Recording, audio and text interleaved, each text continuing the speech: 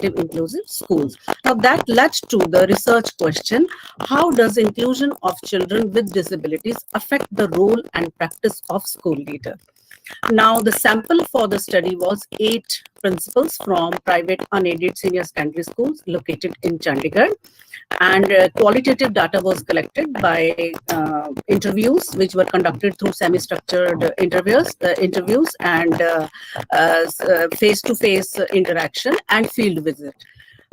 Now, this is the demographic details of the principals. Almost all the principals were female, and only one was above 55. Rest were in the range of 40 to 55, and only one principal had any exposure to special education training. And this is the details of the special children that were enrolled in the schools. And this was the result, the interviews when they were coded. And the main themes that emerged were organized into 4 basic main themes, which were further categorized into subcategories. Now, the theme 1 was support to inclusion and friendly environment, material and human resources, modified curriculum, and active participation in all activities was required.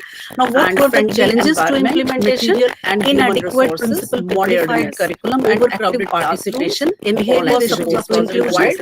Now, what were the challenges to implementation? And inadequate principal modified curriculum and active participation in all activities was required. Now, what were the challenges to implementation? And inadequate and modified curriculum and active participation in all activities was required. What were the challenges to implementation? And inadequate and modified curriculum and active participation in all activities was required. What were the challenges to implementation? And inadequate and modified curriculum and active participation in all activities was required. What were the challenges to implementation? And inadequate and modified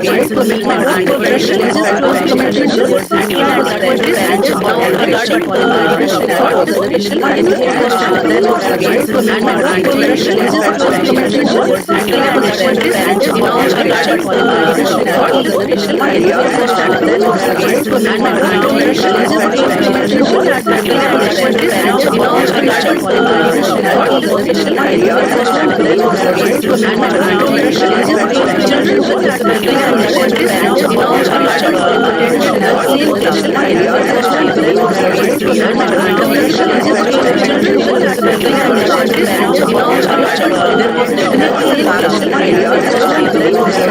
and active participation in all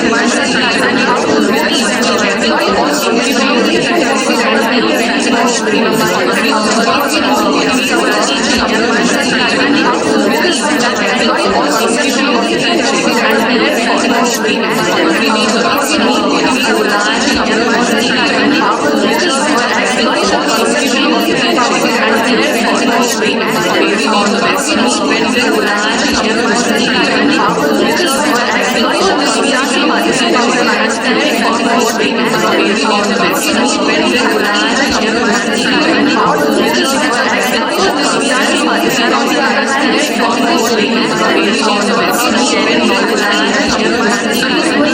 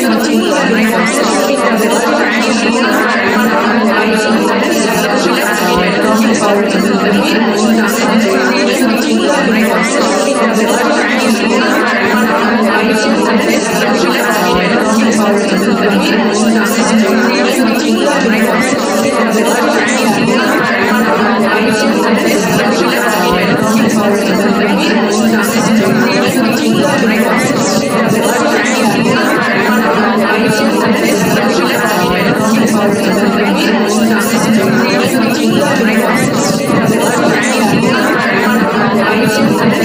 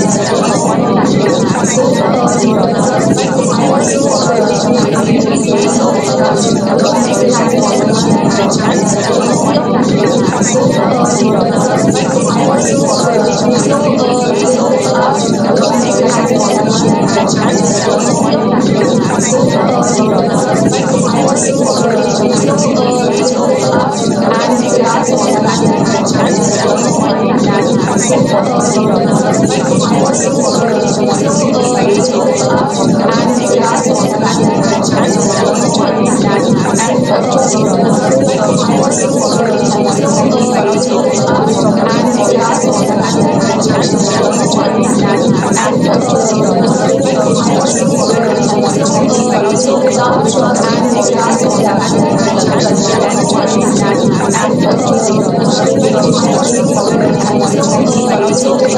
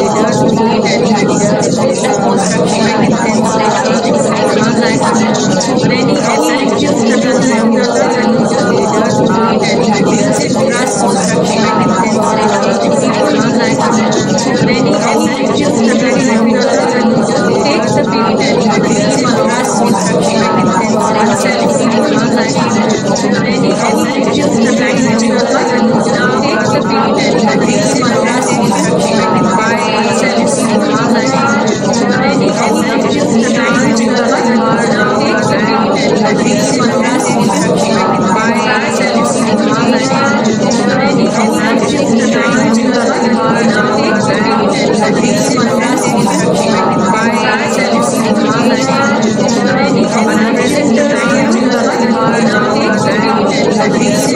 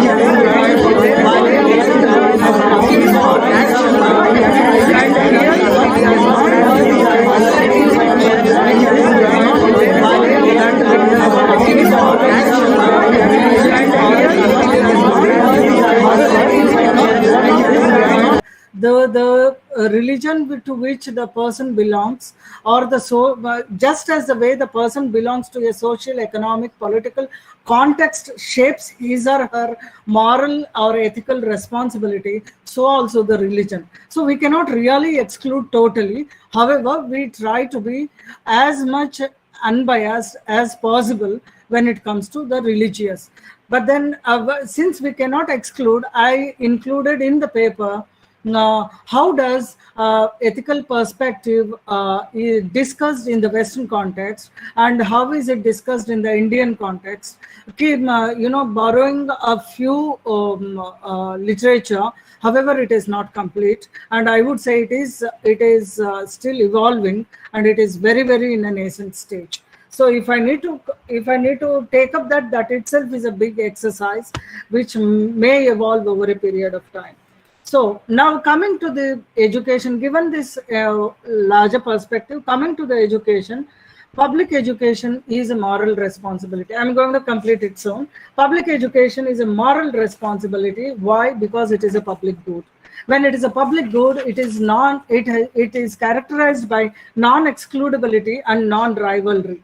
So because it is non-excludable and non-rivalry, it is also a social good, and it is a merit good when people do not even know the importance, when they are not aware of the subtler aspect of the importance of education, which may have these spillover benefits after a lapse of time, with a lag of time in their lives at large. So therefore, this giving education becomes a moral responsibility. When it becomes a moral responsibility, then the leadership becomes moral leadership in the domain of education. This is the argument, and therefore when we are saying that it is by action, it is not really by action alone. These actions are driven by the values which are influenced by the moral perspective that one has. So in this decision making, ethical decision making becomes a very, very important component of a moral leadership.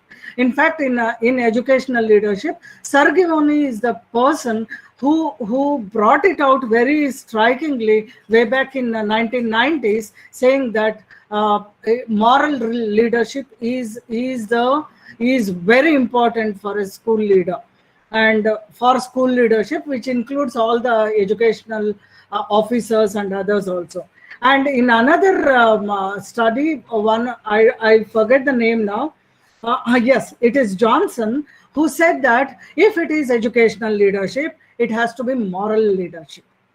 In the West, that is the way the discourse is taken, and therefore, when we are talking about the different styles of leadership, be it transformational leadership, be it resilience, be it building a vision, be it any or moral leadership, it is driven by this entire ethical perspective, which is based on ethical judgment. Within the context of the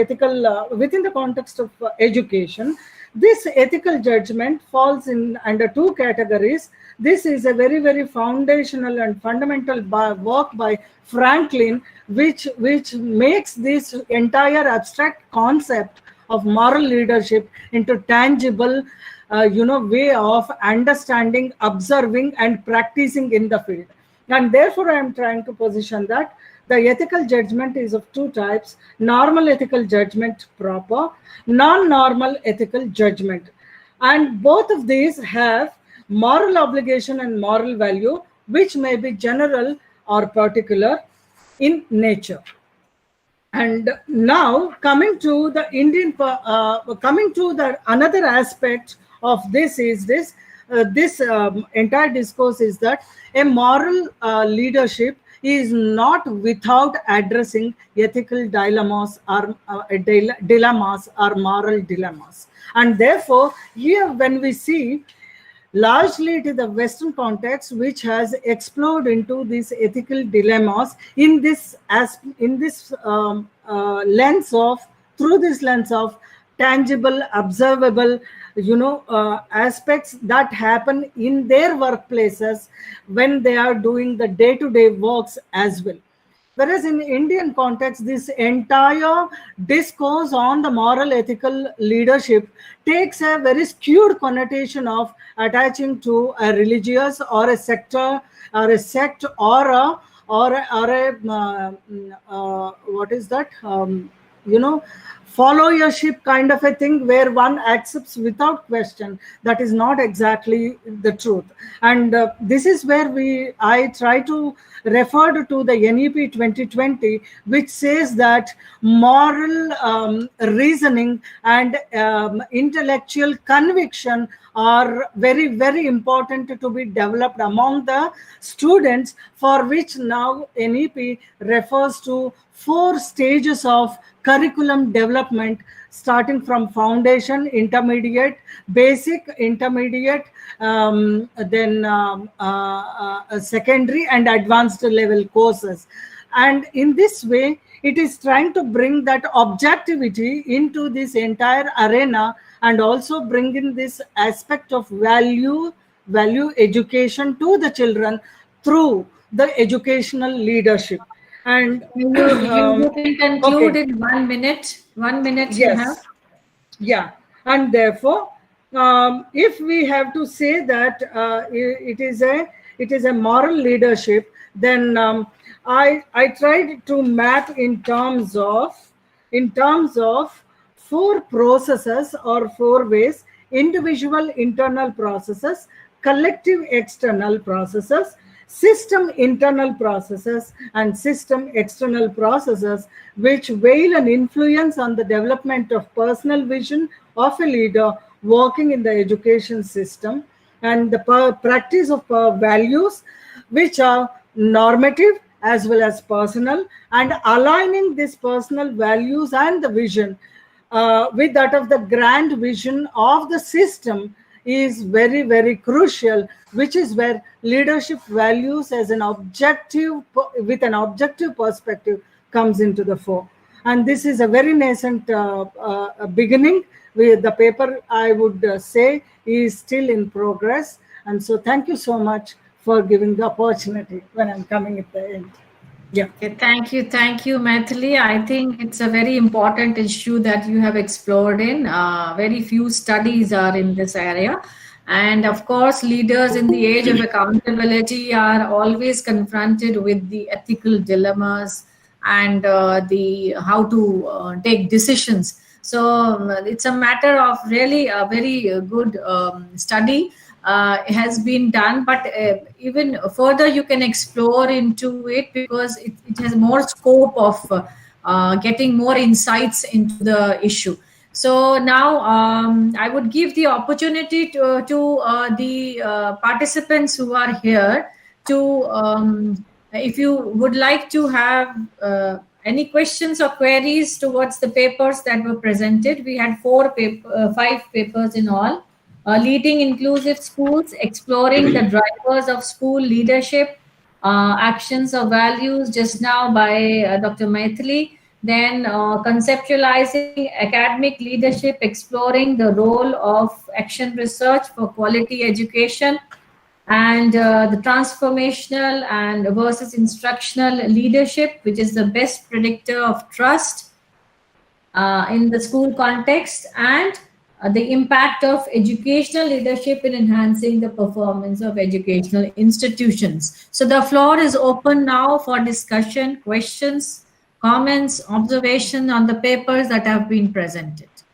You may raise your hand if anybody would like to speak, or you can unmute yourself. I can come to know. Any questions, queries, comments? Hello, Yes, Namrata. Yes, Yeah. Namrata, please. Well, I have one question with Dr. Maithili.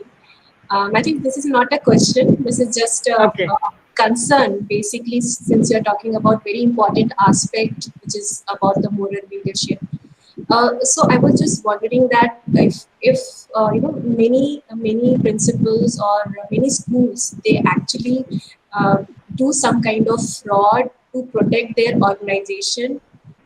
They bribe their officials to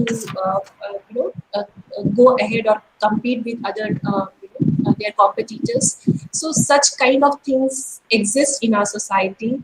To deal with sometimes to deal with many challenges, also they do some kind of fraud or this kind of such thing. So how do you put this moral leadership in that context where there are a lot of challenges that schools face? Yeah, so, shall I answer, madam? Yes, please, Okay. Maithili. Yes, yeah. See, there are two phases to this whole,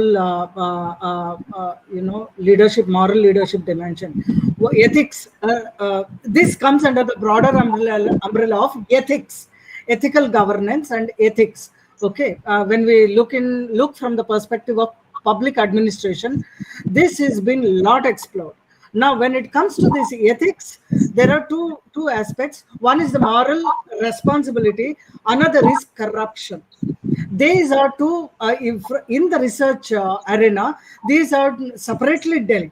When we talk about moral responsibility, it is about the ethical dilemmas that one explores, and thereby addressing, even though I might have bribed for my promotion, for my safety, or for my transfer, etc.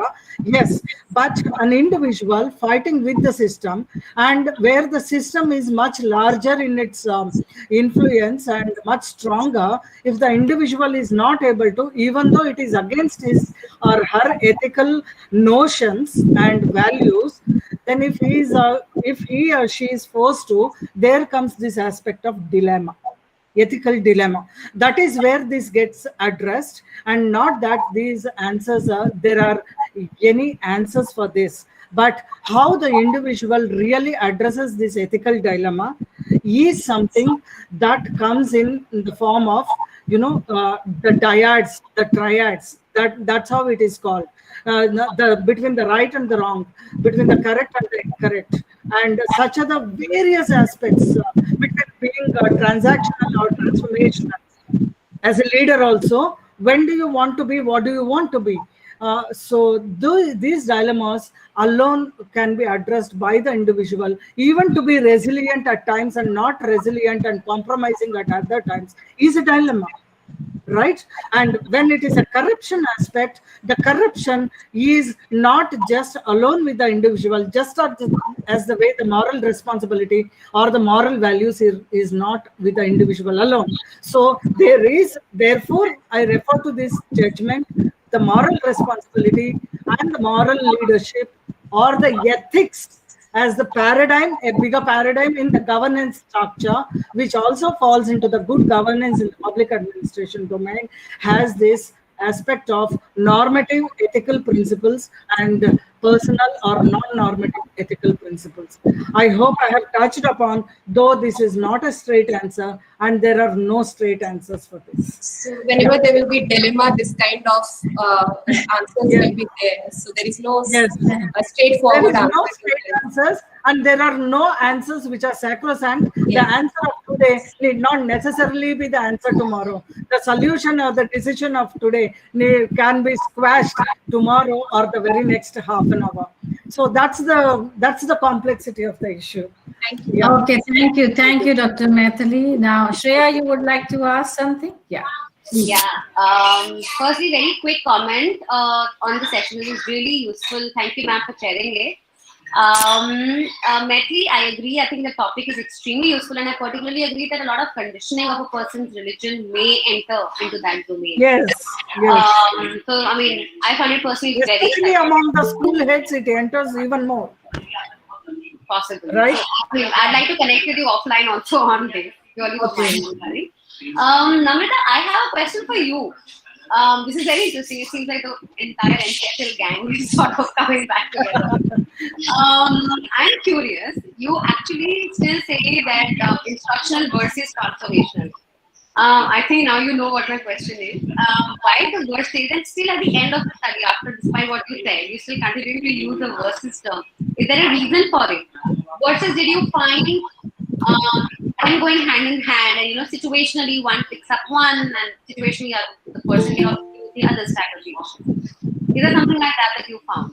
So you're basically asking that whether instructional and transformational, they were going hand in hand or something like that you asked. Okay. Yeah, I mean, why the verses? I think to me that becomes very critical. Yeah, so that is basically, it's not about, when we categorize people into different categories, so it's not a very straight jacket compartment is there, that person is instructional and this person is transformational.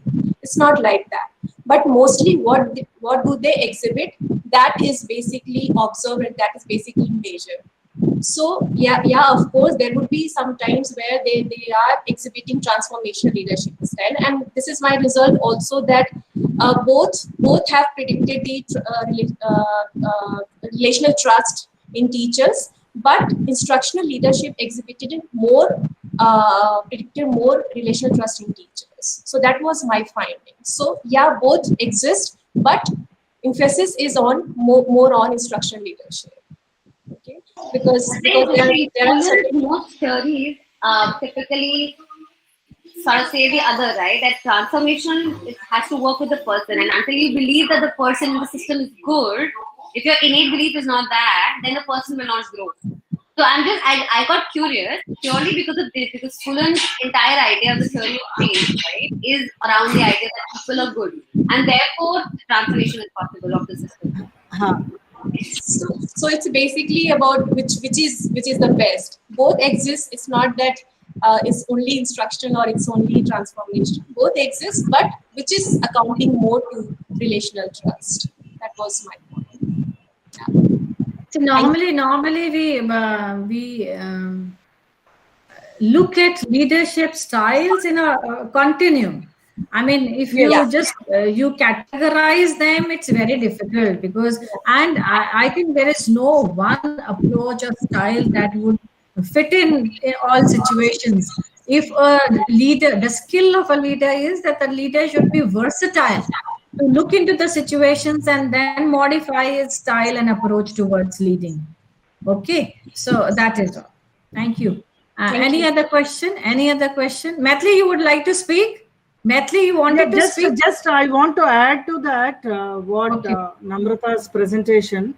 See, the studies have established that instructional leadership has 25% more effect on student learning when compared to transformational leadership. When it comes to student learning, what Namrata is referring to is about the relational trust. Am I correct, Namrata? Though I did not from your talk now. So one is the relational trust, which is directly related to the professional space, and therefore the academic leadership or the instructional leadership is also accounting for more when compared to transformational leadership. But when it comes to overall school improvement, which is beyond the relational trust and which is beyond the student learning, then transformational leadership is the one which is more influential. When we talk about, in quotes, that disjunct leadership styles, however, which is not.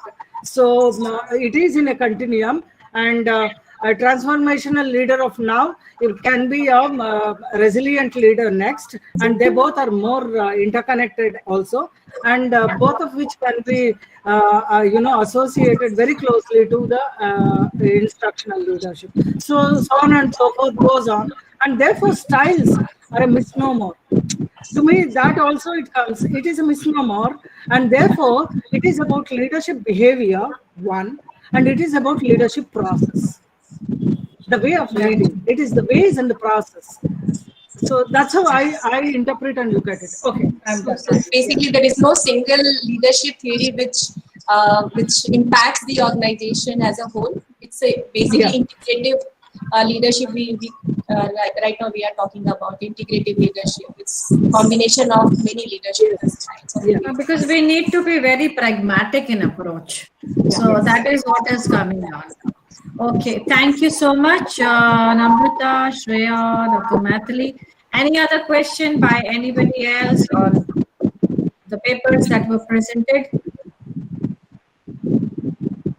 I think there was a Spokey Wheeler or Kavita who wanted to say something. They came on the camera, but they went back. Kavita and Spoky Wheeler. Yes. I Please, think please. we've just joined for the next session actually, so that's why we just made sure Okay. that. All Okay, right, okay. all right, all right. But delighted to be here. Yeah, thank you. Yeah, you're Okay. welcome. You're welcome. Yeah. Are there any questions? Any more questions? Or should I make my remarks then? Ma'am, you make your remarks. Okay, I think there are no questions. So, well, we've talked a lot about Dr. Mathili's paper already on ethical issues, moral dilemmas, and the leadership that has to be there. Coming to the inclusive, the paper on the leading inclusive schools, I would like to point out that inclusion we've been talking about, it's increasingly as a very key challenge for educational leaders. It's really very challenging for the leaders how to go about it. And if we go by the constructive view of leadership, it involves an interactive process entered into both by the students and the teachers. Specifically, when we are talking of leading inclusive schools, there is a need for a shared leadership. And the hierarchical structures that are there in the system, in the school organization, have to be replaced by a shared responsibility in a community that becomes characterized for the agreed values and hopes, because so that in a manner that the many controls, the control functions that are associated with school leadership becomes less important or even counterproductive. So that is what when we say what task would be there for the leader when a head is leading inclusive schools, it would be to enable and create the conditions for an alignment of the minds, the hearts, as well as the purpose towards a more inclusive type of school experience that all the students should get. And there is a need to ensure that this culture is nurtured by an open, reflexive, pedagogy-focused school culture. So that is very important. The whole culture needs to be renewed and needs to be improved. So when we talk of the inclusive schools, the teachers also must set aside the prior theories of learning, teaching, the practices that are there that marginalize and classify the students. So that when teaching is inclusive to all learners, the teachers do not deny the individual differences among students, but they do accept that there are differences, and instead the differences are not construed as the problems inherent within the learners, but they are framed as instructional strategies, instructional design, or pedagogy that lies within the expertise of the classroom teacher to transact and resolve the issues that are there in inclusive teaching. And the teachers also, they must frame the teaching and learning as the task of developing a rich learning community where the multiple and different learning opportunities are sufficiently made available to all and to everyone. So the kind of culture that needs to be revived is very important. Now, from the psychological perspective, I would also like to point out that when we're talking of the inclusive school leaders, they should embrace the concepts of positive psychology and can encourage the psychologists, the counselors, the social workers who are there to consult with the educators and the families that are there to shift the focus of from the students, from the problem they see in the students rather than, and shift it towards what they can do, what they are able to do. And that ability needs to be enhanced among these students. And from the policy perspective also, it has a lot of implications for the policy, the practice, as well as the leadership preparation that needs to be taken up. for inclusive schools is that the leadership preparation and the practice, a strong implication is that the inclusive school leaders must surround themselves with a lot of professional development activities. And that should be related to the leadership skills, the knowledge and the skills that they can impart to the students, and meaningful discourse with the students who are differently abled, who would provide a critical feedback on what it feels like to be included in the system. Okay, and that sensitivity needs to be developed. The leaders can develop their awareness of otherness. In quoted forms, I am in quotes, I am saying otherness. That's related to when we exclude these children from the normal mainstream course. And such is how people they become very stigmatized and stereotyped on the basis of the abilities and the disabilities that we see or perceive in them. So such an awareness might be important a factor in leadership for inclusive education when we're talking in terms of the policy practices and the strategies that we need to look into, because most people are reluctant to speak about the individual differences. So that needs to be accepted. And the other aspect is that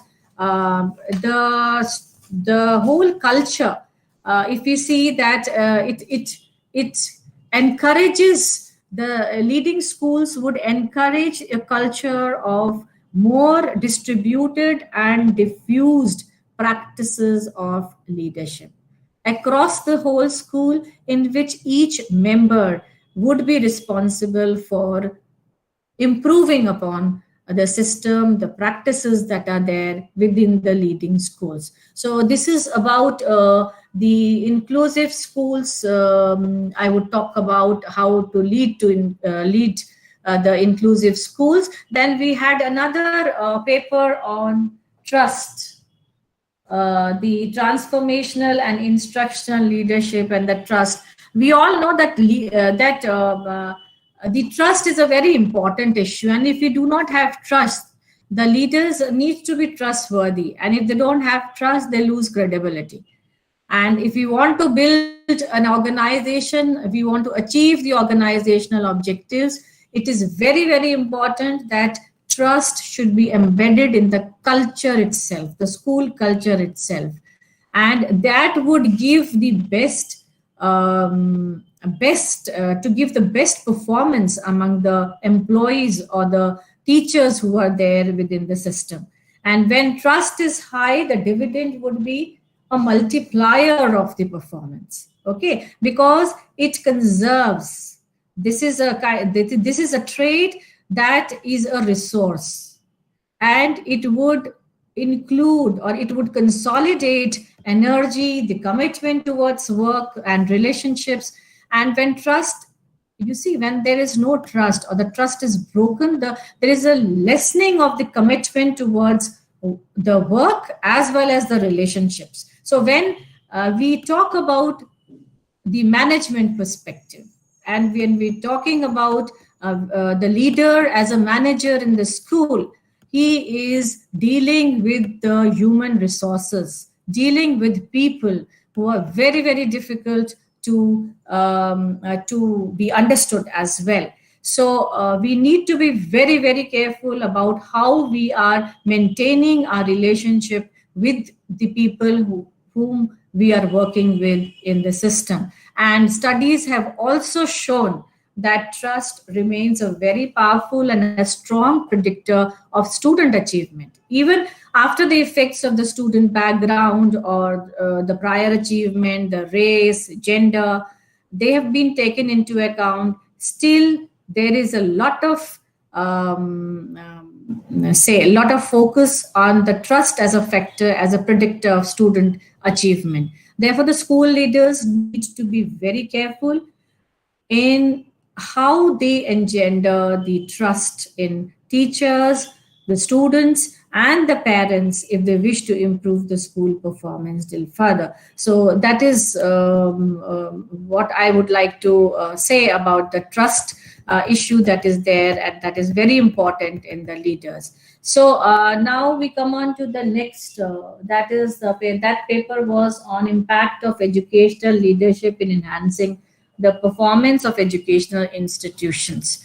Now everybody says that it's the whole responsibility of improving the performance of an institution lays or rests in the leadership, or the leader's role is very important. And to manage quality, the leader needs to be engaged in innovating, administering, and maintenance of the whole organization in which the leader is working, or is leading the institution as such. So when we talk of innovating, it requires focusing not only on bringing about change, but also identifying the roles, the institutional goals that are there, reworking and modifying the goals, and making critical decisions about that.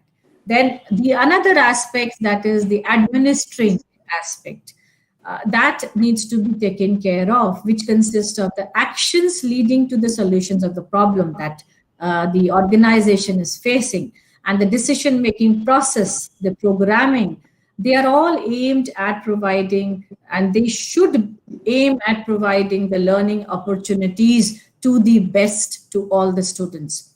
Then the maintenance factor, the maintenance aspect relates to that that the maintenance would be achieved through the actions of the coordination, resolving of the conflicts, and appraising the performance of the teachers that are there.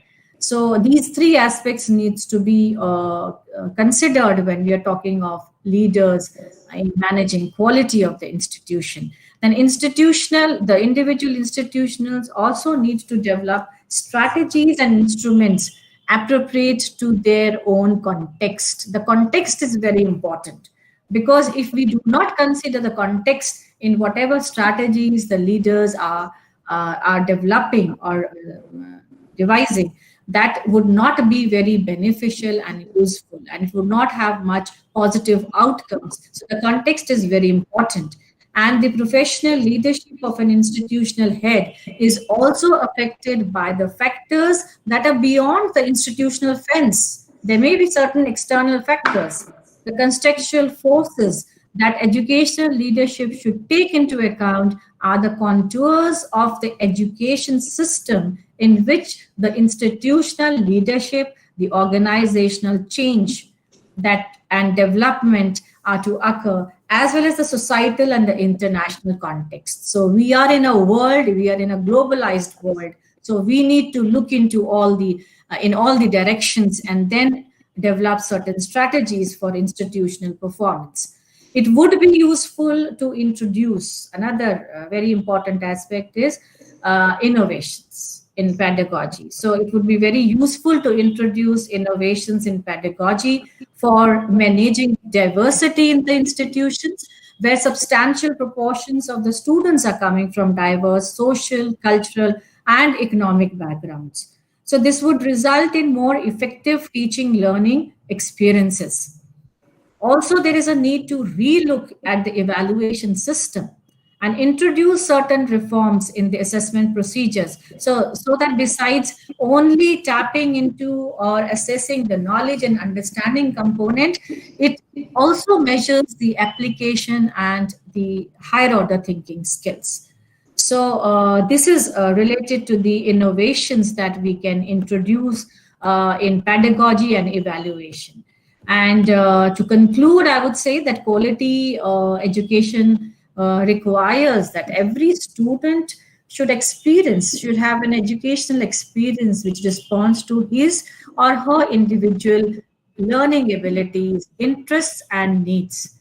And to provide such education, teachers needs the professional knowledge, the skills, and the professional autonomy to analyze the learning needs, to implement a range of teaching learning strategies, and to assess the educational outcomes in this context. Okay, so this is in this age of accountability, I would say that there are since the 1990s there were three levels of accountability that were emerging. First was the accountability to the students under the broad banner of quality of education. Then the second is the accountability to industry or the economy in terms of the knowledge and skills that are being imparted to the students in the learning organizations, which would be relevant in a variety of occupations later on in the occupational settings. And the third accountability level is the accountability to the society at large, which includes developing good citizens in the civil society. So these three levels of accountability are very important for a leader to consider when the leader is focusing on the institutional performance. And we also value the professional autonomy and collegial decision making and teamwork when we are working with the people or the teachers in the schools. And excellence, I would say, I must conclude with this statement that excellence is the result of always striving to do better, never stopping.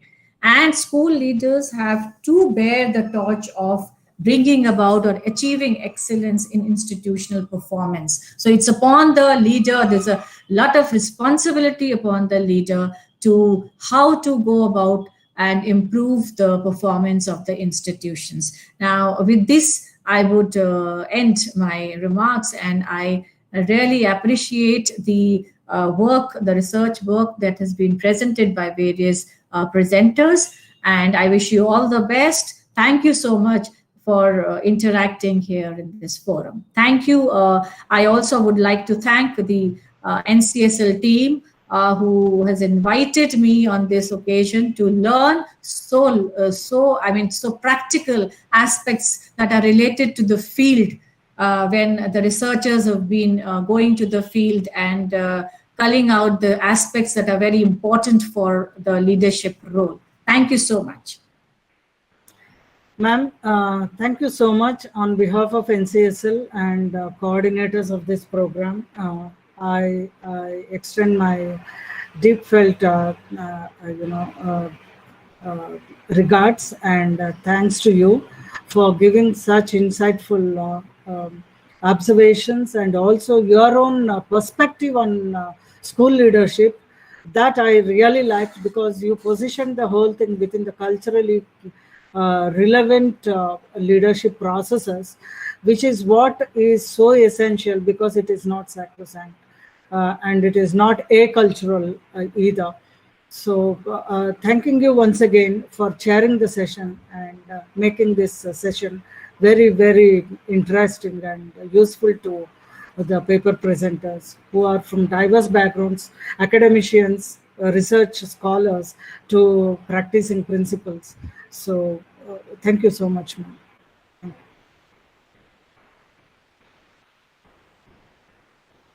So I will just see.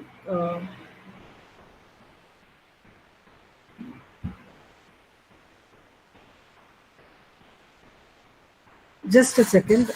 I would like to see whether Pranati madam has joined for the next technical session.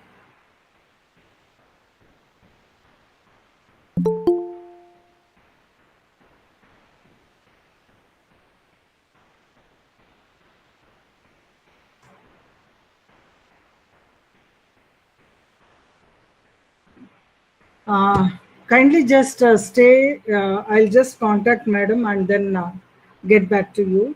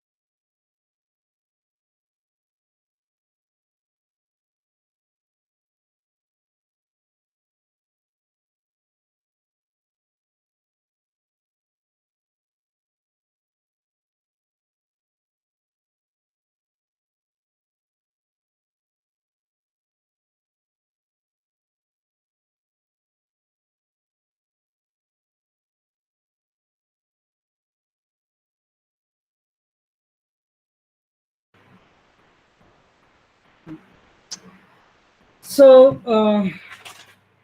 the next technical session for the day in the forenoon session will begin now. The theme is leading systems reforms in school education. Actually, it was to be chaired by Professor Pranati Panda, Head Department of School and Non-Formal Education, NEPA. Since there is a meeting and all the senior professors are invited, so she is not able to join. So I was requested to chair the session to continue with the technical session. So with the permission of the floor and all the participants, I will be chairing the session on this theme, leading systems reforms in school education. So let's go in the order of the paper presenters. The first is by leading a school improvement journey, enabling perceptions and mindsets for system change. It is going to be presented by Kavita Anand and Spoky Wheeler together. Your time starts now, and time is 10 minutes. Yeah, over to you both.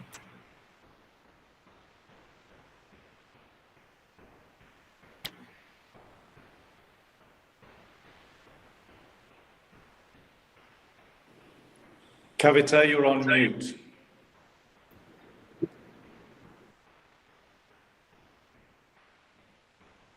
Sorry, thank you so much. Are you able to see my presentation? Yes. Yes.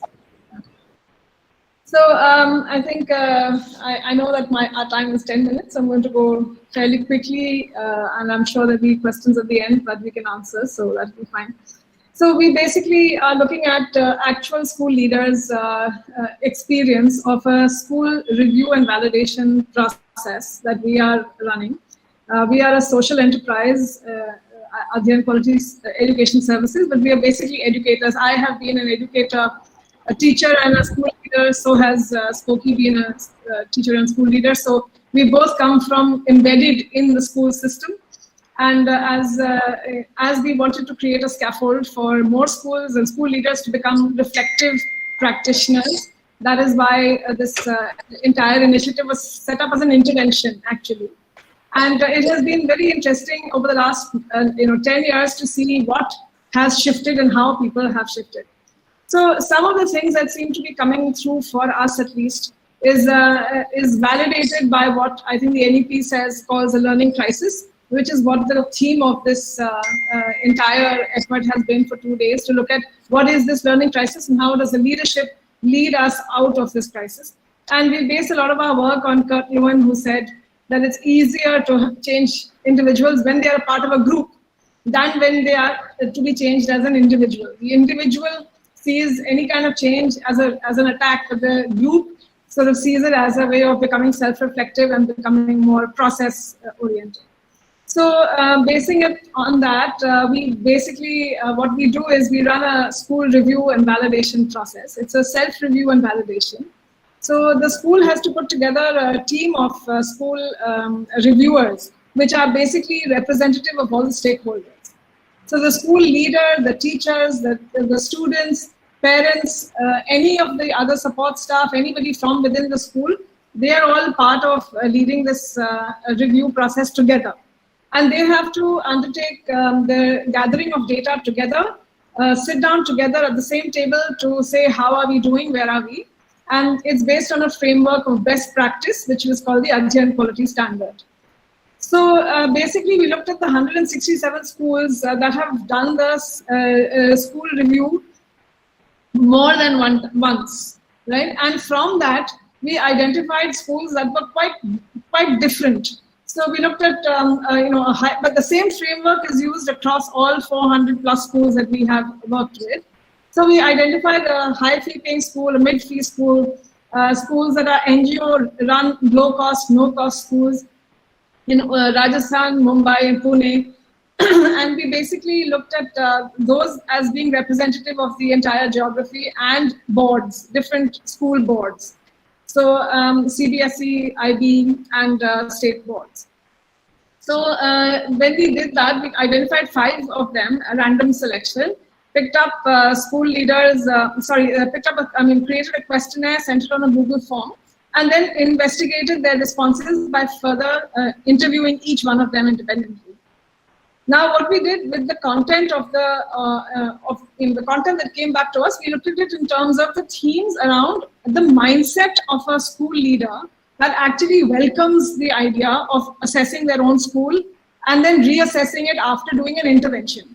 Because the idea of doing the assessment is really to improve whatever the school quality is. So it is to be followed up through a strategy put in place and then again checked, a review done again on the same parameters to check whether the strategy has improved the situation, right? So you actually, it's a full plan, do, review process which is undertaken. So looking at the content of that, we identified what it is that people were essentially saying to us through this research.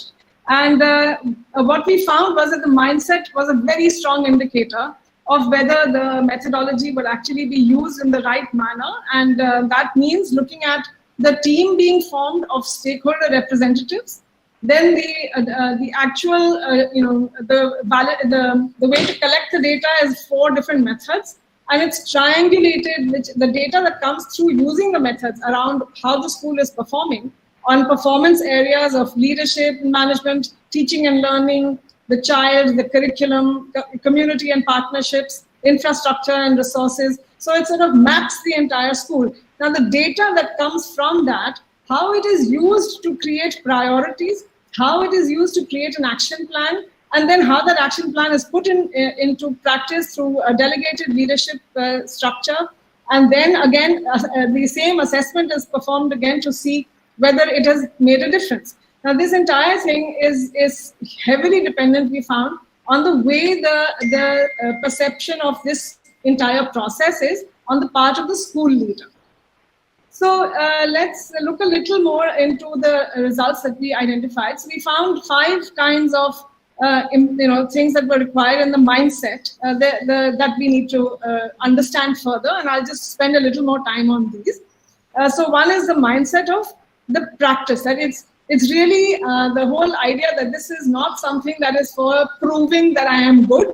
An assessment of a school is for improving. So I am conducting this practice, so I'm doing what I'm doing as a school leader, not to showcase my school, not to identify it as a good school, but to say, where are we, how can we get better? And that is something that should become part of the way in which a leader thinks at all times. So even when you improve, you still feel I can do better than this, and then I can do better than this. So that mindset of practicing, and getting better is what is really important.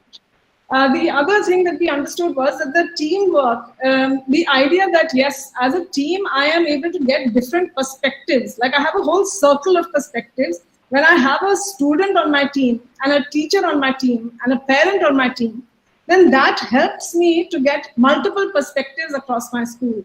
I don't need to have only my perspective as a school leader. That came through as well, that, as a school leader needs to really understand this. Then the idea of self-review, that yes, I need to be better as a school leader in terms of my own abilities and skills. So if I want to do a school review, it should not be looking at it as reflecting on me, as an evaluation of me, but as really saying, how do I get better at running the school so that it's more effective and it has a greater impact on the growth and development of the students. The 4th one was the feedback and validation, that when I am running an intervention, is my school feeding back to me about it? Am I getting an understanding from the people who are being impacted, whether it's parents who are, say, coming to me saying, why are we doing this different way of learning, say, literacy? Why are we not writing down things in our notebooks? Why are the children talking about things in the classroom? That should be seen as a validation that yes, the parents have noticed a shift is happening in the classroom and not seen as a threat. So this thing of the feedback being seen as a validation that shift is happening is another mindset that is required. And then finally, the one which is about governance, that until and unless the school leader and the governance are in sync with each other as to why this entire process has to happen, it is highly unlikely that the budget will be put for it, And so the idea that a school leader with the school governance actually works together to say this is a process, it's a leadership, it's a school's a journey to improvement. The concept of a journey itself needs to be embedded in both the school leader and the governance. Basically, what are the sort of implications of this? We feel, one is, of course, this is a very, very preliminary research. And I would definitely want to follow up on doing a lot more in this space to understand each of these much more carefully, as well as look at more which might have been missed in this study. But most importantly, I think what we found is that the way in which the perception of, am I being judged or am I looking at how to get better? That shift of perception is fundamentally important. How do I improve my school if I'm so satisfied with what is happening right now? Or if I feel threatened by anything that says that it's not, that it can get better. So when that happens, then when the leader feels judged, then they don't feel enthusiastic about data and they're not interested in repeating the experience. Then the other thing that we found was that the team development, the idea of having a team or delegating leadership or listening to different people, that itself is a fundamental thing.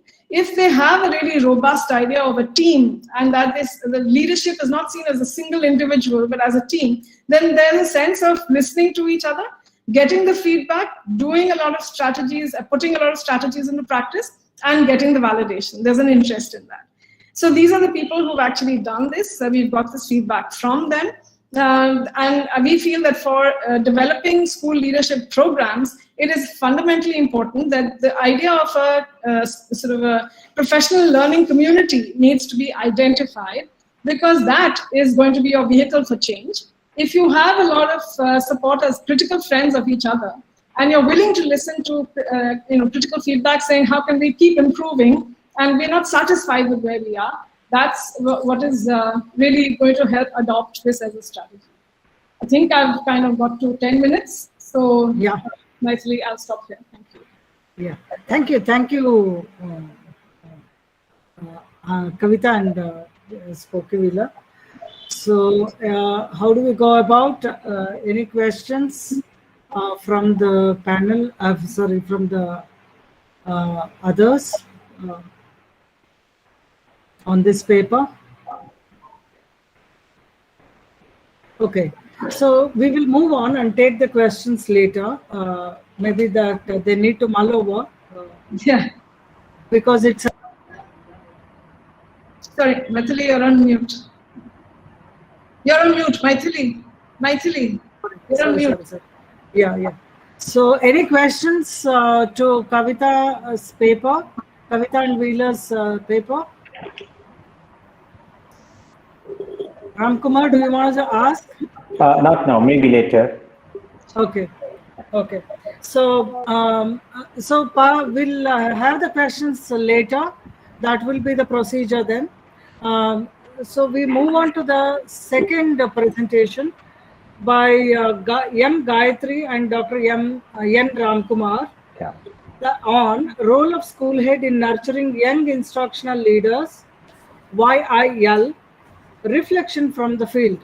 It's a lot of school field level implementations that the Agastya Foundation is doing. They're going to come from that space to present this paper of theirs, which is like that of Kavita's and Spokevila's paper. Okay, over to you, Ramkumar and Gayatri Mohan Ram. Okay, yeah. So I think Gayatri is going to present.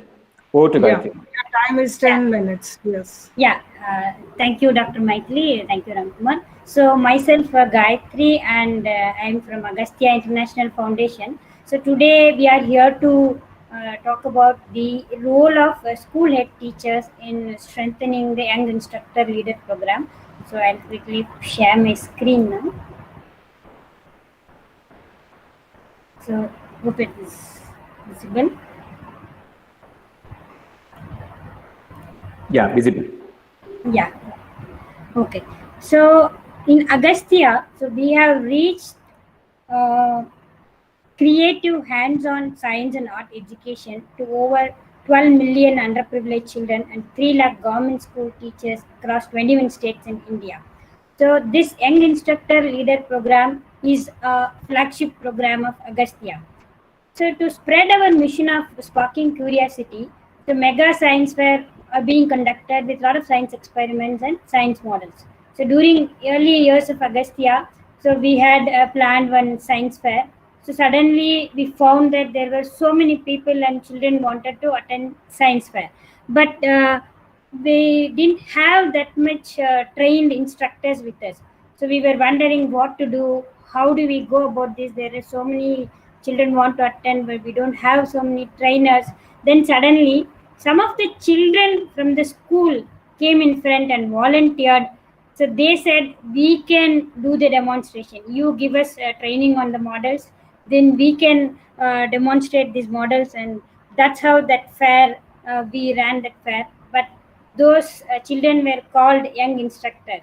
So by inspired from this incident, so peer-to-peer teaching has become a main objective, and the Young Instructor Leadership Program was born in 2007 with 3 children.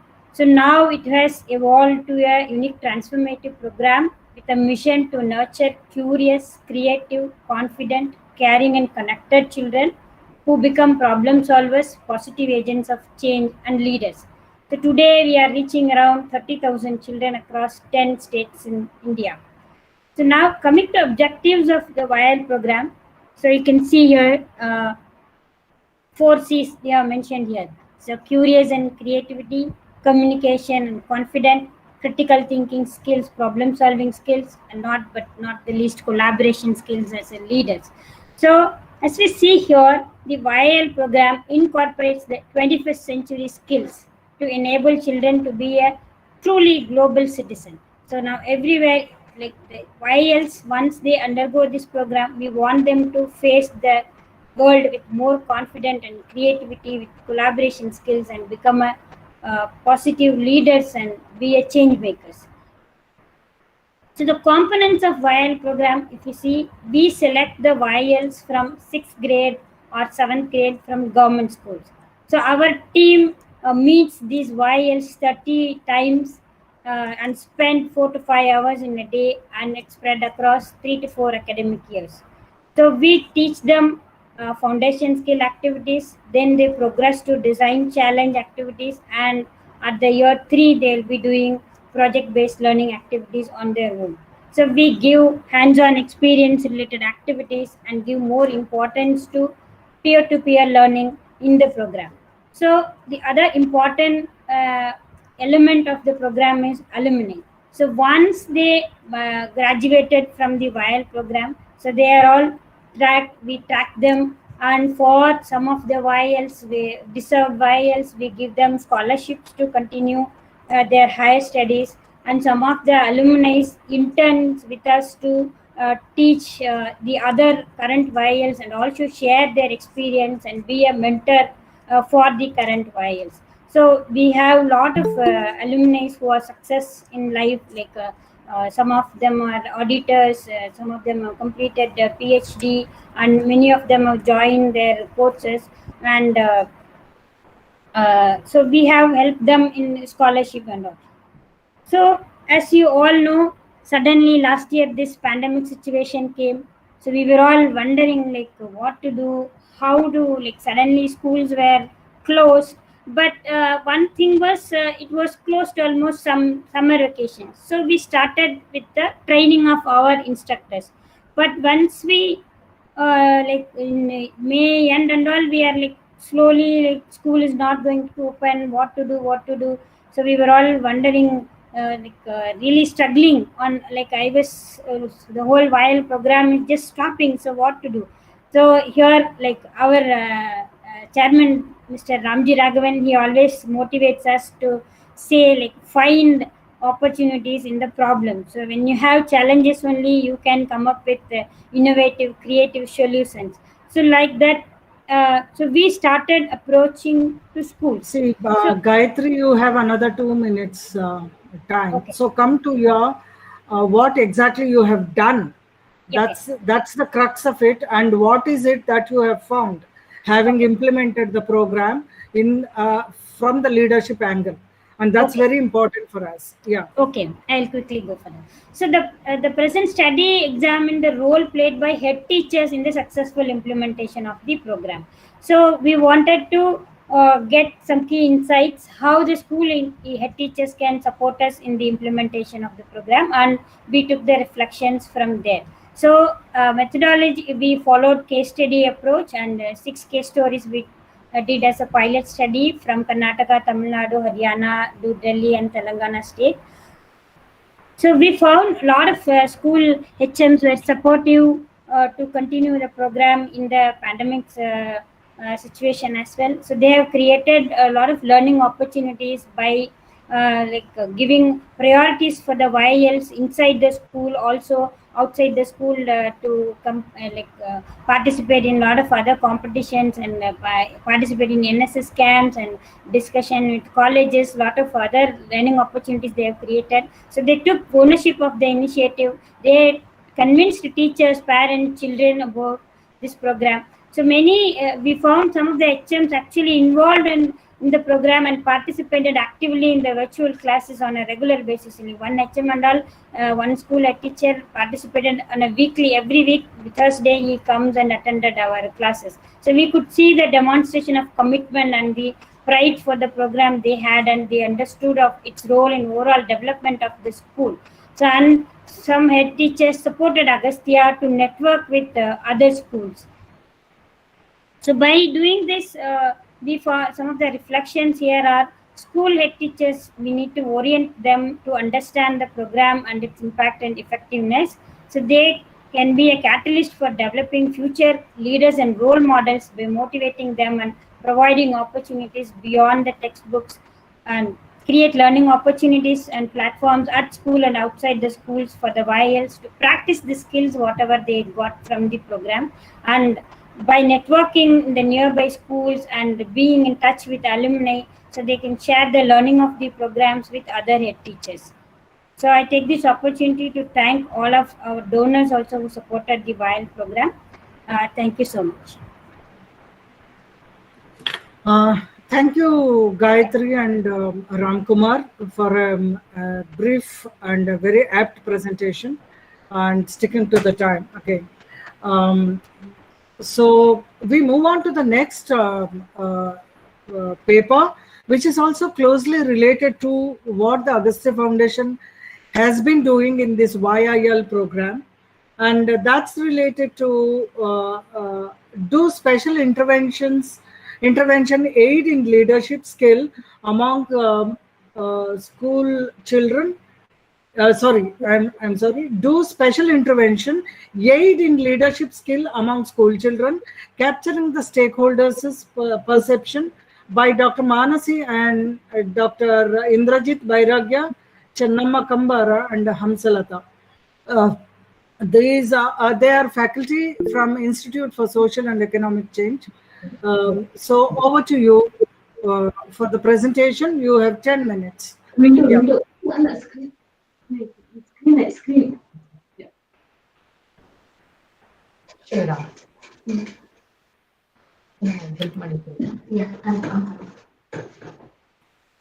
Just a minute, ma'am. We are trying to share the screen.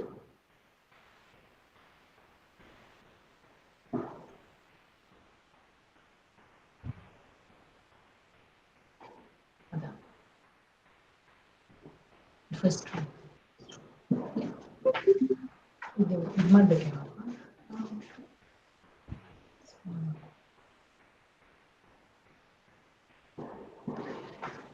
Good morning to all of you, and first of all I would like to thank NIPA for giving us an opportunity to present our paper, and I would also like to thank Agastya Foundation for funding this study.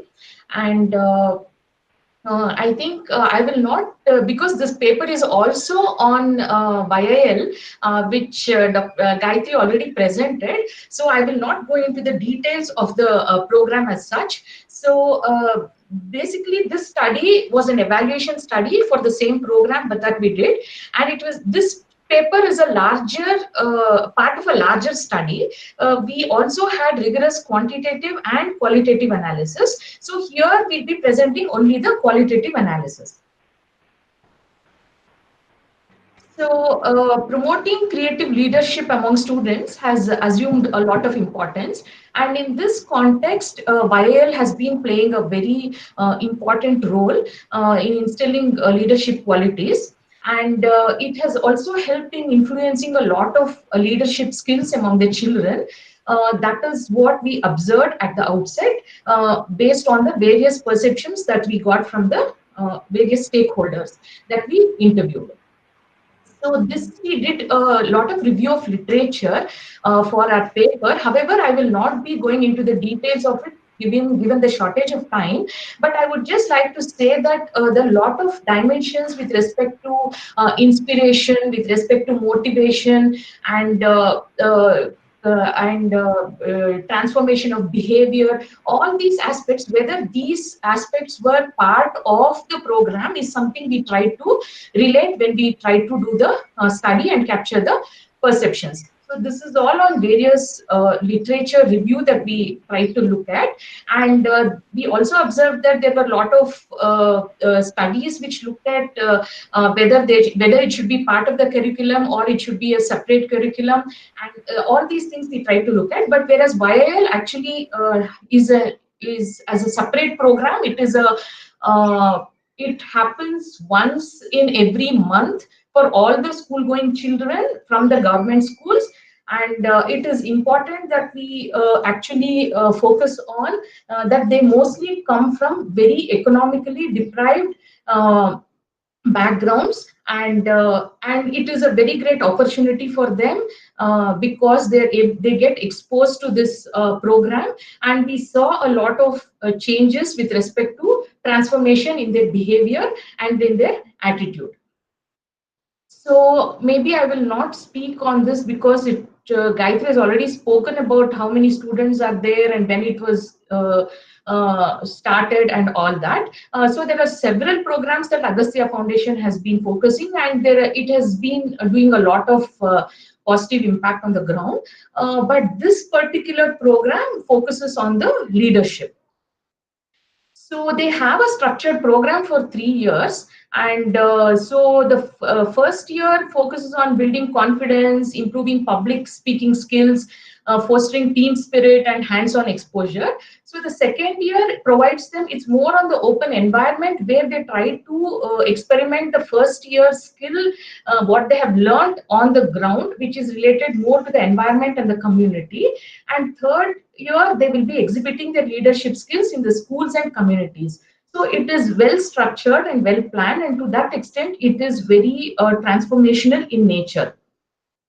So what we did was we have selected students from 11 public schools in Karnataka and Andhra Pradesh, and we ensured that the participation, we had at least one teacher from each of these schools and parents of the selected students. And the data for this part of the qualitative study has been mainly from observations, interviews, and focus group discussions.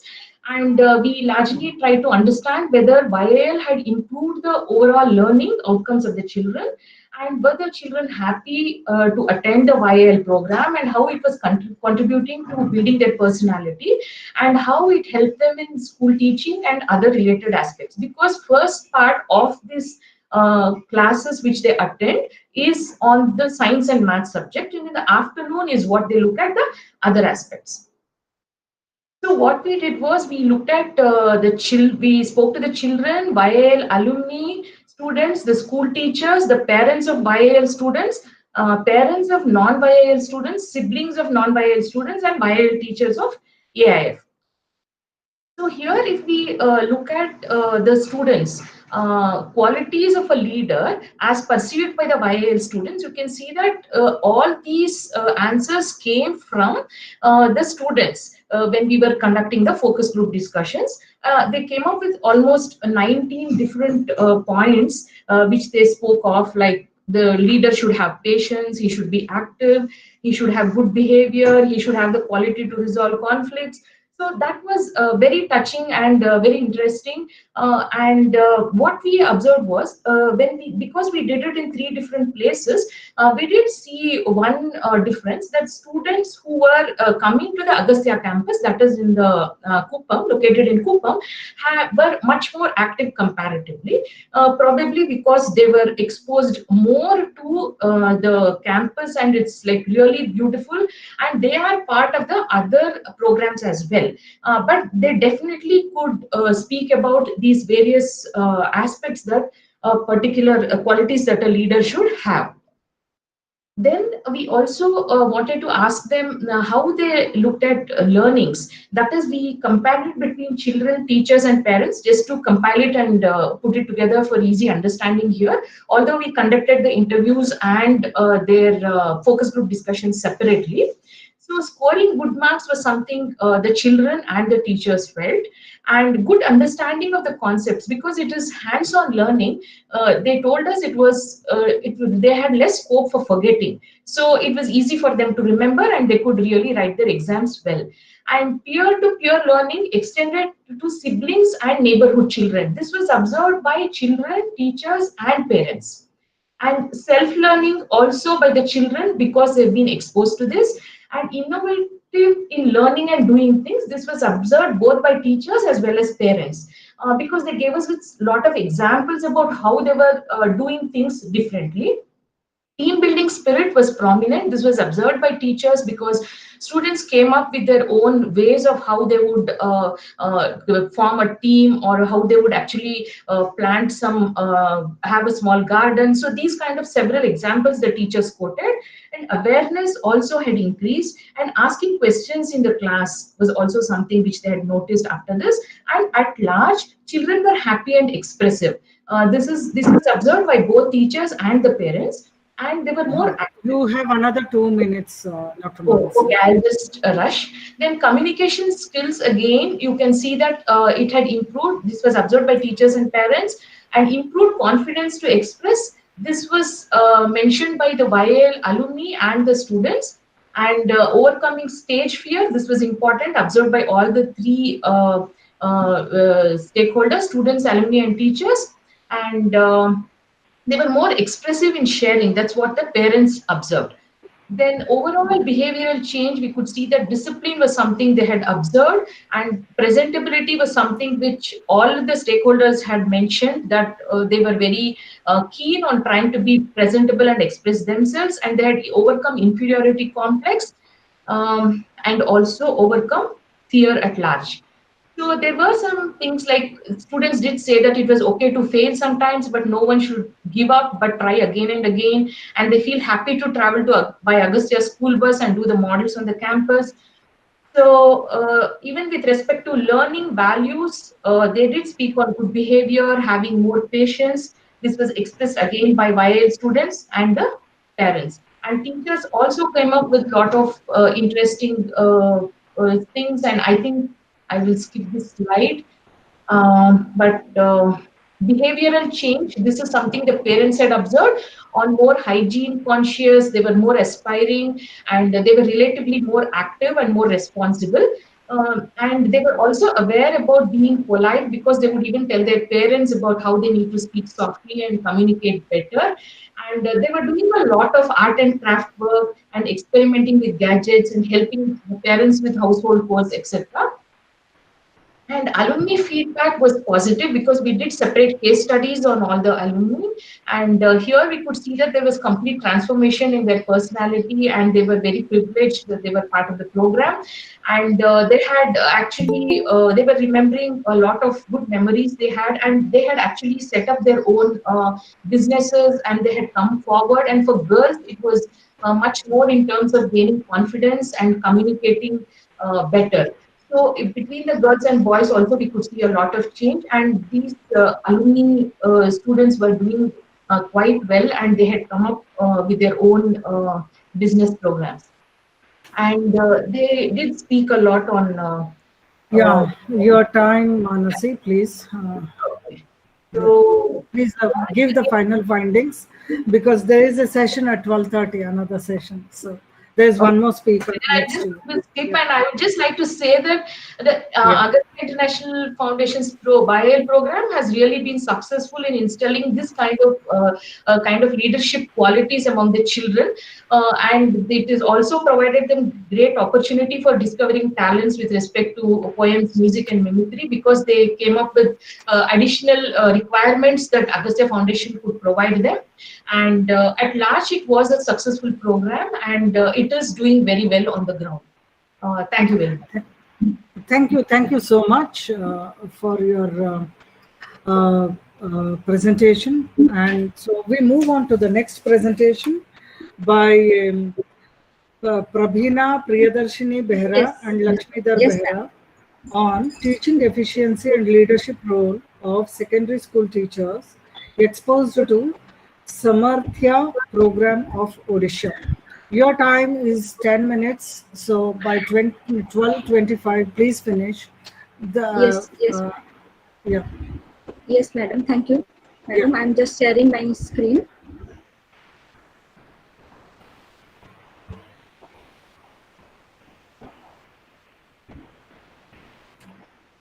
So is it visible, madam? No. Yeah, now.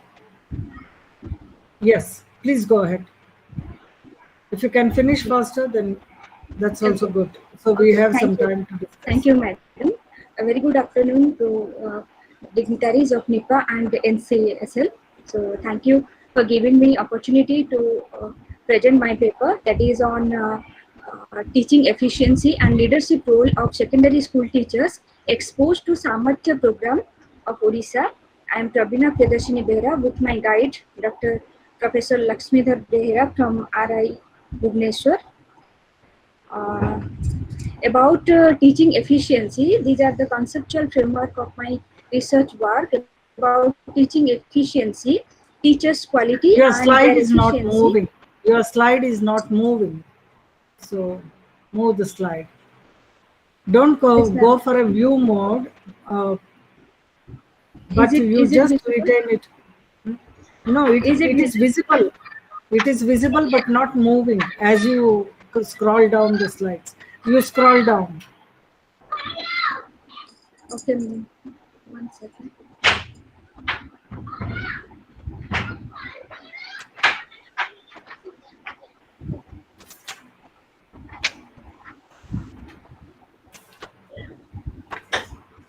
Is it visible, madam?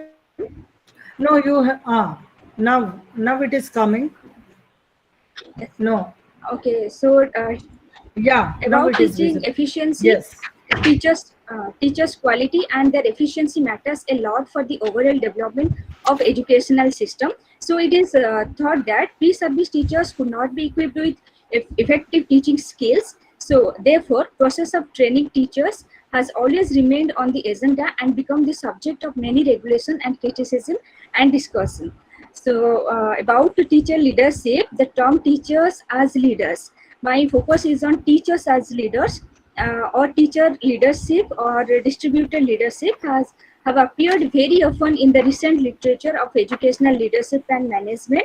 So teacher leadership has been defined as the process by which teachers individually or collectively influence their colleagues, principal and other members of school communities to improve teaching and learning practices. And about Samarthya program, it is a program for professional development of teachers at secondary level in Odisha under RMSA. It organizes the in-service teacher training program, that is Samarthya, in various venues across the state. These are teacher training modules have been developed by OMSM, that is Odisha Madhyamik Shiksha Mission, in last years for class 9 and 10 under the title Samarthya. It provides training to secondary school teachers in 5 subjects of class 9 and 10, that is mathematics, English, physical science, life science and Odia. And Samarthya module have been developed as per NCF 2005 perspectives. And the operational definition I have, that is teaching efficiency.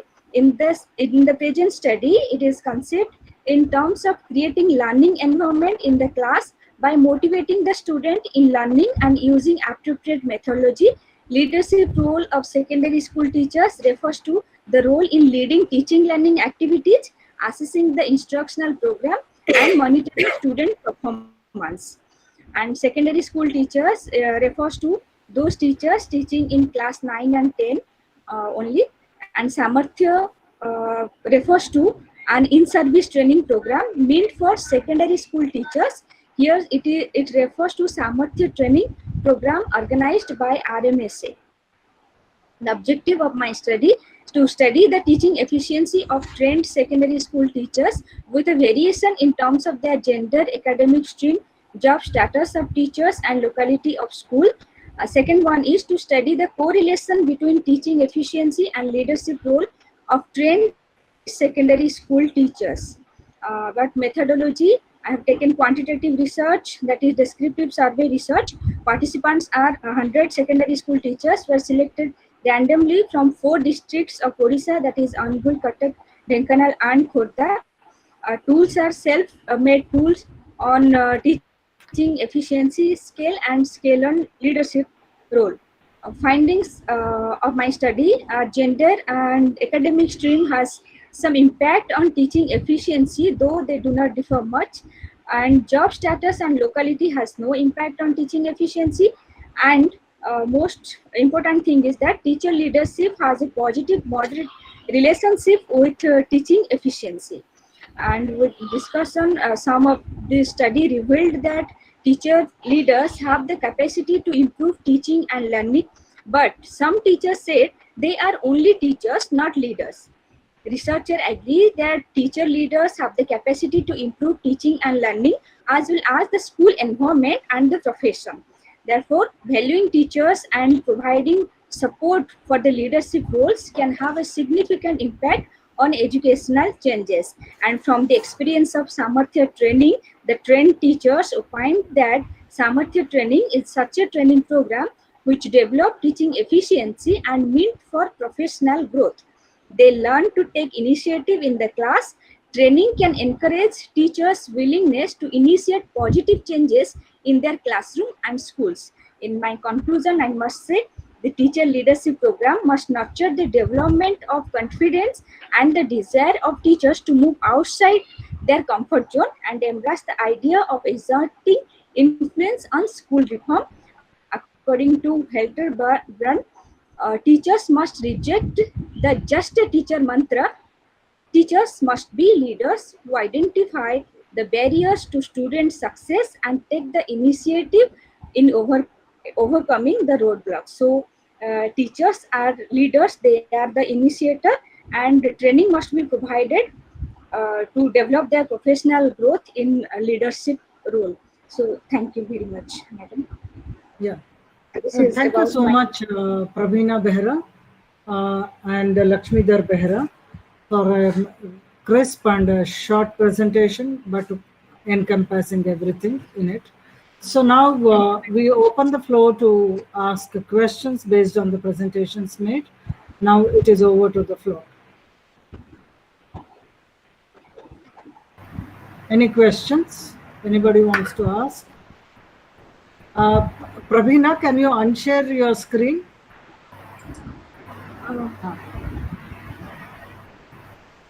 Okay. Okay. Yeah. Any questions?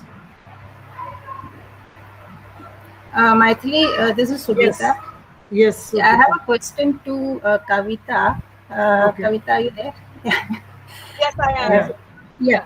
So the 5 schools that you said you selected for the school improvement journey, for studying the school improvement journey, just wanted to know what is the school improvement status of these schools. Like when we decide, when we try to analyze the attitude of the school heads towards a school improvement program, a lot of it depends on whether it's doing well. Like is it an effective school, or is it an improving school, or is it a turnaround school? You know, that kind of status.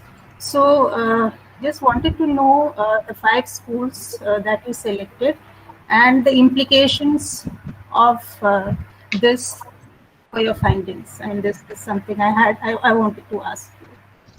I think that's a brilliant question, actually, Subhita, because you're absolutely right. We purposely chose the schools that were doing well, simply because so in that sense, there's a very clear idea that if we understand why they are doing well in terms of what is their leadership contribution to them doing well, that's what we wanted to identify.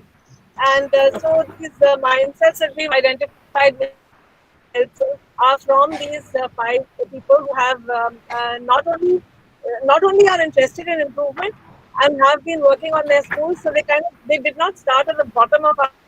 We have a 11-point scale. So they were sort of maybe on the third rung or the 4th rung. They were not at bottom, but they were certainly not on the 11th. That is like they still have a long journey to make. So in that somewhere in sense, between, kind of. Yeah. Well, actually less than between. Yeah, a little lower than between. But what was also important is that all of them talked about how their governance, that means the management of the school, was very proactive in supporting them, right? And that the mindset had to include a sense that the good governance of a school means studying your school, improving it, starting it on a journey, continuing it on a journey. The idea of a journey, I find, is very hard for people. They have there's a sort of conception, I don't know from where, that if you have a problem, you simply have to fix the problem. So the idea that this is not about fixing a problem. Like, for example, if children can't read, then can you do an intervention, understand whether that has improved the reading of the children? If it has, how do you strengthen the intervention? If it has not, how do you change the intervention? This whole process, like looking and understanding a journey, is very poor in the other schools in comparison to these schools. These schools, the governance had, the managers of the school, the management of the school had a clear understanding that it's a journey, and that was so fundamentally important. Yeah, and they have the time for the journey and the patience to go with it. Exactly. Yeah. Okay, great. Thanks. So for us, it's beginning to feel like governance is the real issue, not leadership, not teaching, not learning. It's really governance where we have to understand the importance of people who own and manage schools. And they have the right approach. Yeah. Then Kavita, I would put it as not just the governance; it is the good governance. Right? Yeah, it's the good governance. Yeah. Okay. Yeah. Can I ask a question? Yes. Yeah, I think I have a question for Kavita. I find that the idea of mindset into 5 attributes, that practice, teamwork, self-review, feedback, I think governance, seems to be very interesting attributes. Rather, I'm interested to explore and learn from you more about the mindset of practice. Can you unpack it and elaborate with an example what exactly happened? Yeah, so Ram, this is about actually a leader sort of feeling that I have to, I can't just become good at something by reading about it, or the theory tells me that this is what it is, right? I have to become good at something by getting the data for what is happening in my school, looking at my practice to see how do I improve this, and not just sort of seeing my practice as something static, as I'm a leader because I have a position or I have a chair, but I'm a leader because I am improving my students' experience of the school. One of, perhaps listening to a teacher, to that of asking questions that a teacher has to either respond to or help the other class children to get engaged with. So seeing myself as an instrument and therefore requiring greater and greater practice at becoming a leader of the improvement. Okay. That's really what it is. Yeah. Any other question? Maithili, can I ask another question? Please go ahead. Yeah. Okay, thank you. This is to Ramkumar and Gayatri. I was just interested, Ramkumar, see this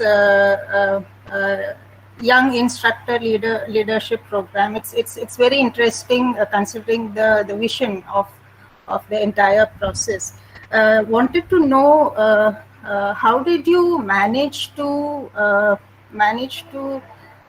expand the vision of the head teachers and the parents, because you're taking government school children, considering that you're giving about 4 to 5 hours a day based on hand-based pedagogy, and completely different from the usual pedagogy that is happening in school.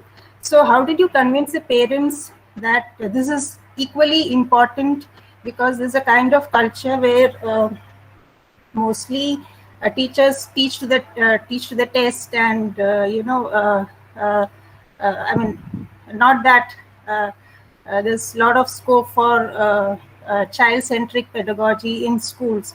So how did you manage the support of the headmaster in the first place and the parents in the second place? I think it's a very important question. I don't know, within 1 minute or 2 minutes, it's difficult to answer. But I have noted down this question. Because I'm asking this because, sorry to interfere, Ramko, it's very important for the entire educational system, this paradigm shift in the whole teaching learning process. Yes. So, yeah. One of the, maybe the Gayatri can answer, she was leading the program. Just to add it, I think the whole idea is to working with the system and looking as an opportunity, rather than looking at it as a kind of a barrier. So that is one kind of a mindset. So creating opportunities and connecting with all stakeholders is the DNA of the program. And maybe Gayatri, would you like to add? Just I would like to add one point. So if you see in all our programs, so the activities are very much related to academic part also. For example, if we take the foundation skill, when we say observation, so we try to link that observation skill with the science concept. So we say you observe moon, and then we come back to the academic part also. So whatever we do, the hands-on experience, and the like Mansi Madam also said, 50% of the time we spent on academic related activities by using the hands-on methodology, and the personality development activities to the activities which help to develop their other skill, like this design challenge, project-based learning. It is like using their skills to learn this academic related stuff. So that's how the head teachers also found this program useful. So though we don't say the marks increase, but we could see the academic also levels were also increased. Thank you. Thank you. That's a very crisp answer. Thank you. And also very focused. Yeah. Any other questions on Prabhina Behra's presentation and Manasi's? Yeah, I think Ram Kumar and Gayatri has got an official stamp on their work about YIL program from Manasi and her team, saying that the program has gone off well and it has an impact, and so that's a very good sign for you. Yeah. And thank you, also Dr. to the team. Yes, this is official for you. Right? Thank you. Yes. Then for me, there's one question to Prabhina Behra.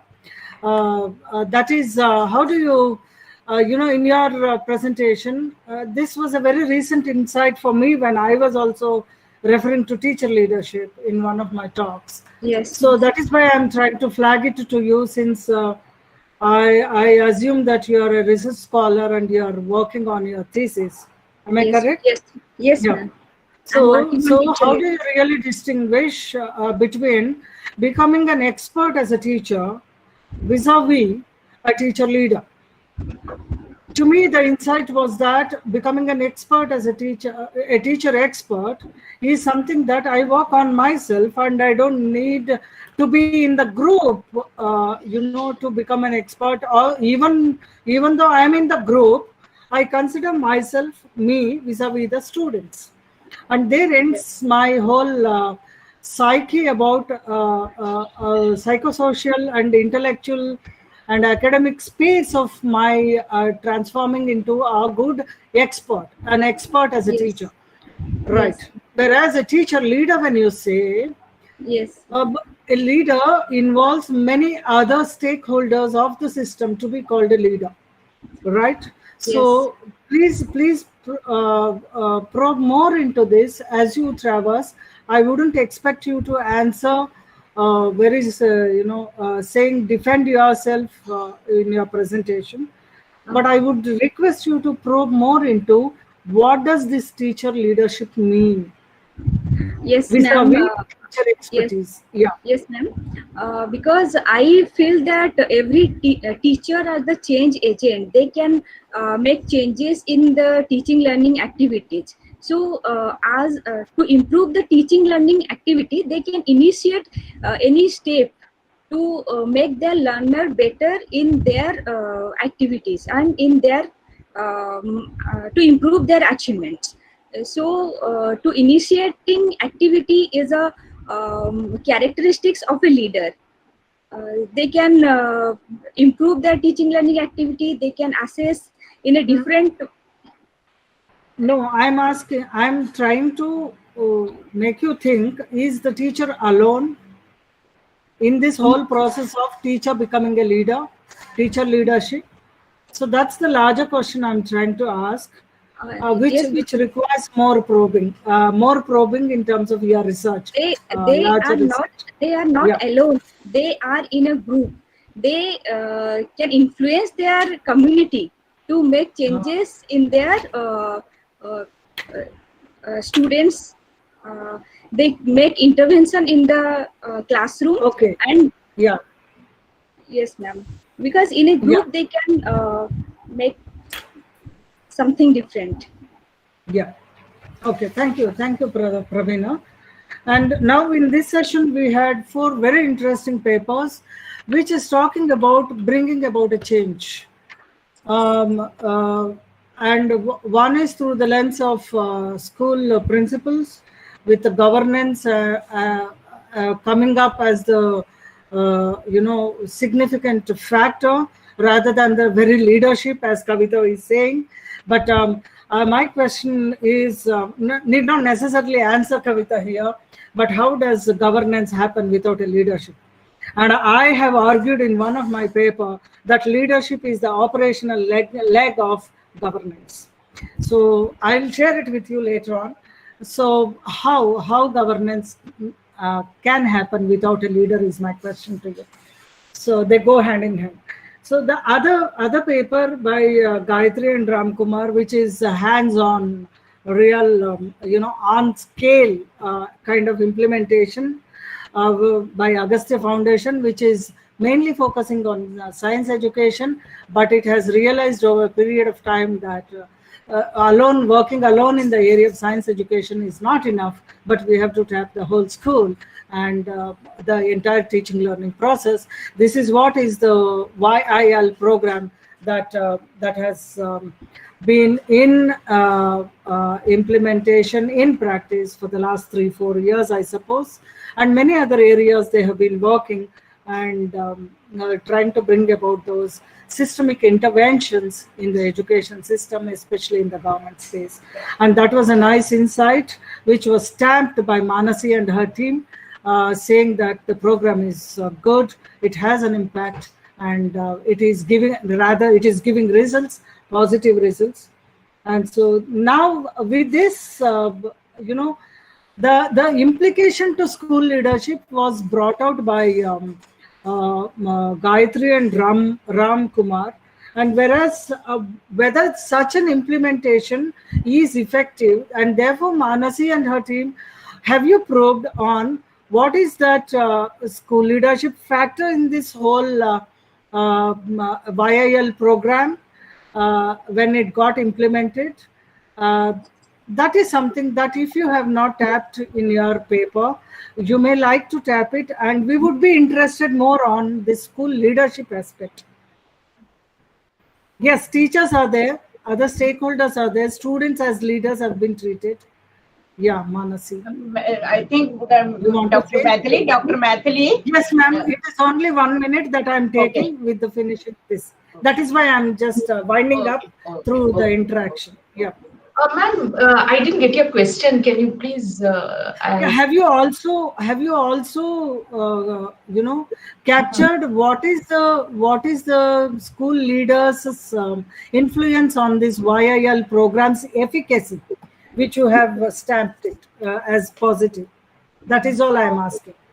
School teachers' efficacy, is it? No, school principals' efficacy. No, ma'am. Actually, we did not actually speak to the principal. We spoke only to the teachers. Okay. We definitely look into that. Yeah. Yeah. Okay. Okay. Thank you so much. So with these 4 presentations at the touching upon the reforms and systemic reforms, we learn a lot about how leadership is important and how it can play a role of being a change agent in bringing about the reforms, in bringing about the school change, particularly to improve student learning. So thanks to all the presenters, very, very interesting presentations and framework that is definitely going to be used much more to expand and upscale your programs in the future. And all the best to you, being you yourself being the change agents now in this whole education reform processes. So with this, we end this session on leading systemic reforms in school education. Thanks to all the presenters. Well done. So now, Thank you very much, Dr. Mathili. Thank you very much for last minute change, accommodating to the change also. Thank you very much for chairing the session. Thank you. So now the next session is an open session. The theme is on school leadership in changing context. Again, it is about change, but with a focus on NEP priority areas. The speakers are going to be Dr. Sunita Chugh, Associate Professor, NCSL NEPA. And she has been working in this area for the last 8 years. And she has been leading a lot of programs and has been one of the very important pillars of NCSL. Then Dr. Subhita G.V. Menon, Assistant Professor, NCSL, NEPA, has been the national coordinator for several states implementing the programs and is one of the national resource person for NISTA, as well as Sunita Madam, national coordinator for NISTA programs on school leadership. Then she has been interested more on teaching pedagogies. Dr. Subhita, as you have seen her questions, and she is interested in rare context specific models. She's working on Char areas of Assam state. And Dr. Charu Malik, who is the senior consultant at NCSL NEPA, has been another very important player in the field of implementing the programs across the country, coordinating with several states and also leadership academies, and also has a keen eye on educational administration and programmatic administration. So over to you on the theme, over to 3 of you on the theme, school leadership in changing context, focus on NEP priority areas. Our time was scheduled at 12:30 to 13:30. We may extend it by 13:40 since it is 1 hour. Over to you. Yeah. Thank you very much, Dr. Mathili, for your kind words.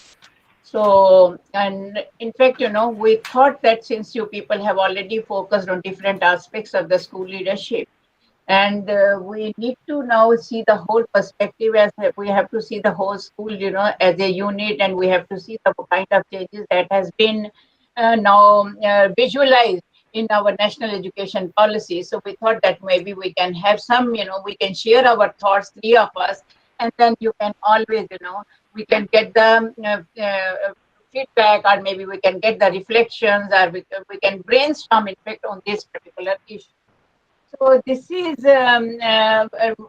what we plan to do in this session is that I will be just giving you a brief overview about the national education policy, what are the highlights of the national education policy, and what is it visualized as far as school education is concerned.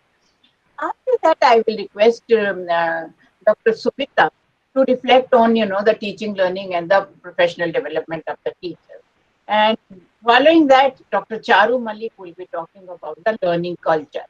Then I will again come in because I will be then talking about the new system, that is the governance and the structural reform that this policy is visualizing as far as dealing with the small schools, their viability, the social justice concept, how the small schools can survive, what kind of a structural and governance reform it visualizes, and how the decentralization at the school cluster level it looks at. So this is in nutshell what we plan to do, and after that we are not going to make a very big presentations. What we want that maybe we finish it in another 20 to 25 minutes, and after that we can have an open discussion because you people can express your opinion, since it is based on the national education policy. It is not our empirical research. So what if I say that there are 8 areas of school education which this national education policy 2020 is focusing on. One is it talks about the early childhood care and education. Then it talks about the foundational literacy and numeracy. I'm not going to really give the details because I suppose that each one of you have gone through I'm just highlighting the main points, because what kind of a structural and governance reforms it really looks at, like, it talks about the preparatory stage, it talks about the foundational stage, and it is changing the whole structure, giving more of a importance to the early childhood care, and especially this becomes very, very important. The quickest basic focus, I would say about this policy is it is on the equity base, that the disadvantaged group, they do not have a facility of early childhood care. It is mostly in the private sector, and which the middle and upper people, middle class can go. So although Anganwadis exist, but Anganwadi is not specifically for the education. So then I say that the whole of the document is talking about looking at the disadvantaged group and the equity perspective. So one is the early childhood care and education, that is the foundational literacy and numeracy by all. And they have also specified the targets that this could be achieved by 2030, this could be achieved by 2035. So this is by 2035 and 2040, all people should be having the literacy and numeracy. Curtailing dropout rates and ensuring access to education at all levels. It does not look at the, now it does not look at only the primary or the upper primary. It looks at the school as a continuum. It looks at all stages of education as a continuum, starting from preschool to the secondary and senior secondary. It presupposes that we need to extend beyond the elementary level of education in this 21st century if we really want to really make our country a knowledge rich, and if we want our citizens to be skill oriented, they should need to have a basic competencies and skills. So it talks about the continuum, and it talks about the curriculum, what kind of a curriculum and pedagogy in schools is concerned. It does not talk about the only syllabus and the cognitive skills. It does talk about the holistic development. It does emphasize on the non-cognitive skills, that is the whole personality of the child, how it needs to be built. And the kind of pedagogy is required at the preschool level, and the school level, and then the secondary level, and how it has to be taught. Another very important is that it does not talk about the teaching and learning. It focuses on learning and teaching. That that we should be equipped and we should be prepared to have the learning as a focus rather than a teaching. The teachers have to accommodate according to the learning needs of the children, and the learning, how they are learning. This is about learning how to learn is the basic focus of this particular policy. And equitable and inclusive education, learning for all. So I am also going to talk about efficient resource and effective governance through school complexes and clusters, because this is the concept which is not new, but it is now being seen from a different perspective when it was first introduced in the 1968 policy. How it is now being visualized, and why it is felt that there is a need for again reviving this school complex system. And then, of course, standard setting and accreditation for school education. It talks about the central agency, National Testing Agency. It talks about the, PARAK, how the schools will be graded and how the schools will be, evaluated. So these are some of the things which are the highlights of the policy. Next, please. Next, please. So highlights is focus on enhancing quality in education and improving learning outcomes of students. Because we have been expanding the system, but we have not been able to ensure the learning outcome of all the students by all the students. So that is why it really focuses on enhancing. And it talks about the, as I said, structural and governance reforms. It talks about the preschool, then it talks about the elementary, and then different stages wise according to the age group. So it talks about the structural changes as well as the governance. And governance, I mean, then when school complex is one part, and then parak and other things, how it has to be. Now the whole system has to be there. So at some places the centralization is coming, like parak is one move that so that the quality for all the schools and across this country has to be ensured. But at the same time, it talks about the decentralization, how the bottom level, planning and management has to be done, and ensuring access to all levels of schooling from preschool to grade 12. And especially, it talks about the new curricular and pedagogical structure 5+3+3+4. And learning to how learn is most important. They want to inculcate the critical thinking among the students rather than the rote learning. So then, they should know how to learn, that is the basic focus that the starts with. And it talks about the learning deficit, or, how we have to pick up from the learning deficit. And the need is that, we should ensure that the students should be having the knowledge how they can learn it. Okay, and then there is a learning teaching, and equal emphasis now is being for the first time on the vocational education. Previously, what was happening that the vocational education was considered as a second kind of a grade. It was given a lower status as compared to the regular, because they always thought that the student who is not good in the academics can go to vocational education, and they did not have a opening after the vocational education for the higher education. But anyway, now they are talking about the vocational education. And for this, what are some of the things which they have generated, some of the strategies which have also, they have pointed out. One is the separate gender inclusion fund and special educational zones. It is very important now they are talking about special educational zones for disadvantaged regions and groups. So regions which are remote, which are backward, and the groups, of course, includes the scheduled caste, scheduled tribes, migratory population, and even the Muslim minorities. Robust and transparent processes for recruitment of teachers and merit-based performance. And especially they are emphasizing on the continuous professional development of teachers. So 50 hours has been given to that. Next, please. Next, please. Yes.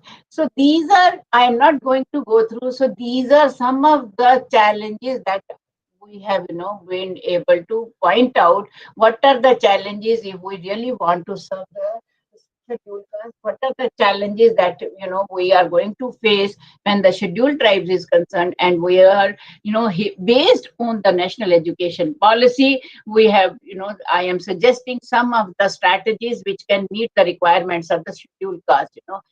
For example, I'll take only one example, that is the challenge is providing easy access to school in SC-dominated areas. Good infrastructure facilities in schools in these areas and appropriate teacher-people ratio. And it does talk about that, if the teacher deployment has to be done, it will be the disadvantaged groups and the disadvantaged regions will be given the priority, and improving retention and ensuring learning outcome. So one of the strategies which I feel that, opening of a new school if required. If you're not able to open the school, then if you can make the transport arrangement, or you can have the school hostels. So school mapping using GIS, but when I say GIS, it does not mean it takes the physical part of it, but we have to also do the mapping according to the social groups, that is very important. And extending facility of early childhood care and education, and we need to give the targeted scholarship, especially who are, having the multiple disadvantage, if they happen to be from scheduled caste or scheduled tribe, and if they happen to be from the lower economic background, that needs to be consideration. And now this policy emphasizes on the economic criteria as one of the prominent things.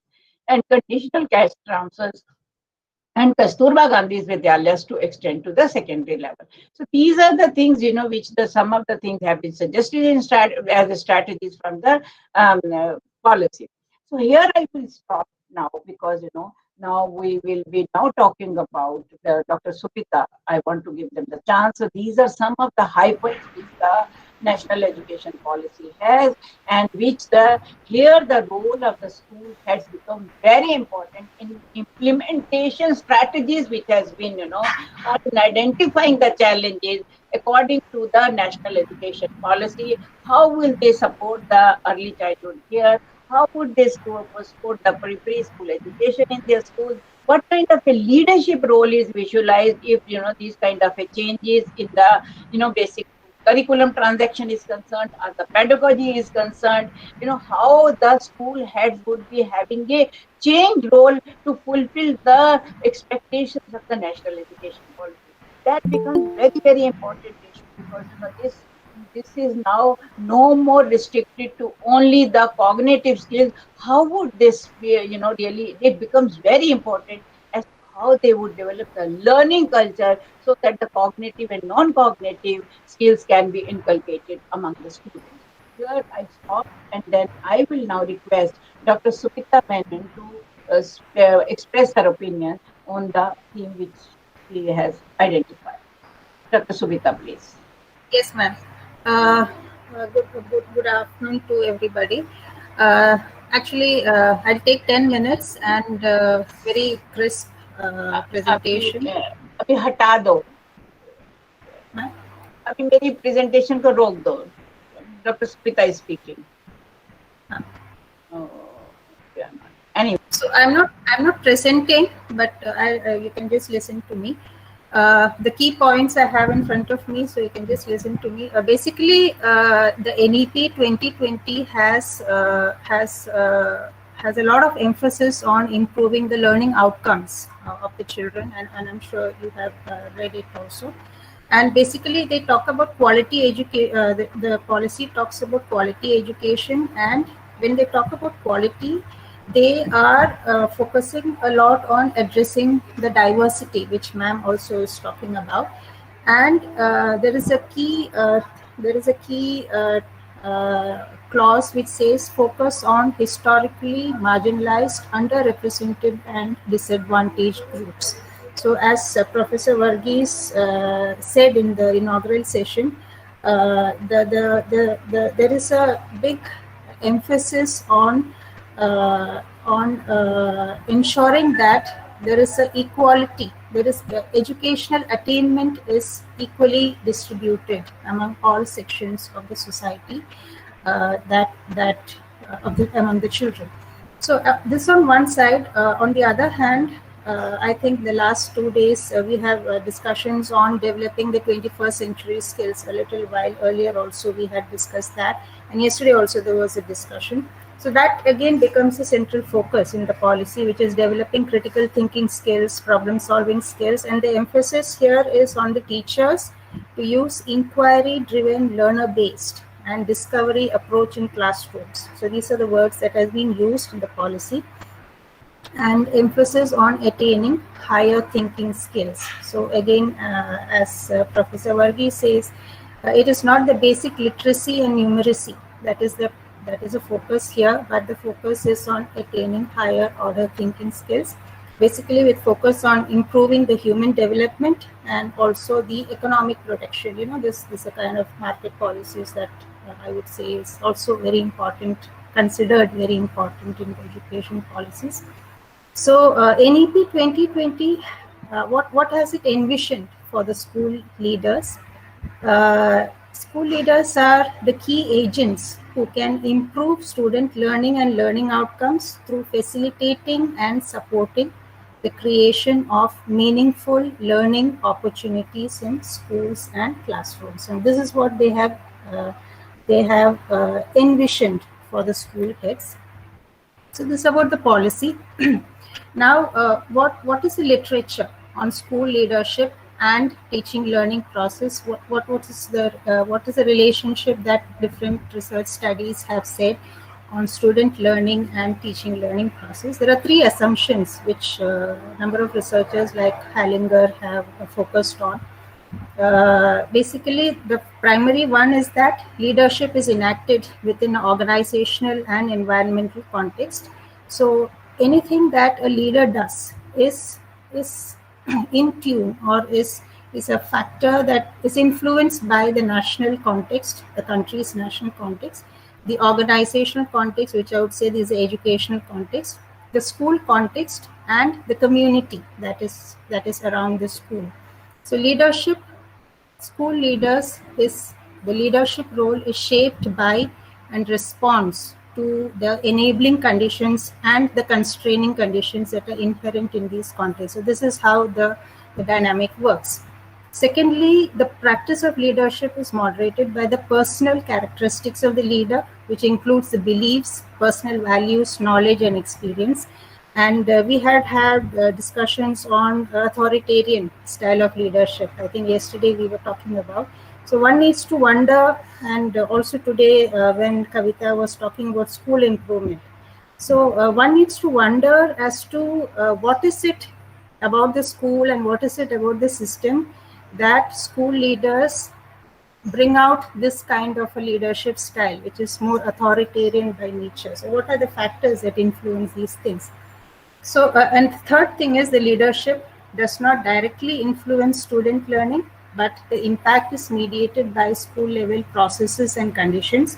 And this part, I think Charu is going to talk in detail, where the school level processes includes the vision that the school head has for the school, the kind of academic culture, the positive school culture, the degree of positive culture that the school leader brings up in the school, and the people's capacity. Now, this is very important. The degree to which the teachers are developed, the capacity of the teachers to do their best in the school. So to what extent that also plays a big role in a school leader's influence on the teaching learning process and student learning. And this has been reasserted by the study by Robinson, which says that the principal support for and participation in the professional development of the teachers impacts student learning. So why I'm telling this is that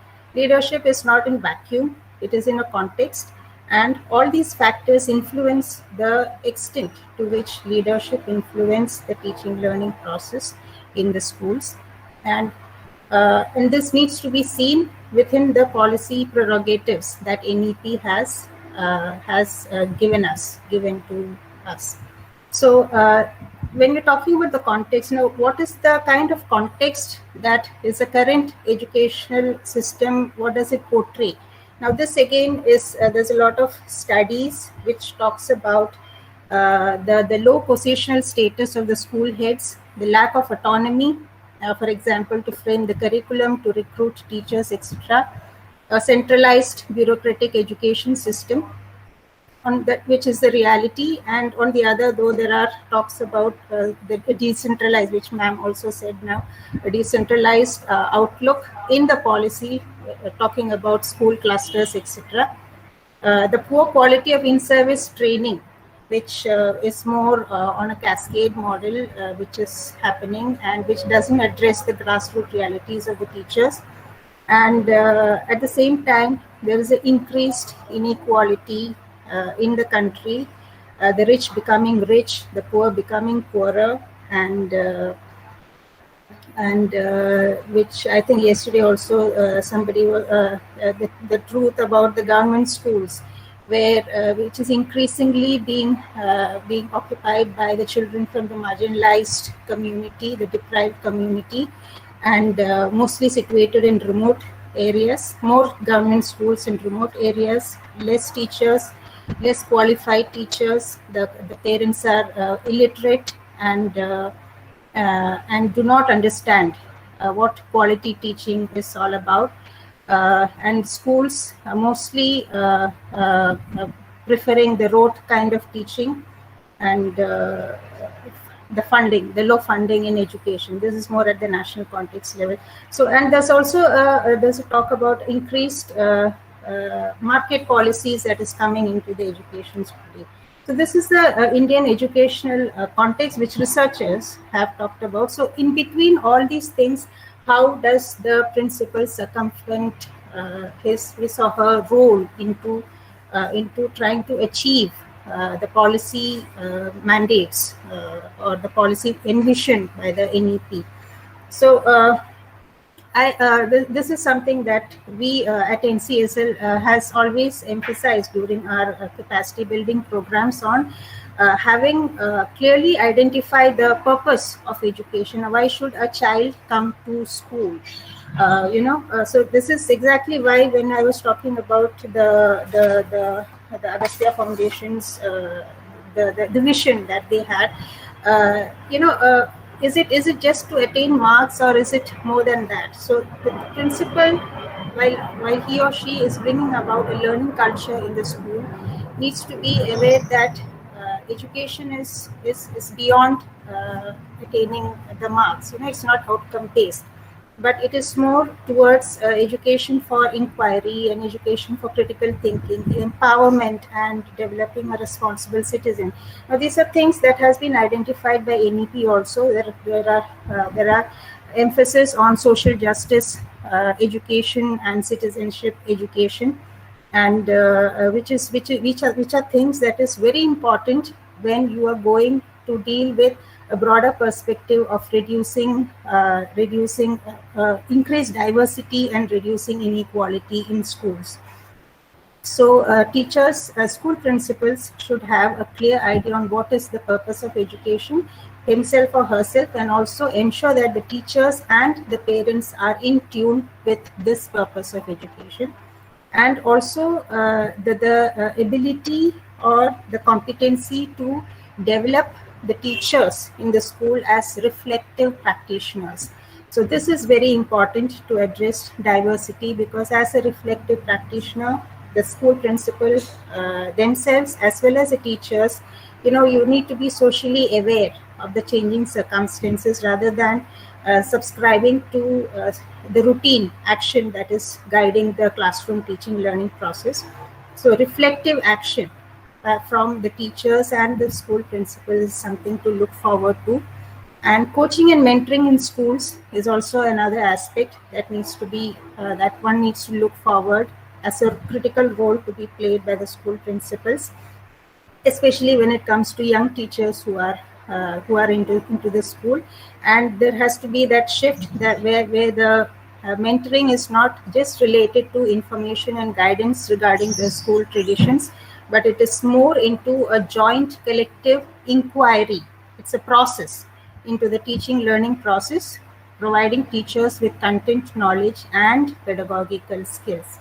And I think school clusters can bring in the collaborative process that needs to be encouraged in teaching learning process, because as such it is considered a very personal activity by the teachers in the current situation, not just in India, around the country, in other countries also.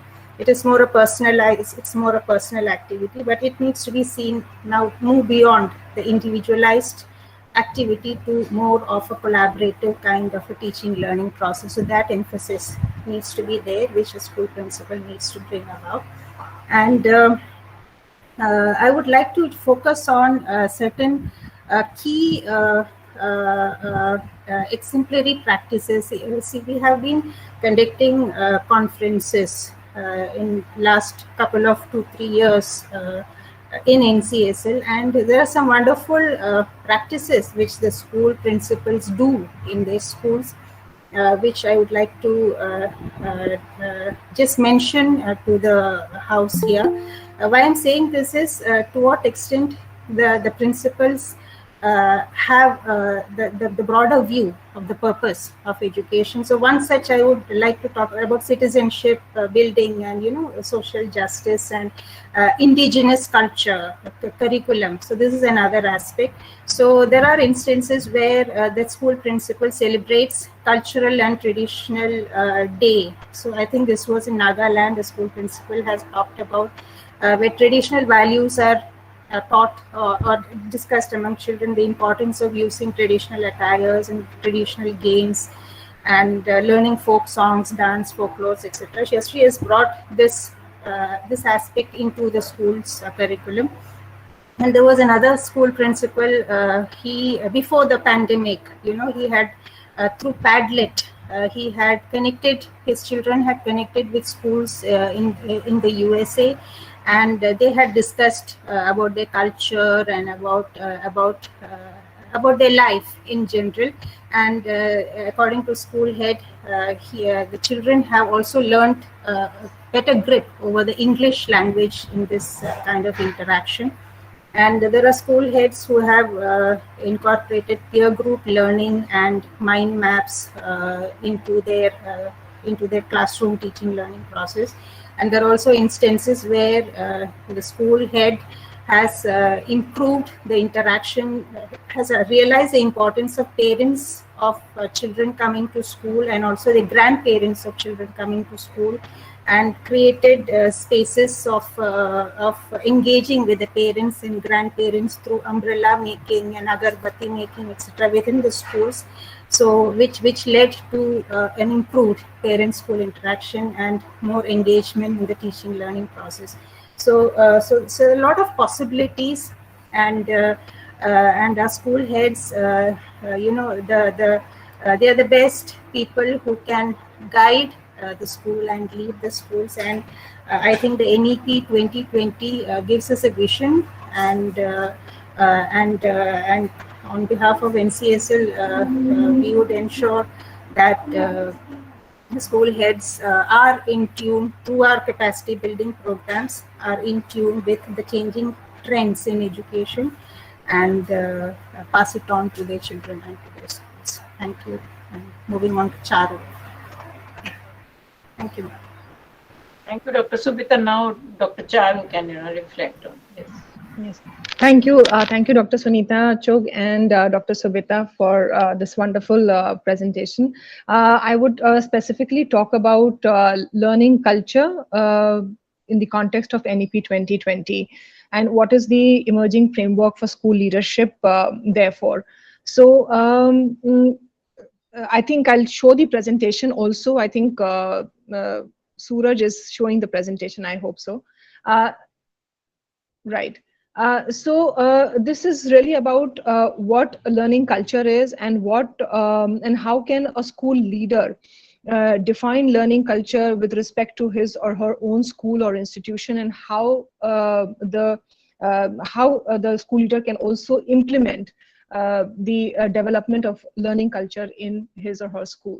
So this is really that, and it is drawing a lot from the NEP, because I think the most recurrent word that has been used in the National Education Policy 2020 is learning itself.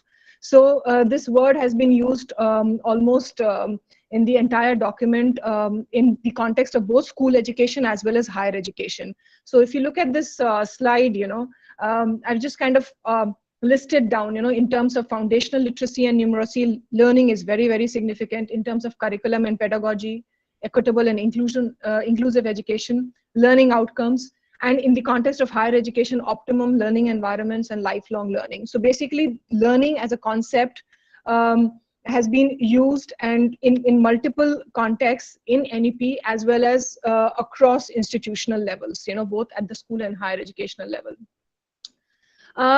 So this is not the first time when the national policy documents have used the concept of learning. Of course, if you look at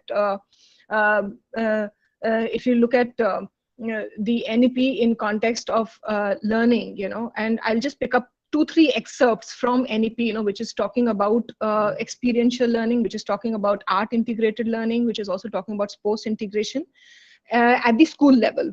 So this has a lot of consonance with the earlier national policy documents, and specifically the National Curriculum Framework of 2005, where a lot of space has been given on what learning is, how learning should be designed, how does a child learn, how the teachers and the head teachers together, they need to design the curriculum and teaching learning processes in the school. So I would not really read this, but in terms of experiential learning, the NEP talks about how it can include multiple methods such as hands-on learning, arts integrated, sports integrated education, storytelling, pedagogy, and how this is going to be a foundation for assessment. So that has also been clarified here. Art integration as a cross-curricular pedagogical approach, NEP talks about that, and specifically sports integration. So in multiple contexts, especially in school education, the concept of learning has been used. Now, if we link these three concepts together, leadership, learning, and learning culture, and there are many definitions of all the three concepts. So I've just picked up on three definitions here. Leadership, as we have defined in the National Center for School Leadership in the context of Nishtha, it is defined as a process by which a leader positively influences self, others, and the circumstances of the school. And when we talk about learning, NCF 2005 has explained learning in, again, various spaces, but it talks about meaningful learning as a generative process of representing and manipulating concrete things and mental representations rather than just storage and retrieval of information, which has been reiterated in many instances in the NEP, where NEP talks about how learning has to be moved away from rote learning to construction of knowledge and construction of how does the child make sense of his or her surroundings. When we talk about learning culture, it relates to both formal and non-formal processes of learning which contribute to institutional ethos, leading to some significant individual and collective outcomes. A culture is a habitat of an institution that includes norms, values, attitudes, underlying assumptions, behaviors, actions, various process of knowledge construction, and of course, leadership. So learning culture, when we look at it, it is almost everything that has to do with the school culture, and that has to do with the school learning culture. So it is, and the most critical method of understanding what learning culture is, by understanding that it is not just the formal processes of teaching and learning, but it also includes a lot of informal processes, and includes the said and the unsaid norms, the said and the unsaid values, the said and the unsaid attitudes, which are prevalent among the school leaders and the teachers and the students and perhaps the parents and other stakeholders. So basically, if one has to initiate the process of developing a learning culture, probably the first step would be to really question one's own assumptions and one's own values, if they at all align with the organization transforming itself, in a positive fashion. So that the leader and the teacher, the team of the school has to constantly question and redefine what the norms and values would be for a particular school which idolizes learning culture or which promotes learning culture, leading to student learning. Now, what are the emerging frameworks for learning culture? Various scholars have tried to explain how we can look at learning culture. So Chick et al. 2018, they talk about three perspectives: student perspective, teacher perspective, and system perspective to understand learning culture. Now, the student perspective is a learning culture is perhaps building up if the learning processes are inclusive, they are learner-centered, collaborative, and there are informal and formal opportunities for learning, expression, and meaning making. So if this is happening, then perhaps from a student perspective, there is the existence of learning culture and that is developing. From the teacher's perspective, some of the parameters for learning culture would be teaching that supports learning. Number 2, professional learning and development of teachers. 3, mentorship, research, scholarship, and inquiry from the part of teachers, and leadership, the teacher leadership. From a system perspective, which is predominantly the leader perspective, what does the leader need to do, for developing a learning culture? One is to create a vision, build a vision along with all the stakeholders. What would my school learning culture be in the next coming few months, or what is my vision for developing my school as a school where there is learning culture, a thriving learning culture.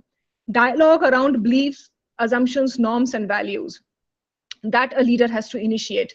The leader also has to provide opportunities for individual and team learning, has to design learning opportunities with teachers, encourage professional development of self and teachers. So when these three things together, these three parameters or components come together, then perhaps we can say that a school is developing a learning culture. Now, if you really get into defining the framework further, a school leader is conceptualized as an agency who can understand and encourage three things. One is cultivate beliefs, values, and norms which contribute to a positive learning culture. Number two, design school-based actions that are based on developing the school's learning culture. Number three, assessing the development of learning culture, which is more process-based. So if you look at the beliefs, I thought, when I was doing the review of literature, that I think the beliefs have been most well pronounced in the NCF 2005. So what must be the beliefs of the system level functionaries, which are the leaders and the teachers, with regard to learning of children? So I would just read out 3, 4. All children are naturally motivated to learn and are capable of learning. And that is something that NCSL has been promoting. Every child learns and every school excels, So a belief that every child is capable of learning. Number two, making meaning and developing the capacity for abstract thinking, reflection, and work. They are the important aspects of learning. Then how various ways in a variety of ways, where the children can learn, it has listed down that. Then how learning takes place both within the school and outside the school. Learning must be paced so that it allows learners to engage with concepts and deepen understanding rather than only remembering for the examinations. Learning must also provide variety and challenge and be interesting and engaging. So I think NCF 2005 really articulates the very, very key beliefs and assumptions that the leaders and the teachers can have towards children, which will be a bedrock for a positive school culture, a learning culture. So this was about the beliefs. The second part, as I mentioned, was what could be the leadership actions. So another framework, useful framework, has been provided by Jennert et al. 2009-11, and he talks about leadership actions can be across 3 dimensions. One is the personal dimension, 2 is the pedagogical dimension, and 3 is the organizational dimension. This is very similar to the earlier framework, the teacher perspective, student perspective, and the system perspective. So if you look at this framework's personal dimension for learning culture, so a leader has to, along with his or her team, has to identify the attitudes of both the students, teachers, as well as himself or herself as the leader. Is there a motivation to study? Is there a motivation for learning? Are the children learning emotions, or responding to emotions clearly? Responsibility for learning, learner's role perception. Knowledge and skills would be reflection of learning activities and cognitive learning strategies. So these are some of the indicators. If these indicators are met in a dynamic fashion, then this will hold as the personal dimension for learning culture. Second is the pedagogical dimension for learning culture. So is the leader able to articulate the learning goals, the learning outcomes for the school, for the teachers, for the children? The task methods, learning tasks, are the teachers, they are very clear in terms of what are the learning tasks that would strengthen the learning culture, what are the learning aids, materials, role of the teacher, evaluation, assessment. This will come there. What is the relationship between the teacher and students? Is it interactive? Is it mutually reinforcing learning processes? The teachers are also learning from the students and vice versa. What is the learning environment in which the children are learning? The dedication, the personal attributes of teachers, and resources. What is the flexibility of time frame for teaching learning? What are the learning facilities available? So this is all the pedagogical dimension for learning culture, which a leader has to keep in mind while designing the environment and the conditions for learning across the school. The third is the larger organizational dimension, which is the leader having high expectations from the teachers and from the students regarding learning. So the first thing is how well the leader is able to articulate the vision along with the stakeholders. The second is what is the articulation of competencies which are to be developed by students across grade and across subjects. Communication of expectation towards the quality of teaching, which will come later on, that how does the leader promote and encourage professional development among teachers, which impacts the learning culture. Then the second indicator is design of curriculum. Now, this is something, again, which is very a common theme in all the literature that we find on learning culture, and that is that the student is the author of the knowledge and not the consumer of the knowledge. So student is somewhere, the learner-centeredness is very critical to this concept of learning culture, that the student is creating the knowledge, not just a consumer of knowledge.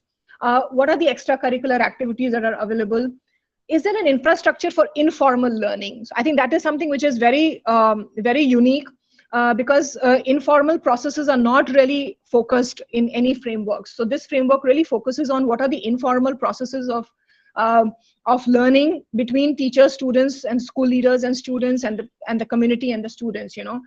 Especially the talk, the gestures, like we say, the verbal and non-verbal communication styles, and a host of things will come in informal processes of learning.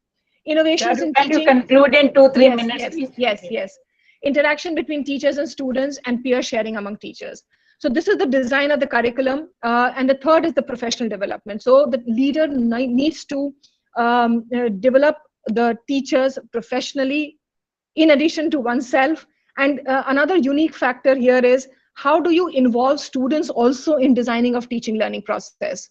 So that makes this framework much more viable and much more learner-centered. So this is the leadership actions. The third and the final is assessing the development of learning culture. So once the leader and the team have begun on the journey of developing a learning culture, then how do they assess that learning culture is being developed and the school is on a progressive note? So first we need to understand that it is a process-based concept. This is not something that can be easily measured. But informal interactions with students and teachers, you can assess, as a leader can assess, how the students are learning. Student expression, articulation, reflection, metacognition, these are some of the ways through which the leaders can understand whether the students are learning or not, or whether the school has a viable learning culture. Regular communication during formal and informal settings with teachers, like in staff meeting and otherwise. Dialogue on beliefs and assumptions about learning needs and expectations. Regularly shaping the vision alignment. So this is something which is very important. The leader does not just make a vision and it becomes a static in time, but at regular intervals, the leader is actually communicating with teachers and other stakeholders to shape the vision, which strengthens the learning culture. Then different forms of competency-based assessment can also help the leader assess development of learning culture. Student and teacher self-evaluation. So there's another method of doing so. So I've covered, basically in this presentation, I've covered how learning is such a crucial aspect in the national education policy, and deriving from there, what could be the implications for school leaders when they have to develop a learning culture in their schools so that, it can contribute to student learning and learning outcomes. And this is, as Dr. Subita said, this is something that we are also doing as part of NCSL in terms of capacity building programs and the materials that we are generating. So this is it from my side. Thank you. Thank you, Dr. Charu. Thank you very much. And in fact, since the time is very short, and they have touched upon Dr. Charu and Dr. Subita, I started with the general, what are the high points of this national education policy, and then Subita has given more of a, evidence from different schools as to what we are doing at the national center level, and Charu has, described about the learning culture.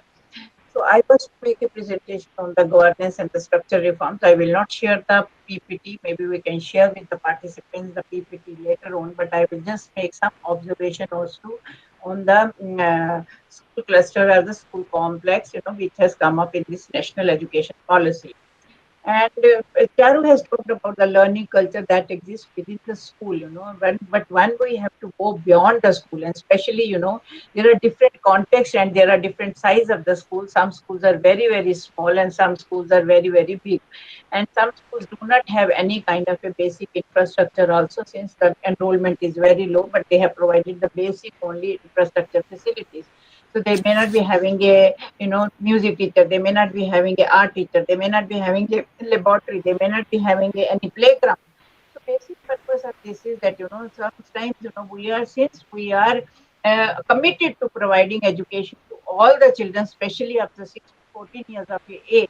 So we had to provide the schooling facility with the physical access, within the limited physical access only, that they have to be, school has to be available maybe in the neighborhood only. So then this many number of small schools came, and then in my presentation you would see that the policy has also talked about how many small schools, what percentage. It is a significant percentage of schools which are small schools. There are significant number of schools which are single teacher schools.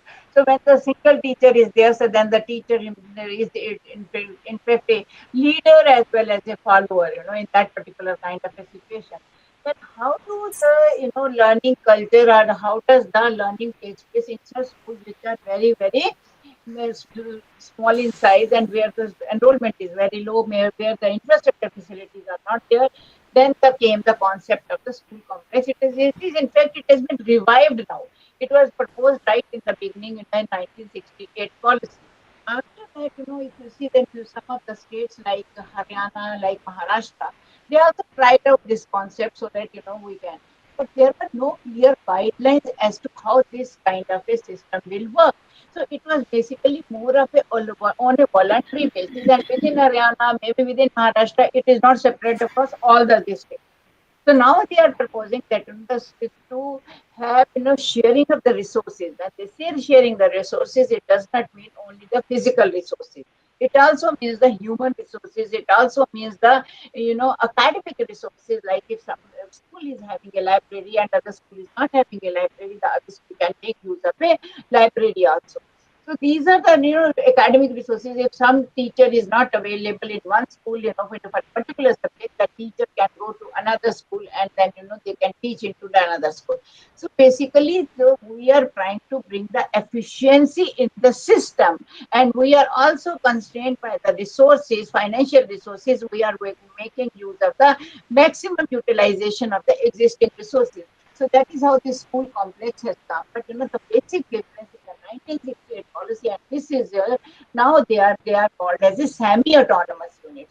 They will be given, the school cluster will be taken as a unit, and now they are talking about that as far as this is concerned, about Department of Education will be having a their role will not be that extended as it was previously. Now they are visualizing the district level and the block level.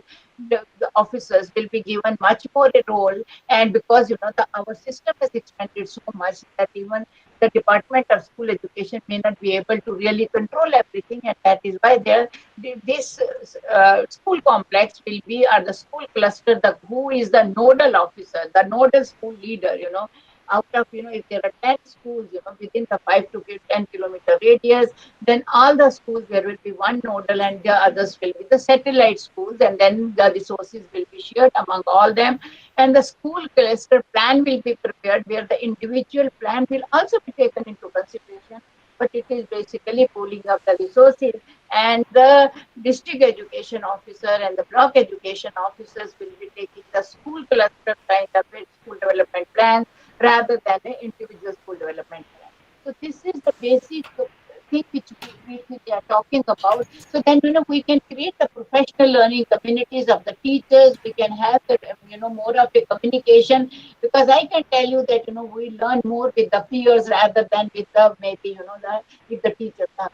Even if you see that why we say that the private schools are doing better, it is not because the teachers may be more competent. It is because all the government school teachers are very, very competent and they are qualified. Maybe with the peer interaction in the private school is much more enriching than in the government system. So that's why now we want to inculcate that one school becomes a nodal school and they can share their resources, and even in the satellite schools they can have a sharing among others, between different kinds of a school. So this is the basic spirit, which is why this school cluster and the school complex has come up. And then this will also enable to create a collective kind of a learning culture, rather than we are thinking only about our school. It will be creating a collective kind of a cluster, within the cluster, as to all the schools have the equal opportunity, all the students have the equal opportunity to learn, and all the teachers can learn mutually from one another. So this is in nutshell, which is about the school governance and the school complexes.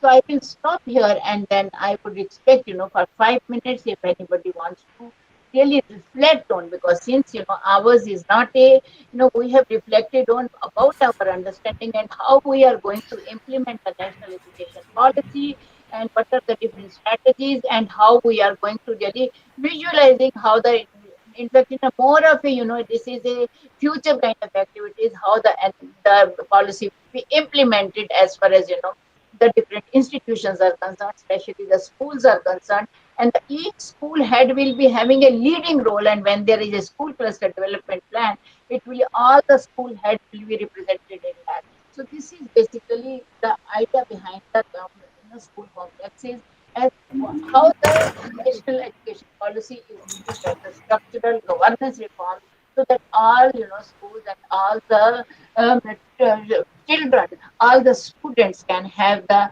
equal opportunity to learn, and have the equal, they can have the equitable learning outcomes. So this is the basic spirit of the this policy. So if somebody wants to really add on any new point, whatever has been already said, we are welcome to do, and then we conclude the session after that. Thank you very much.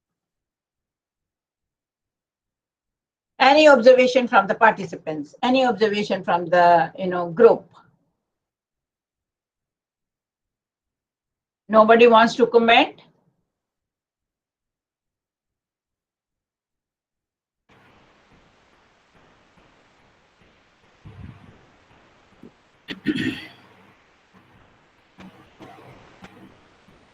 Okay. Okay, madam, shall we conclude with your permission? Yes, then we conclude that. Okay. Yeah. So we end the session. It was a rich rendering on the understanding of NEP, and we're looking into the pedagogy, the teaching learning process, and the school culture, which feeds into the teaching learning process. From the larger systems perspective, it was on school complexes. So this type of a mega national picture to emerge is very important in seminars, webinars like this. So thanking all the presenters, Dr. Sunita Chok, Dr. Subita, and Dr. Charu Malik for their wonderful contribution to this session, open session on the theme School Leadership in Changing Context, focus on NEP priority areas. And now we break for lunch, and we come back at 2:30 for the last session of the webinar. That is on school leadership for school improvement and student learning. We have dealt with this theme on the first day, yesterday, in one session. The papers were more. So we have divided all the papers into 2 sessions, and in this session, it would be entirely practice-based papers based on what principals have done, some of which will also have the tinge of research into it. Some of them might have converted their practices into research, examining their own practices. So we assemble sharp at, we come back sharp at 2:30, and for the next last technical session. Okay.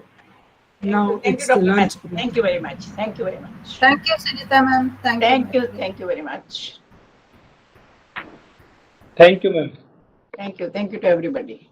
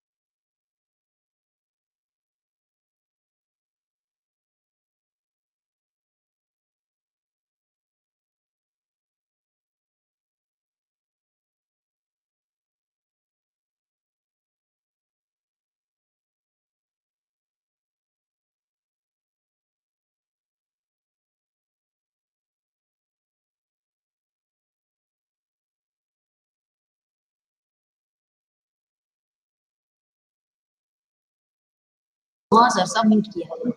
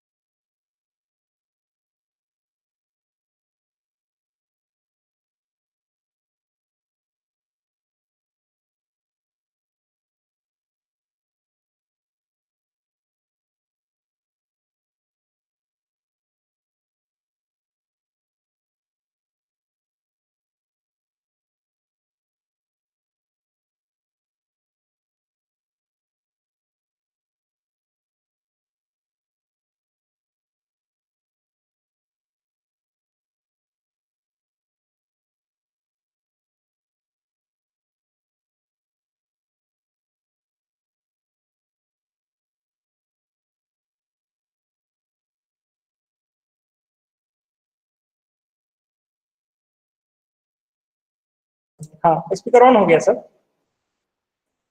बोलिए बोलिए madam. Hello आवाज जा रहा है hello sir? Hello आवाज sir. Headphone है ना sir? तो सर किसी आवाज करना धीरे आ रहा हाँ, एक है सर। हेडफोन है क्या? अच्छा सर, हेडफोन लगा देना।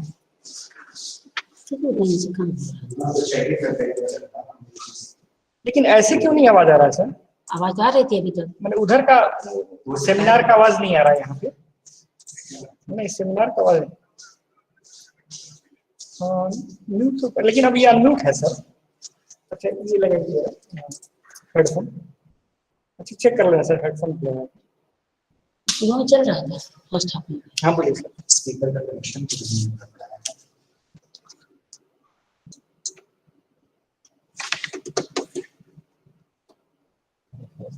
कुछ आवाज आ रहा है दूसरे एक बार निकाल दूंगा। गाना तो चल रहा है। ओ हाँ हाँ, गाना तो चल रहा है। यूट्यूब चला है तो गाना तो चल ही रहा है। गाना तो चल रहा है। आवाज आवाज नहीं आ रही है सर। और ये हेडफोन लगाने के बाद बोलिए सर। हेलो, आ रही है सर? आवाज आ रही है सर? तो फिर इधर से नहीं आ रहा सर?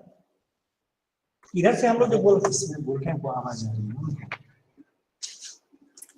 आपका आवाज वहां से सुनेगा। अच्छा बोलिए मैडम। जब बोल रहा हूँ हेलो सर, केंद्रीय विद्यालय sewer.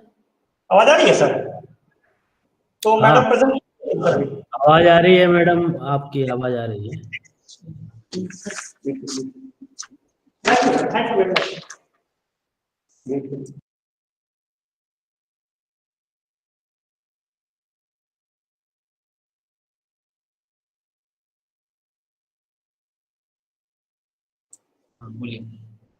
Good afternoon to all the dignitaries present in this webinar, sir.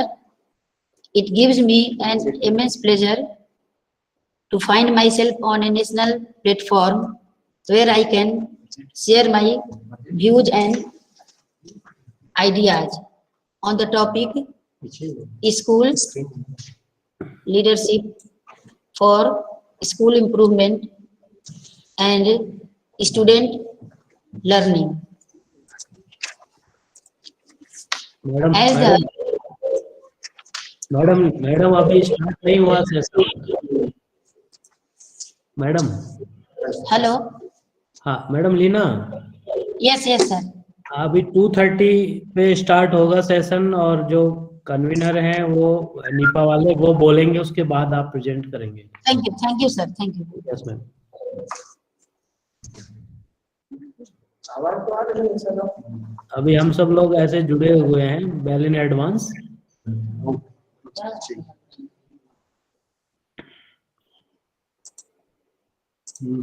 वो वही लोग sir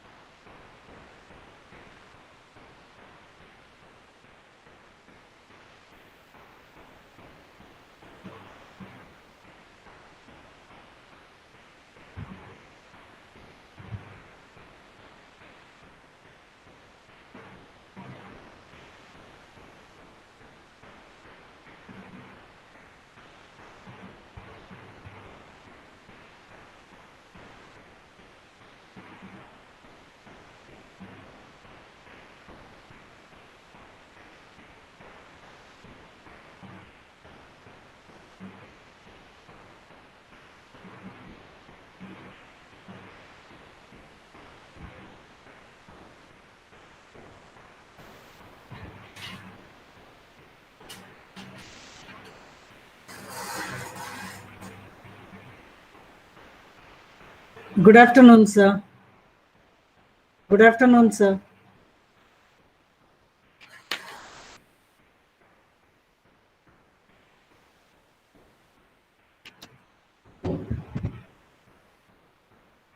Good afternoon, sir. Am I audible? Am I audible? Yes, ma'am. Yeah. Good afternoon, Gnanendra, sir. Good afternoon. Good afternoon, madam. Good afternoon. Good afternoon. So, shall we begin, sir? Yes, please. Yeah. So, we begin the session, the last session of the webinar. And the technical session is 7th in the series of the technical sessions that has begun yesterday in the morning.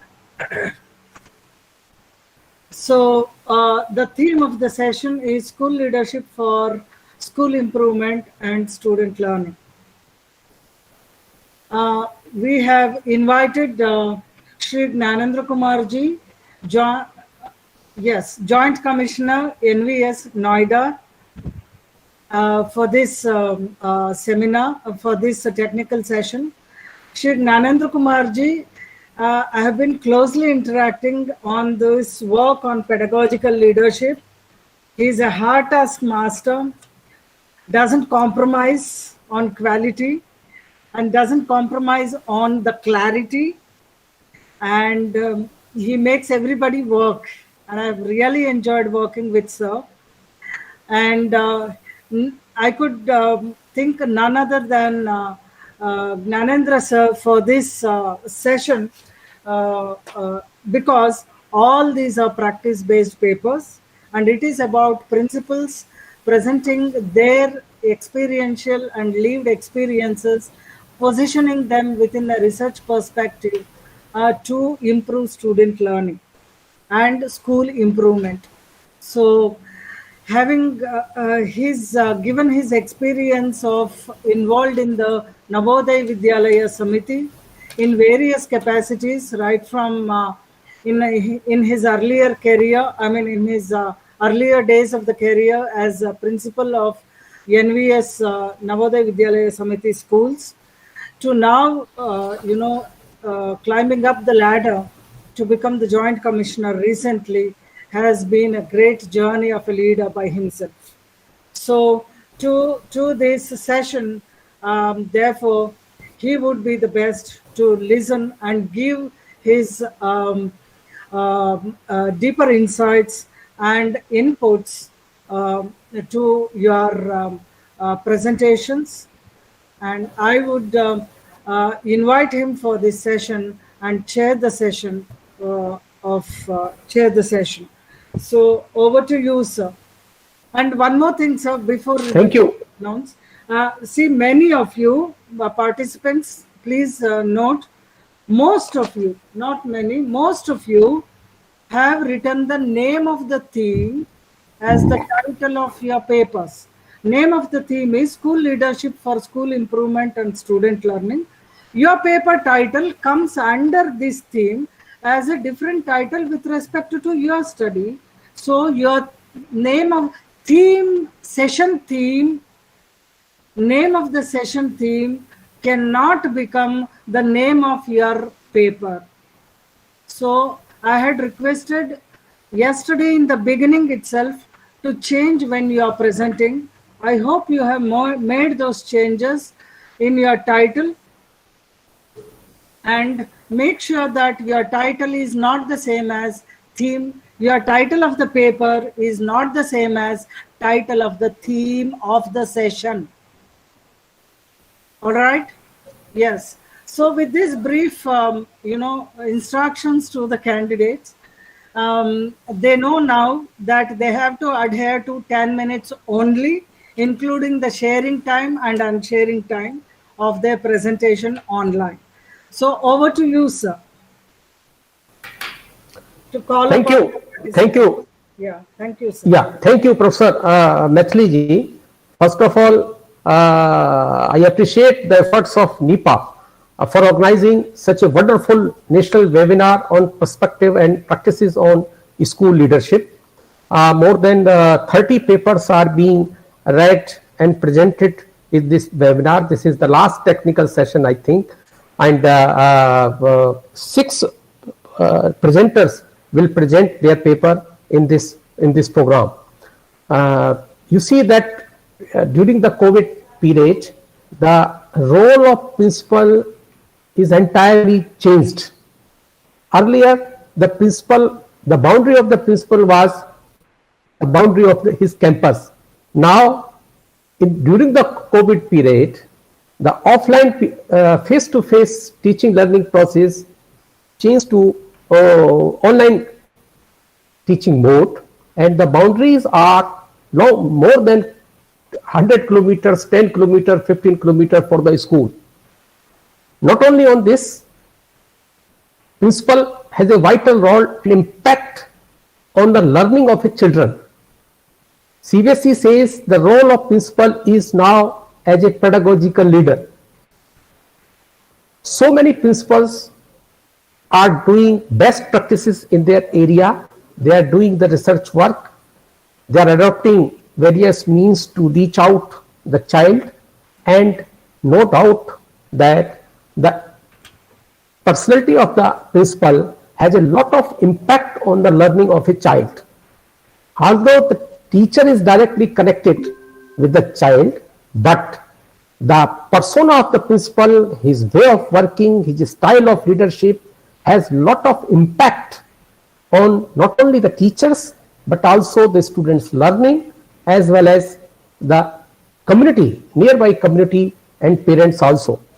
So I hope that the people who are presenting their paper and the others who are listening will certainly motivate the practices from the conclusion and references of the research work, and they will adopt in their teaching, learning, and leadership in their respective schools.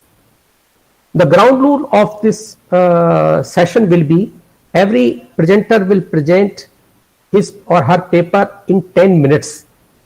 We have to stick the time limit. 10 minutes means 10 minutes. I will give the indication 1 minute before, and you have to conclude within these 10 minutes your presentation. After presentation, we will ask an open forum for the discussion. The audience may ask any questions to the presenter by taking their name, and then presenter will clarify or give his or her response. So first of all, I invite Indra Sekia Boragohan ji from Kendriya Vidyalaya, Jorhat, Assam. She will present her paper on the new school leaders. Your time starts now. Thank you, sir. And with your permission, I am going to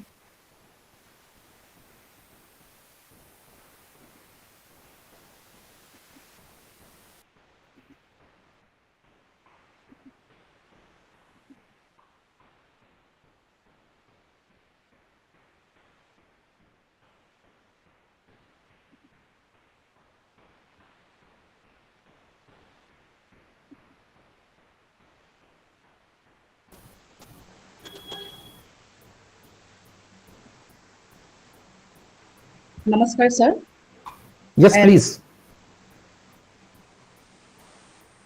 Namaskar and a happy afternoon to all, respected chairperson, revered educationists, and esteemed members of this webinar. My name is Indira Buragohai and presently working as principal in Kendriya Vidyalaya No. 3, Jorhat, Assam, and I'm grateful to NEPA for giving me this opportunity to present my paper. The title of my paper is The New School Leaders. Introduction. The concept of leadership has undergone a paradigm shift and has become one of the topmost priority in the education international now. And the need of change in leadership perspective in the gadget-friendly atmosphere in school with Generation Next students and the staff has come out from the fact that there is nothing new or much information-wise that the school leader knows where students and the staff do not have access through internet and global media. The new concept of school leadership is a lead from heart with a passionate vision to empower others by nurturing innovativeness of others. It is a lead from the inner belief in positivity with a solution-oriented and proactive approach.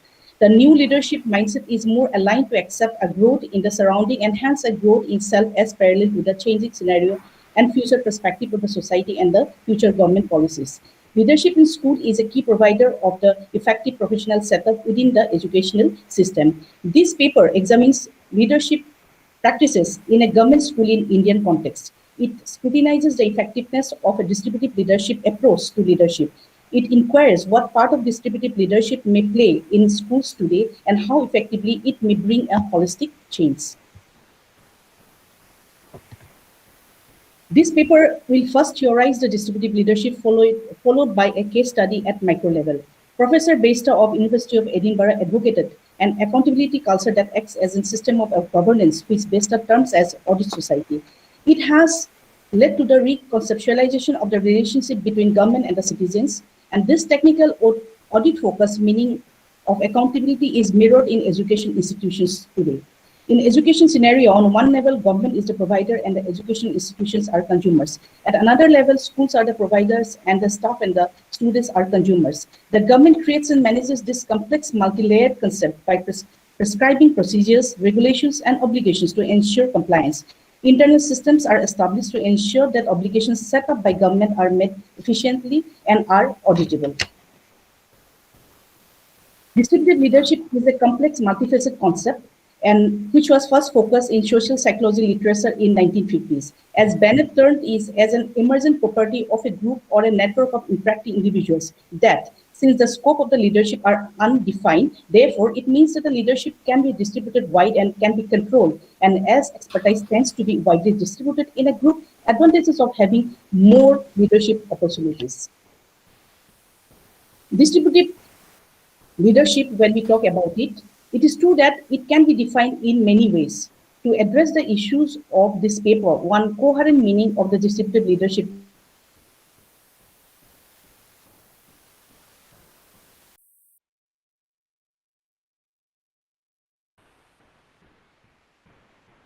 Indiraji, you are not audible.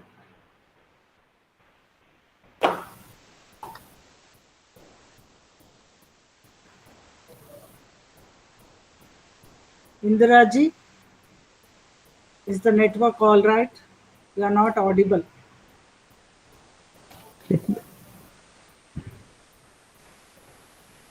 Please unmute yourself if it is muted. No, she has unmuted. I think the internet connectivity is an issue. Okay. So, should we wait or? Indiraji? Hello, Indiraji? Are you able to hear us? No. So we go to the next presenter, sir, and then we come back to her. But she is sharing her screen, na? Problem is that. Oh, yes. Indiraji, you are not audible. Okay, I'll write in the chat box. Not only chat, but yes, she withdraw, I think. No, so can we? Let's talk to her first. Indiraji, are you able to hear us? Can you hear us? No. Okay. So we go to the next presenter, and whenever her network connectivity comes, we will give her. Then we will take up. Yeah. So next presenter is Mr. S.K. Damar and Arvind Kumar from JNV Vadodara, Gujarat. Good afternoon, sir. Good afternoon. Please. Sir, myself Arvind Kumar from Jawahar Navodaya Vidyalaya, Vadodara. Sir, I am going to present this paper. The title of my paper is School Leadership for School Improvement and Student Learning in Navodaya Vidyalayas, a case study of Jawahar Navodaya Vidyalaya, Vadodara. Okay. Sir, JNV established in 1985 for rural talented students and to provide quality education to the rural students, but there are several challenges to provide quality education in rural areas because there are lots of problems in rural areas and Navodaya Vidyalayas are facing these problems. First of all, sir, the transformation need to be initiated at the school level, and the school head is the prime mover of this, for this. So here we believe that, and we experienced here in our research and in daily life, which in the school education is provided to the students, it is found that the all kind of developments, quality of education, student strength, and student interest in staying in the Navodaya Vidyalayas and in study in the Navodaya Vidyalayas, all it depends on the leadership in the school. And the leader of the school means the principal of the school. He is the main energy source in the school. Even Navodaya Vidyalayas, its main aim is to develop leadership among all the teachers as well as among all the students. So only principal is not the leader here in Navodaya Vidyalaya, but sir, the main server, if we say the main server of all this system is the principal. The leadership of principal, the quality leadership of principal make several change in the school.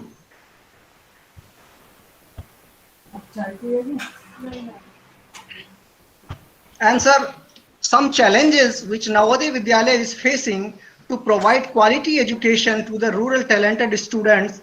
Another is to keep students and staff happy, healthy, with harmony in the Navodaya Vidyalaya. Another thing is JNVs are part of NVS, but each JNV is a unique from other JNVs. There are some kind of difference. If we see the first, they are different in the field of availability of resources in the JNVs. Second, use of physical and human resources. Third, discipline in the school. Fourth, physically appearance and school beautification, plantation in the schools, cleanliness in the schools, students' strength in every JNVs, and quality of education. And the last one is happiness of students and result. There are these difference in different Navodayas, and the study says that level of holistic development of a school depends on the leadership by principal of a Vidyalaya. He is the main driving force of all resources, activities, school standard, and for school development. He is the captain of the school. So outcomes are, which are practiced in our Vidyalaya, is like this.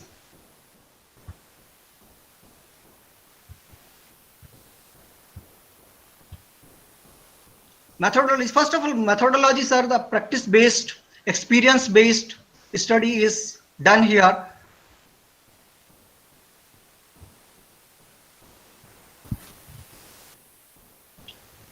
Facilities, resources, what are available in this Vidyalaya is shown in these slides. You are not presenting the slide. Oh, one second, madam. One second. Mr. Arvind ji, whether you are sharing your presentation or? Yes, sir. 1 second, sir. Okay.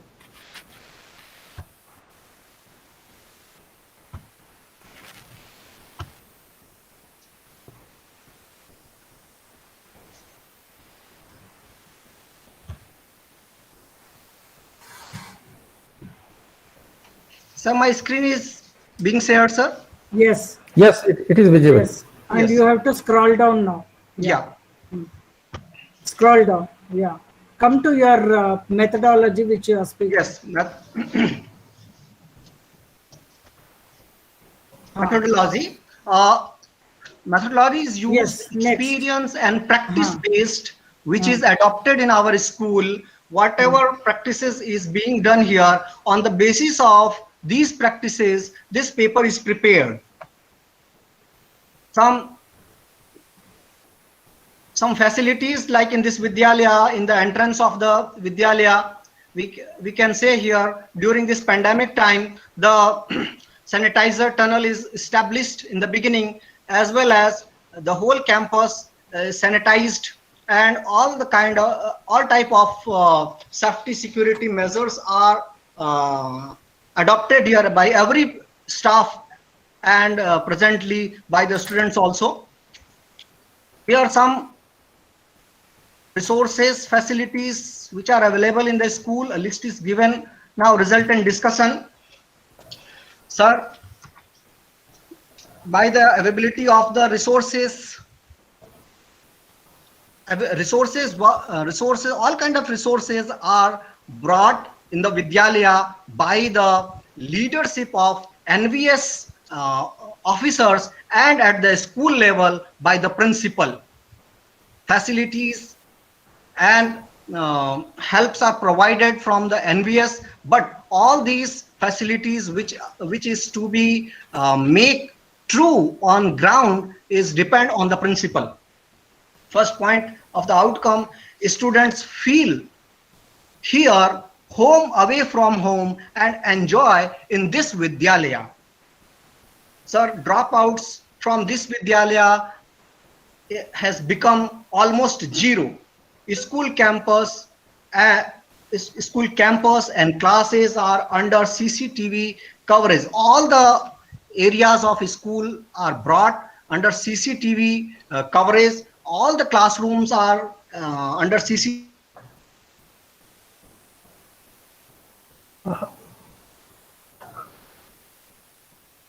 Mr. Arvind ji, I think you have lost your internet connection. Mr. Arvind ji? Sir. Yes. In starting your presentation, you have referred you did some case study. Yes, sir. Case study, sir, of this Vidyalaya itself, sir. Okay. Of this Vidyalaya JNV Vadodara itself, sir. Okay, continue. Please continue. Okay, sir.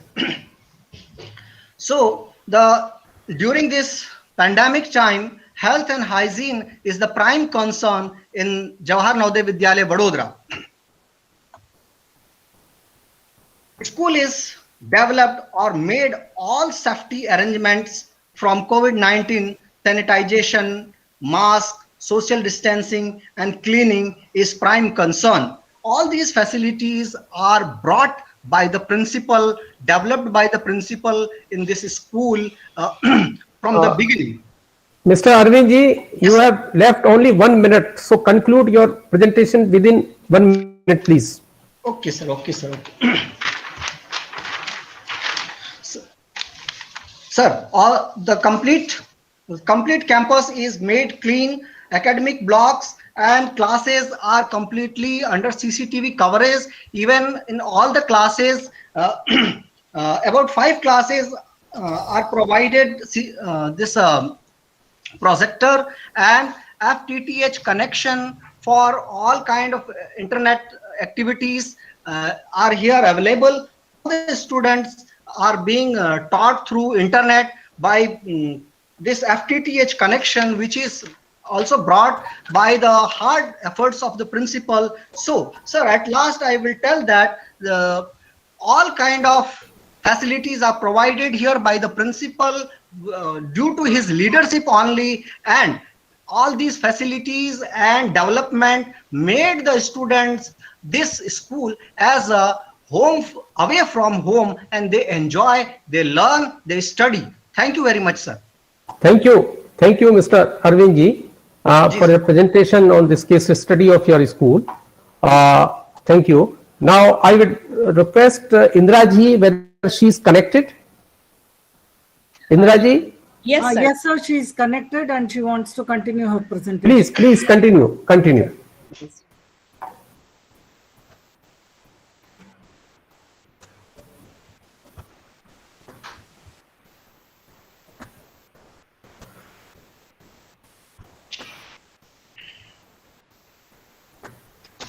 Indiraji, continue from where you left, not from the beginning. Okay. Madam, actually, I did not know at what point I left, madam. Okay, you show the slides. You have to share. Next. Please go up.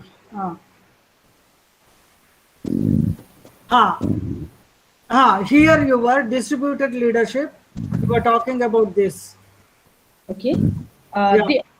So, as I said earlier, we will here first theorize the distributive leadership, followed by a case study at micro level. Professor of University of Edinburgh advocated an accountability culture that acts as a system of governance which best termed as audit society. It has led to the reconceptualization of the relationship between government and the citizens. The technical audit focus meaning of accountability is mirrored in education institutions. In education scenario, on one level, government is the provider and education institutions are consumers. At another level, schools are providers and the staff and the students are consumers. And the government creates and manages this complex multi-layered concept by prescribing procedures, regulations, obligations to ensure compliance. Internal systems are established to ensure that obligations set up by government are met efficiently and are auditable. Distributive leadership and the working system. This is a very complex and multifaceted concept first focused in the social psychology in 1950s, which was focused. Then afterwards it came to the field of education very quickly, rapidly. As Bennett termed it as an emergent property of a group or network of interacting individuals. That since the scope of leadership are undefined here, therefore the leadership can be distributed wide and may be controlled, and as expertise tends to be widely distributed, and it is advantageous to have more leadership. Come to your study. Distributed leadership is one aspect. Come to your study. Yeah. In my study. And Indraji, you off your video, so you will get good internet connectivity. You can off your video and you can read then. I think, sir, if I go on, then again I will be getting disconnected, sir. Okay. Continue. Continue, please. Thank you so much, sir. I'm going to my case study at the micro level, a school in Jorhat, Assam.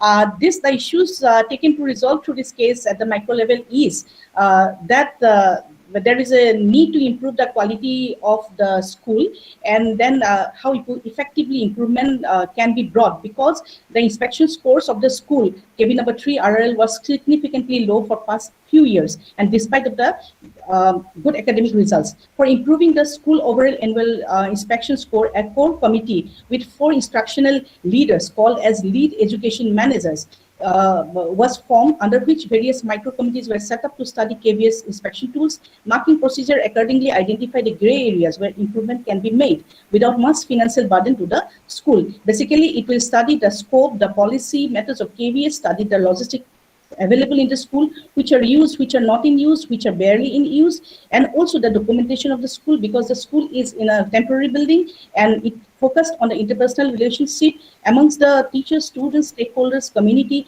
and also with the address to the environmental issues.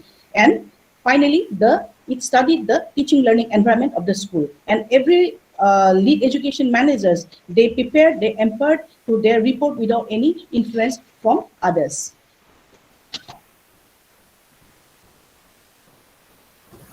Then, based on the findings of each LEM, lead education managers, these 4 points were find out areas that were find out structure and co-curricular, interpersonal relationship and environment, and the logistics.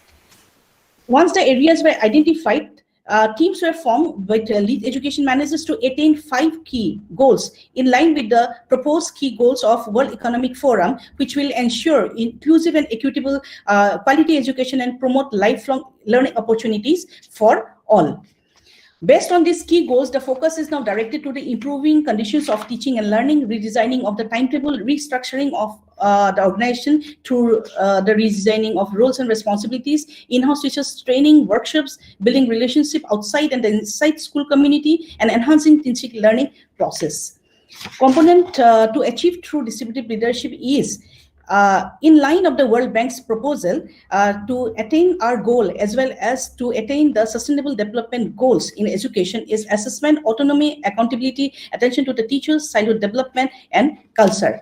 The matter targets fixed was 100% pass percentage in 10 and 12, maximum participation in co-curricular activities, overall academic improvement, best use of logistics, and improve interpersonal relationship with society, stakeholders, parents, and addressing environmental issues. The time frame taken was academic year 2018 and 19. The outcome, the school annual inspection scores, it has shown that there is a marked improvement by 10%. With an appreciation on record regarding the team spirit and tremendous interpersonal relationship, which was not reflected earlier. In case of examinations also, there is a improvement in class 12 results, which is hiked by 2.48%, and class 10, which is being hiked by more than 10%. Now, going to the conclusion, before I conclude, I would like to stress upon the fact that during COVID-19, the pandemic, the leadership has this under a distributive leadership model has extended to the parents to ensure that their children are attending the online classes. Hence, parents for the first time are becoming stakeholders in the classroom learning environment. In note, this paper is based on effective use of distributive leadership in schools rather than stereotype single school leader as principal addressing the issues. It is illustrated through a case study and addressed successfully by highlighting positive attitudes resulting in improved interpersonal relationships, positive mindset, prioritization with goals within time frame, with a lead from the heart and passion to empower others by entrusting leadership. With these words, I end my paper, and thank you so much, sir and madam, for giving me the opportunity. Thank you.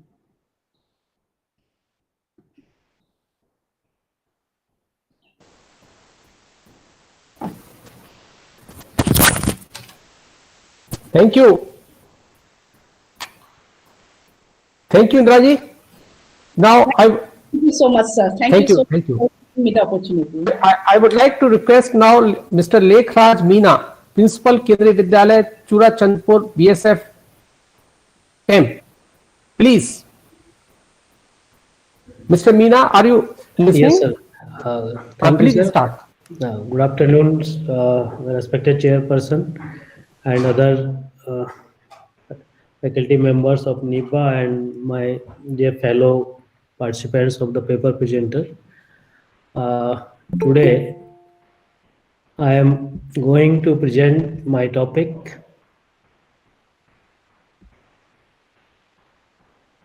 with you.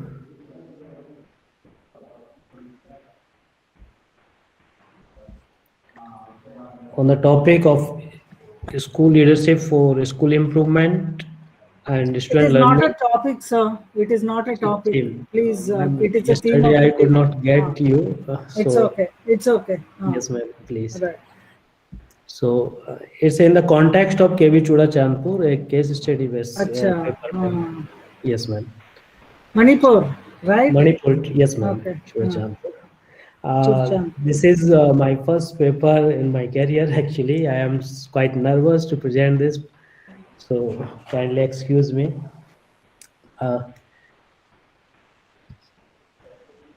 As this school leadership is second only to classroom instruction as an influence on student learning.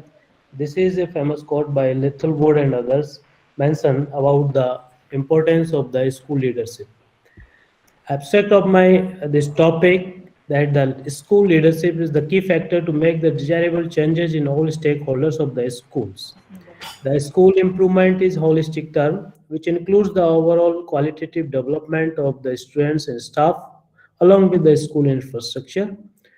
One of the reasons of unsatisfactory quality school education of our country is the passive role of school leadership in school development.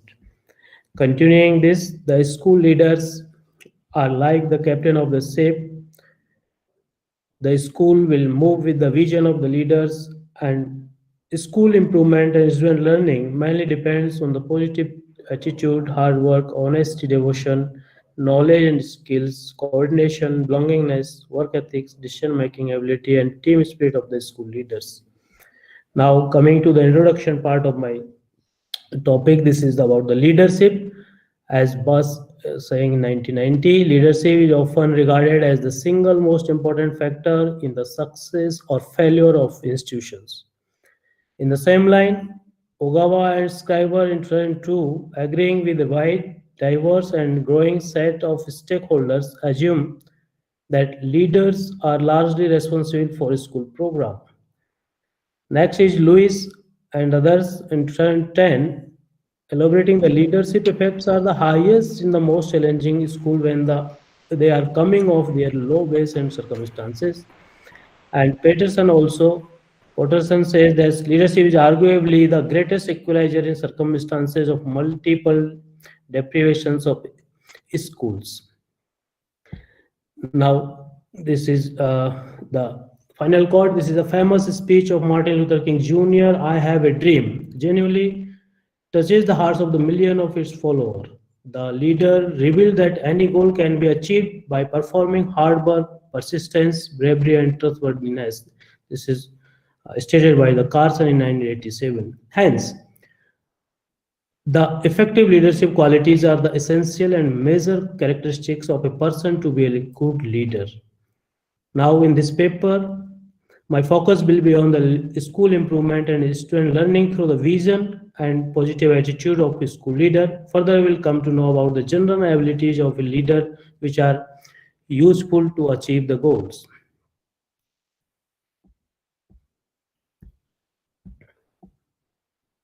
This is a slide where so many qualities of leaders is given.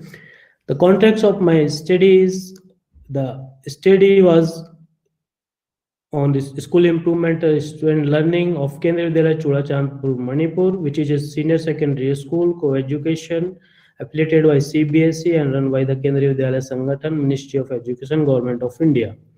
The focus area of this study was the infrastructure of the school, enrollment of the students in classes, dropout issues of the students, performance of students in scholastic as well as co-scholastic areas, active participation of all stakeholders in school activities, classroom teaching and learning process of teachers, and discipline of the school. I have faced these challenges related to above mentioned areas in my school and tried to resolve issues as a school leader with support of my team and committees. Now, why this practice is needed? Because of the low enrollment of students in most of the classes, high dropout rates, particularly of girls students in my school, lack of infrastructural facilities in this school, teachers' effectiveness, and poor students' achievement, build the faith of stakeholders on the school, develop the learner-friendly conducive environment in the school, and the last one, they implement the government and KVS policies and initiatives in true spirit. The objective of the study, to know about the challenging role of the school leaders. Second one is the understand the role of school leaders in school development. Third one is the understand the impact of school leaders on student learning. And next one is the understand the basic abilities to be an effective school leader. The method was adopted as a practice-based, as I already mentioned, that this is a practice-based study and which is strongly oriented towards the Kendriya Vidyalaya Churachandpur, Manipur only. I adopted many methods like the observation, case study, organized study, group study, discussion, analysis, and experimentations. Now, the planning and execution and evaluation procedure, what I have adopted. What the matters in improving of the schools? This is the so many factors which have the influence of the school development and the student learning. But the planning, my planning was before starting of the work. This is the planning part 1 to achieve the goal and objectives which I have mentioned in the objective slides. Empower others to make significant decisions. Develop the culture of trust and collaboration among the teachers. Development of loyalty and integrity among the teachers and students, monitoring and evaluation of quality of teachers' work, continuous teachers development program, influence students through action, appeal community support for student learning, take accountability and its distribution. This is very important point. So accountability and its distribution among all the other stakeholders of the school, and genuine feedback. This is the most important thing of the planning. Genuine feedback from the stakeholders, maybe the students and the parents or teachers regarding the progress. Sir, come quickly to your analysis and results. Yes, ma'am. I am not more than this. This is to achieve the goal and objectives. The leader needs to constitute some committees or teams like this here mentioned: the monitoring committee to development of the school physical infrastructure, supervision committee, observation committee, coordination committee, and parents committee for support and coordination and cooperation, committee for monitoring of environmental awareness among the students, committee on social values and ethics, and executive committee who is looking overall development of the all committees. This is a part number 2, and this is the execution plan, ma'am. Making a plan is the starting line of the long run, but a step ahead from the beginning. To execute the plan, the following steps I have taken. First of all, I have checked and verified some data of the school, such as availability of the resources. Mr. Minaji, you have left only 1 minute. Yes, sir. Please conclude. Some executive plan I have made and some changes observed here before the study and after the study. And I am coming to direct this the result section where the changes is visible. You can see this enrollment is increasing. 2016 the enrollment was 252 and it comes in 2020 is 415. Before my joining in the year in 2017 the enrollment was 255. Now it is 415. It is a visible change and dropout cases are less. Coming to the next visible results of this leadership, the result of the CBSE board classes. As you can see that the result of the 10th and 12th both are continuously 100%, and this year the PI is very appreciable in my school. And some of the activities and achievements of the students are here after my inception of this school. So students get the chance to interact with the outside of the school. Some achievements are there in the field of sports and games also. And this one important example I just want to quote here. That's one student in the session 1920 is condemned by his family that he has fallen in the bad community, but the school principal and teachers continuously motivate him and guide him. Minaji, your time is over. And he passed. Your time is over. Please conclude. Yes, sir. As a conclusion of this study, we can say that the school leadership played a vital role in school improvement and student learning. The school leader can make the desirable change in the school infrastructure, resources, performance, as well as the students' behavior through his positive attitude, vision, coordination, collaboration, decision-making ability, hard work, team spirit, and management skill. Thank you, Lekha ji. Now, I would like to request Mr. Rajesh Gupta, Principal, Navodaya Vidyalaya. Good afternoon, sir. Am I audible, sir? Yes, you are audible. Please. Good afternoon, sir. Good afternoon, Professor Maithili. First of all, I would like to thank NIPA and NCSL for giving me this opportunity to present my paper. And next, I would like to thank my organization, Navodaya Vidyalaya Samiti, for enabling me to present paper. Okay, come quickly to the paper. On national level. Quickly to the paper. Yeah. Yes, I am starting the PowerPoint presentation, madam.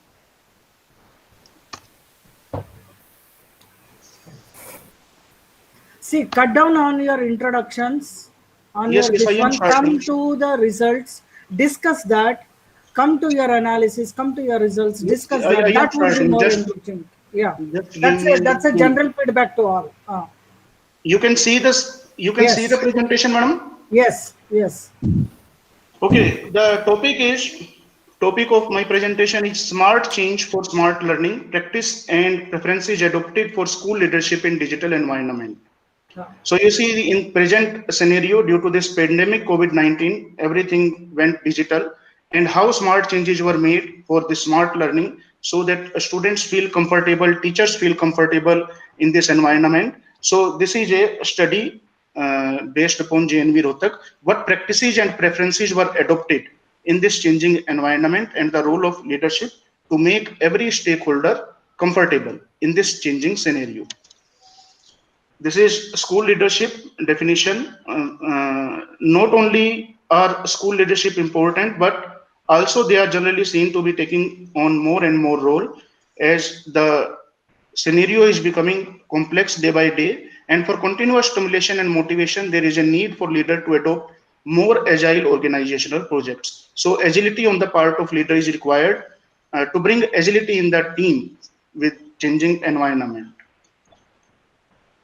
Outstanding leadership has invariably emerged as a key characteristic of outstanding schools. So there is no denying the fact that every outstanding school has outstanding leadership. Major characteristics of leadership are individual support. So a leader has to give individual support to all the team members wherever they feel uncomfortable, wherever they need guidance. Then vision and goal is required on the part of leader. A leader should have a clear vision and goal, where he wants to take his team, what should be the achievement, and that vision and goal should be clearly passed on to the team members so that they can aspire to achieve that vision. Then a leader has to take care of the team structure. So the team mechanics has to be taken care of so that the team can work in tandem. Then good IPR has to be ensured, and different layers of leadership is to be developed in the team to achieve maximum results. Then there should be performance expectation. It should be clearly told to the teachers and students, this is expected from you, and they have to come up to the expectation. Then last part is communication. So communication on part of leader is very much necessary. I believe that communication is the crux of good leadership. There should not be any communication gap between different stakeholders, be it parents, be it teachers, students, or principals. So communication channels should always be kept open, and leaders should always be ready for feedback. Objectives of this paper are to determine the satisfaction and comfort level in transformational environment. So in changing environment, how different stakeholders are comfortable. To create qualitative work culture and using resources, whatever resources are available with us, how we can use them effectively. To ascertain training guidance in accessing new mantra of teaching learning, especially in ICT areas. To examine school governance and changing role of a leader. So you see these times are highly vulnerable, complex. So the role of school leader becomes quite prominent to achieve the results, to fulfill the objectives for which schools are opened, to suggest the ways and means for improvement in effective leadership. What is the methodology? The entire work in present study is based on result analysis, outcomes of different academic activities, and direct observation. The data for academic performance from session 2018-19 to 2020-21 is organized, analyzed, and tabulated by using statistical measures such as figure tables and percentages. The data has been cross-checked by the data obtained by academic performance and direct observation.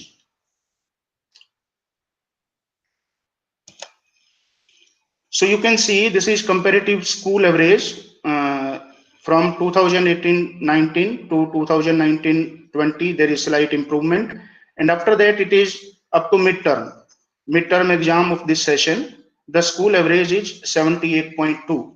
So this clearly shows the improvement, the achievement of the students, improvement in achievement of students. Then subject average in science subjects can be seen. So clearly the bars are from 2018-19, 19-20, 20-21. So slightly it is gradually improving. It can be seen. Now I would like to highlight the activities undertaken for maximum outcome in the Vidyalaya. Online teaching for academic support. You see the whole, there was a big shift, total change from offline to online. So regular classes have been taken in real time, and there was daily timetable for children. Regular feedback has been taken from parents. So academic support has been given to children on regular basis through online mode.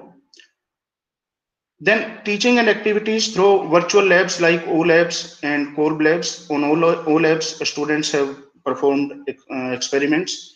For this, training sessions were conducted and our teachers were well trained, and with the help of that, they were able to conduct the practical exam. Then there was stress on learning by doing. Project works have been undertaken in different areas, and students have learned through projects. Some of our teachers have prepared their YouTube channels so that the flexibility is there. Whenever students have free time, they can go to those channels and they can watch their lectures, they can see their lectures. Then CCT and PISA practices online were done regular. Around 140 students are registered to take this PISA exam, Program for International Student Assessment. So on regular basis, the practice tests were held in online mode, and for this teachers were trained, and it has been regularly monitored. Online, there was participation in science challenge. Then art integration practice, the students were given guidance and they prepared these projects, and they learned through art integration. Then our school is learning hub of learning also appointed by CBSE. Other 5 schools are joined with us, and continuously we are sharing all our resources in online mode with our schools associated with us. For language skills and proficiencies, the activities have been conducted in online mode, like poem recitation, speech competition, and other things to develop the language skills and proficiency of children. Then school has third language as Marathi. Marathi is taught as third language. Marathi language based activities were conducted in online mode. And in co-curricular areas, our students participated in Toykathon. Our teachers guided them. Then Awakened Citizen program, which is run by Ramkishan Mission, Delhi. Different modules were taken online to instill the moral values, to instill the democratic values among students. Students were made aware about NEP 2020 in online mode. CC activities were undertaken in online mode, and students gave healthy response, and they participated wholeheartedly in different kind of activities. Even in sports activities under Fit India movement, in online mode, the students were asked to participate in the games, and they sent their videos and photos, and especially they participated in traditional games like marble, gilli danda, etc., which was Mr. Gupta, your time is almost over. Please conclude. I will take just 1 or 2 minutes. Then this is 1 minute class-wise only. academic. No. Okay, sir. This is class-wise academic progress. Then our whole library is digital. It is on eGranthalaya, and all the resources are shared with children in online mode so that children are comfortable. These are different classes, and resources are given for different classes where children can see and they can take help. These are open e-resources sent to children. So these are the major findings of this study. Maximum use of e-formats. Then these are the suggestions to motivate faculty to use e-resources. Libraries should be transformed in an online platform. New projects and applications like smart library apps should be developed. Ultra-modern facilities should be provided to faculty and students. Now this is the conclusion. A visionary leadership should have more agile organizational projects. For leadership, consistency, choice, and commitment is required. And the emergence of techno tools has opened new vistas of learning. Schools should develop their own data archives, subject gateways, and a leadership leaders should play an optimistic role. Thank you, sir. Thank you.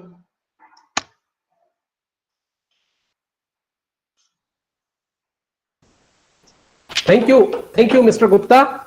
Now I would like to request Mr. Satyanarayan ji from Kendriya Vidyalaya, Kolkata, please. Sir, good afternoon. Good afternoon. Please continue. Respected chairperson, faculty members, myself Satyanarayan, Principal KV Kakinada, going to present my presentation on synergical leadership. Before start my presentation, Vidya Dadati Vinyam Vinyat Yati Patratam Dhanam Apnoti Dhanat Dharam Tatasukam. It means education have all the power to enrich everyone. I am going to focus my way how to motivate the students. Being a student of biology, I believe in synergic leadership, inclusive approach, and I have done this in my school before my joining. The results of this Kendriya Vidyalaya Kakinada is at the bottom of the Kolkata region. Yes.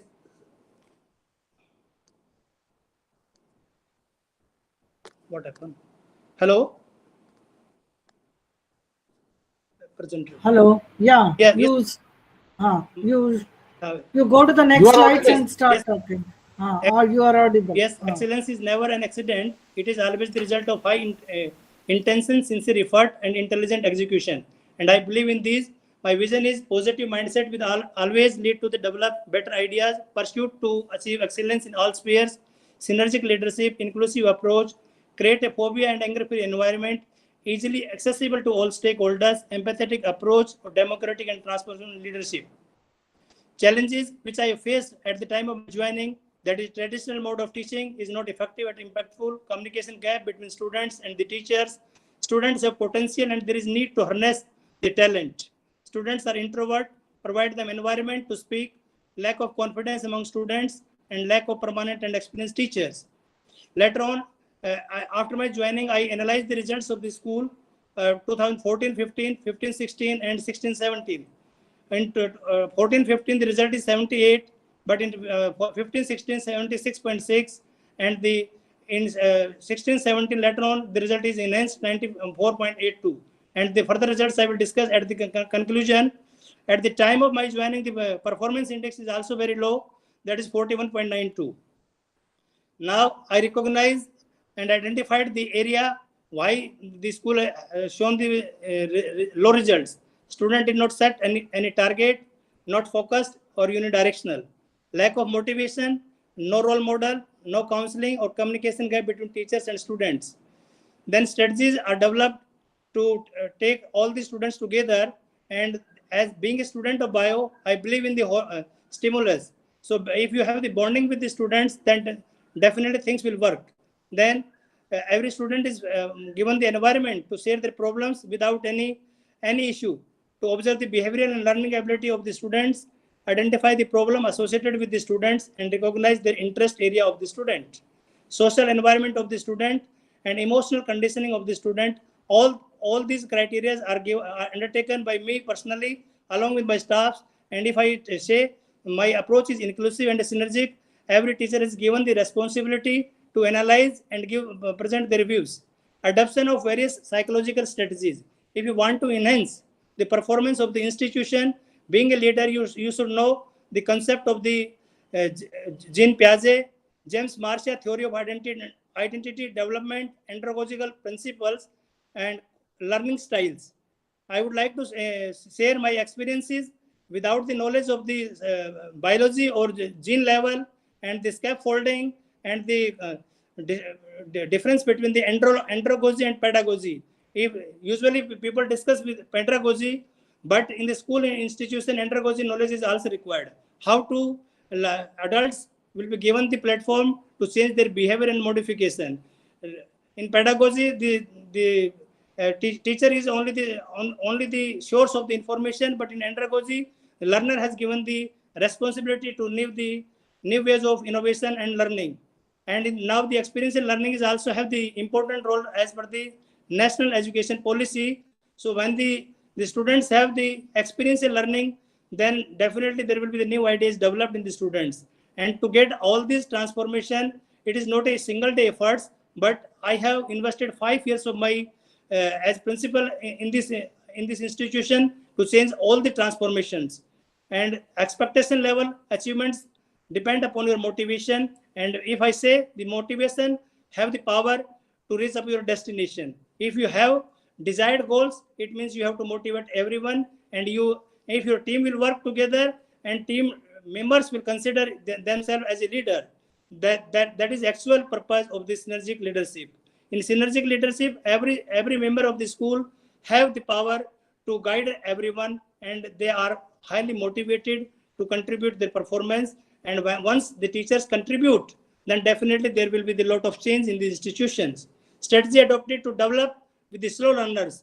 And as per the government institution, Kendriya Vidyalaya Kakinada have the different goals for the different students. It means our approach is inclusive, but no one will lag behind.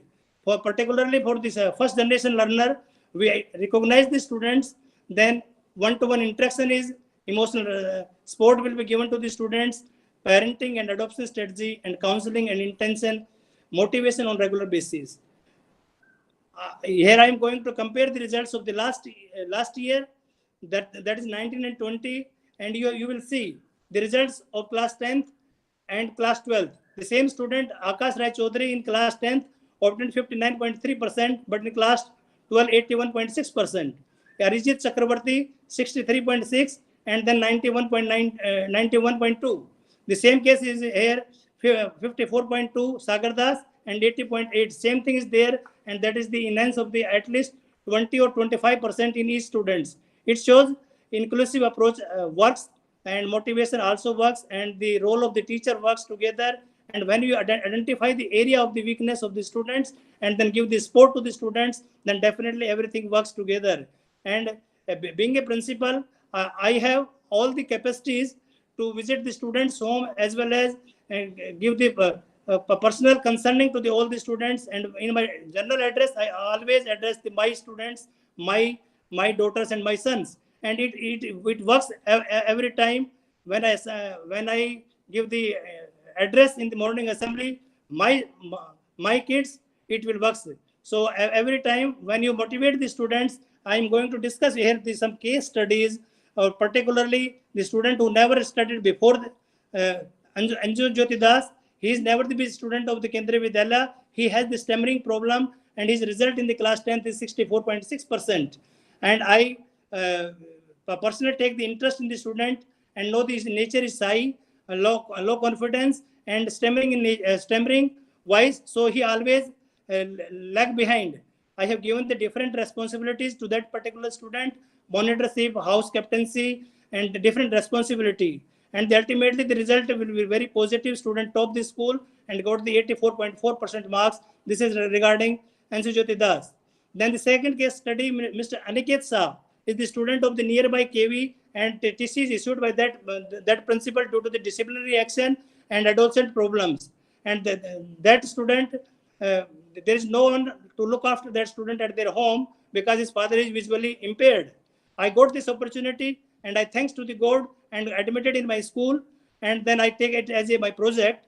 I have given the personal counseling to the student and developed his confidence and kept all follow-up with the daily basis.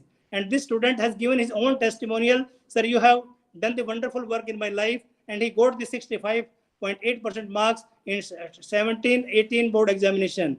Then the third case is the Roshan Srivastav. He has the learning disabilities, and no one is supporting in his home. He's a fatherless student, and IQ is very, very low, not able to read. Or one-time failure in the class 11th. I taken this student as my project and given the personal counseling in my chamber. In every morning he visit, and to give the personal attention on this student, I take the subject as political science, being a student of biology, but political science is taken by me throughout for class 12th, and the result is given 100% with 70 PI, and this will be discussed in the principal conference, because on that year, my school is the second topper of the Kolkata region. My deputy commissioner, madam, asked, what you have done, Mr. Principal? I usually say, madam, I have done all the works which a parent done with his own generation. That is the point. When you work with wholeheartedness and full involvement, then definitely your brain faculty will explore the new ideas, and new ideas when you implement for the benefit of the student, the Almighty will support you. And I have done this work, and this student passed, who has failed in the class 11th and promoted in class 12th after 1 year, but he's very lacking behind. Now he's taking the higher studies, and this is the case study. One more case study with the teacher I am going to share with you. My senior most visit economics. His result is very Sir, is this the last case study? Yeah, or yes, how madam. many more are there? The last case study, madam. Okay, Last okay. study regarding the teacher. The Your teacher time is over, Mr. Satyanarayan ji. Please, Finish one minute within more. 1 Yes, minute. 1 minute I am going to finish. This teacher, I have given the motivation, and from 33 PI, he has given the 70 PI. So this is the result due to the personal bonding, continuous motivation, empathetic approach with the teachers, and to know their individual problems. Counseling matters in the life, and as being a principal, if the principal take all the teachers together, then definitely the things will happen. Or Narendranath Pani himself has given his testimonial. His result from 33 PI to 70 PI, and this year my school is topped the Kolkata result due to this. Now, for this my work, over the last 3 years, I am going to share with you 17-18 PI 66.25, and 18-19 PI is 65 with 100% result, and 19-20 our commissioner sir has given the target 78 PI, but my PI is 79.5, and our school is the topper of the Kolkata region. All happened due to the continuous monitoring of my higher authorities, my teachers together, and we achieved this. And my deputy commissioner madam has given the appreciation for this work, what we have done for the development. Thank you. Okay. Thank you. Thank you, Appreciation Satyanarayan ji. by chairman for the same purpose. Okay. And Okay. lastly, I would conclude. Thank you, Satyanarayan ji. Your time is, you have taken more than 2 minutes Okay, additional. Thank you. Thank you. Thank you. Sir, one more candidate is there. Yes, Dr. Leena Kumari ji. Now, I would like to request Dr. Leena Kumari, Principal Kendriya Vidyalaya, Shiopur. Sure. Sure. Good afternoon. Leena ji, please. Thank you. Leena ji, one small request before you begin the presentation. We had requested you to send the Word document, which you did not send. You have photo,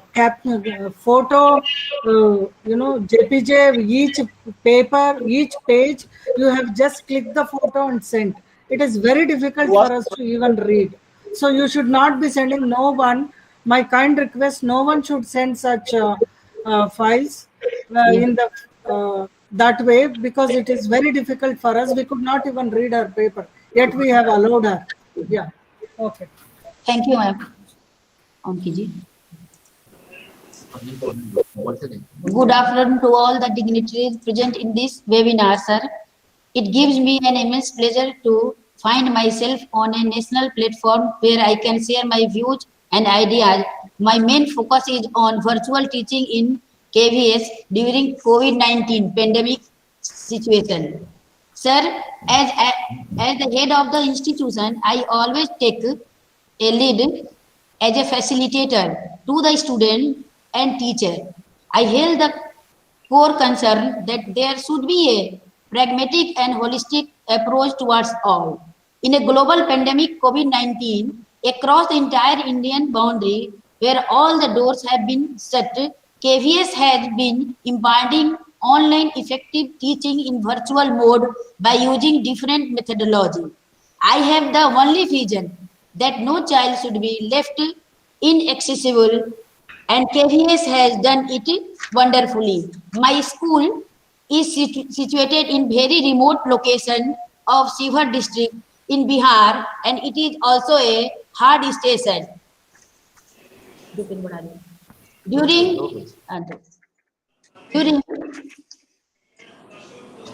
2020, we generally faced so many problems.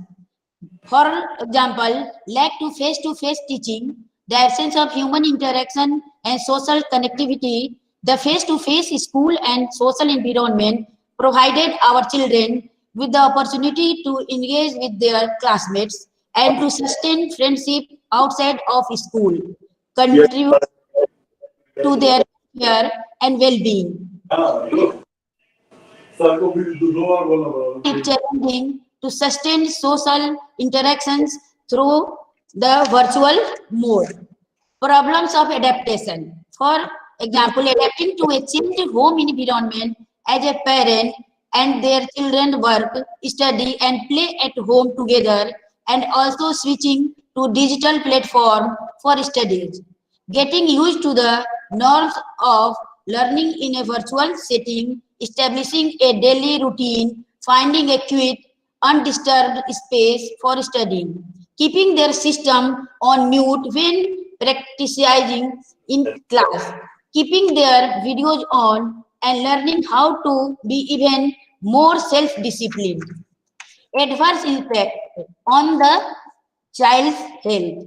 While we monitor the number of hours our children are exposed to screen time, many children spend more hours outside of the classroom, engaging with their friends, playing games online, interacting on social media. Such extended hours of screen time can result in various physical problems such as frequent headache, bad posture, and eye strain. Another problem is lack of physical exercise.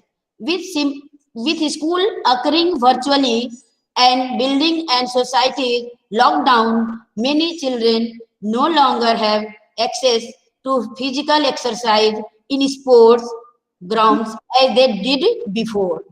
Next, lack of internet access and device. It was Madam, what have you done to overcome this? That would be more interesting because everybody faces this. Yes, so yes. Come to that. Yeah. My main objective of our online teaching are so many to reflect and conserve basic values, to carry out educational futures, to manage social change, to profit by experience, to carry out modernization, to propagate science, to adapt technology, to realize national integration. Method that we adopted to implement this. First is planning. For example, well-planned and designed lesson for online teaching. We suggest our teachers that they should have a well-designed lesson for online teaching, which help to promote students' learning and engagement. We should create something that meets the needs of all students. For example, quiz, we organize quiz, we show slide, PPTs, PDF, article, etc. Sometimes we emotionally satisfying reading material. For a well-designed reading materials are also supplied to them, not just highly functional, but it also should be emotionally satisfying. Online motivational talks should be organized by our eminent personalities and involve the students and ask the objective of the course which is being prepared for them. And now we execute of online classes. While executing online classes, we keep the following points in consideration for effective and smooth online teaching. Timely classes. We prepare timetable for class-wise as well as teacher-wise so that timely teaching can take place. Relevant topics should be always taught in the class so that students are not feel boring. Two-way communication. In online classes, two-way communication should take place. The students should also actively interact with the teachers. That means our motto is the student-centered learning. That means three goals that, for example, parents, teachers, and students. The main center is student. Student-centered learning. Student-centered learning put students' individual needs and interest at the forefront of teaching practices. As the term implies, students are placed at the center of their learning rather than on the outskirts. and are given freedom to voicing how, what, and why they are learning certain topics. What is the need of the topic? And that's why the students feel familiar with the teachers, and they come to the platform and talk to the teachers, their problems also. And at the last, we done evaluation of the students by the following methods. For example, the evaluation of online teaching is done through the following methods: online quiz, open-ended essay questions, online interview and dialogues simultaneously, online polls, and at the last, result and conclusion. The current online study support the academic institutes in providing healthy education to students. Online learning modalities encourage student-centered learning, and they are easily manageable during this lockdown situation. That's all. Thank you, ma'am. Thank you. Thank you, Dr. Leena ji. Thank you for completing your presentation within a time. Thank you, sir. Thank you. Now, forum is open for asking any question to the presenter. Anyone from the audience can ask the question to the presenter. Yes, please.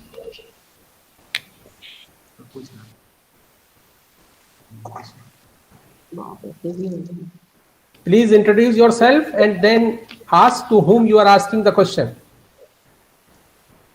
Leena ji अपना mute कर लीजिए. लीना जी अपना mute कर लीजिए microphone.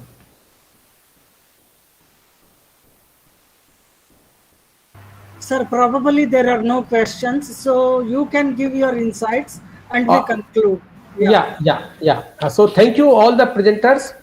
They have given the best practices of their respective schools, case studies, a different type of practices which they are using, and the result which they have shown during the presentation is a testimony that these practices or these case studies are producing the impact on student learning. Not only student learning, but also in the form of the result in the board examination, upkeep of the school, providing the facility to the school system, and that shows that all the presenter have studied, done the research, and prepare the case study in a nice way and presented here.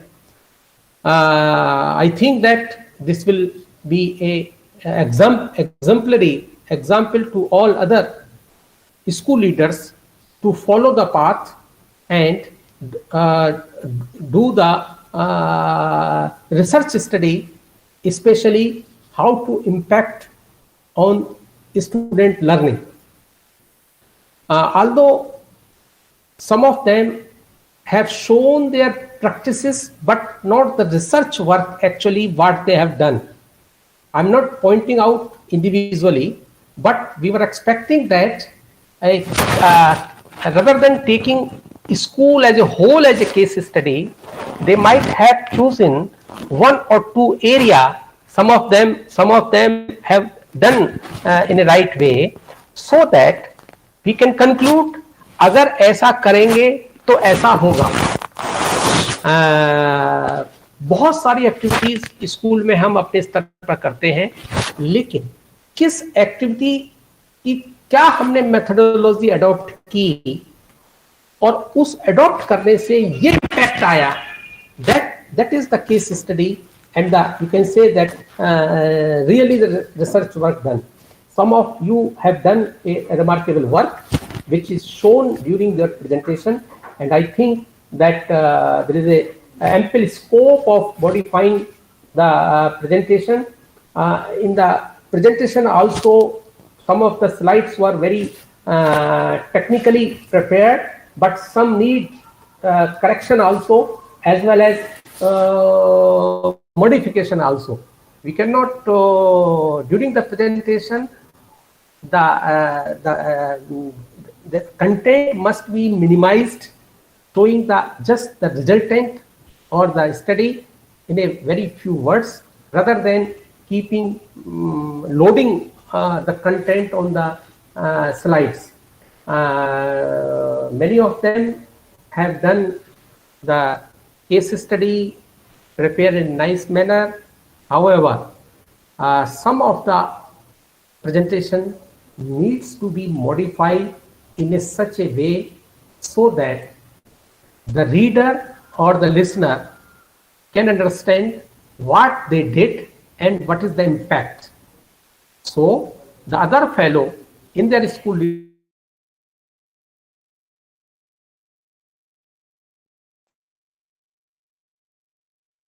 Sir, you are not audible, sir.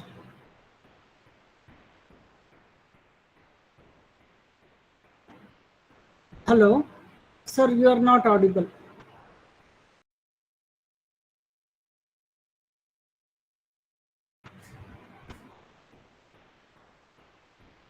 Hello?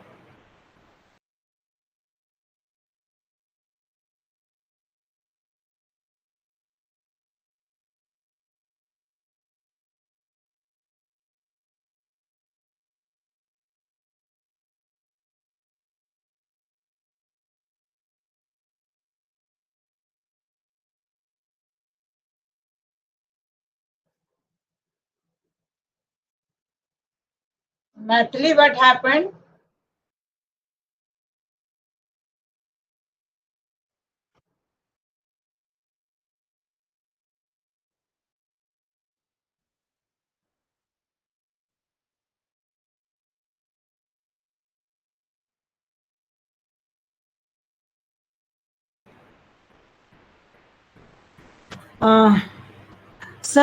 Sir lost the connection in between, the internet connectivity problem. So I just called him up. He said, let us continue. You continue, he said. So with the few observations that sir based on the few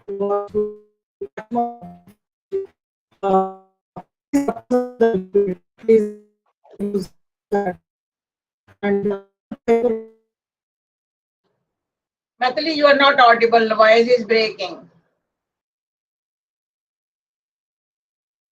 So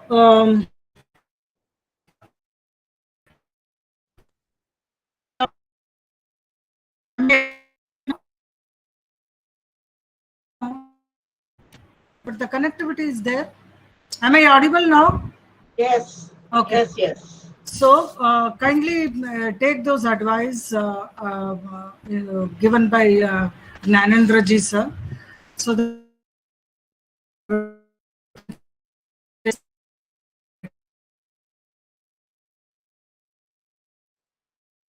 Not audible.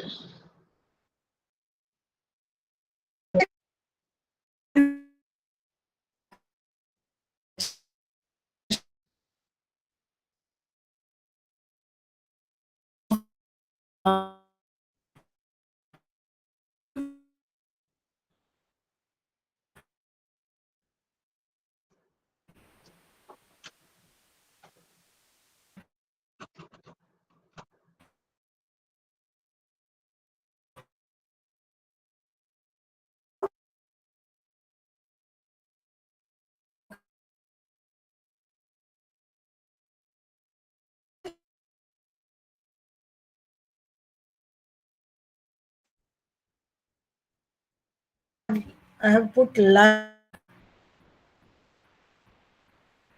Am I audible now? Am I in the connection? Yes, Okay. yes. Okay. There was a network connection here, problem with the network connection with me as well. Okay. So now we move to the last item of the webinar, and that is the valedictory. Madam, this is how it was. It is thought.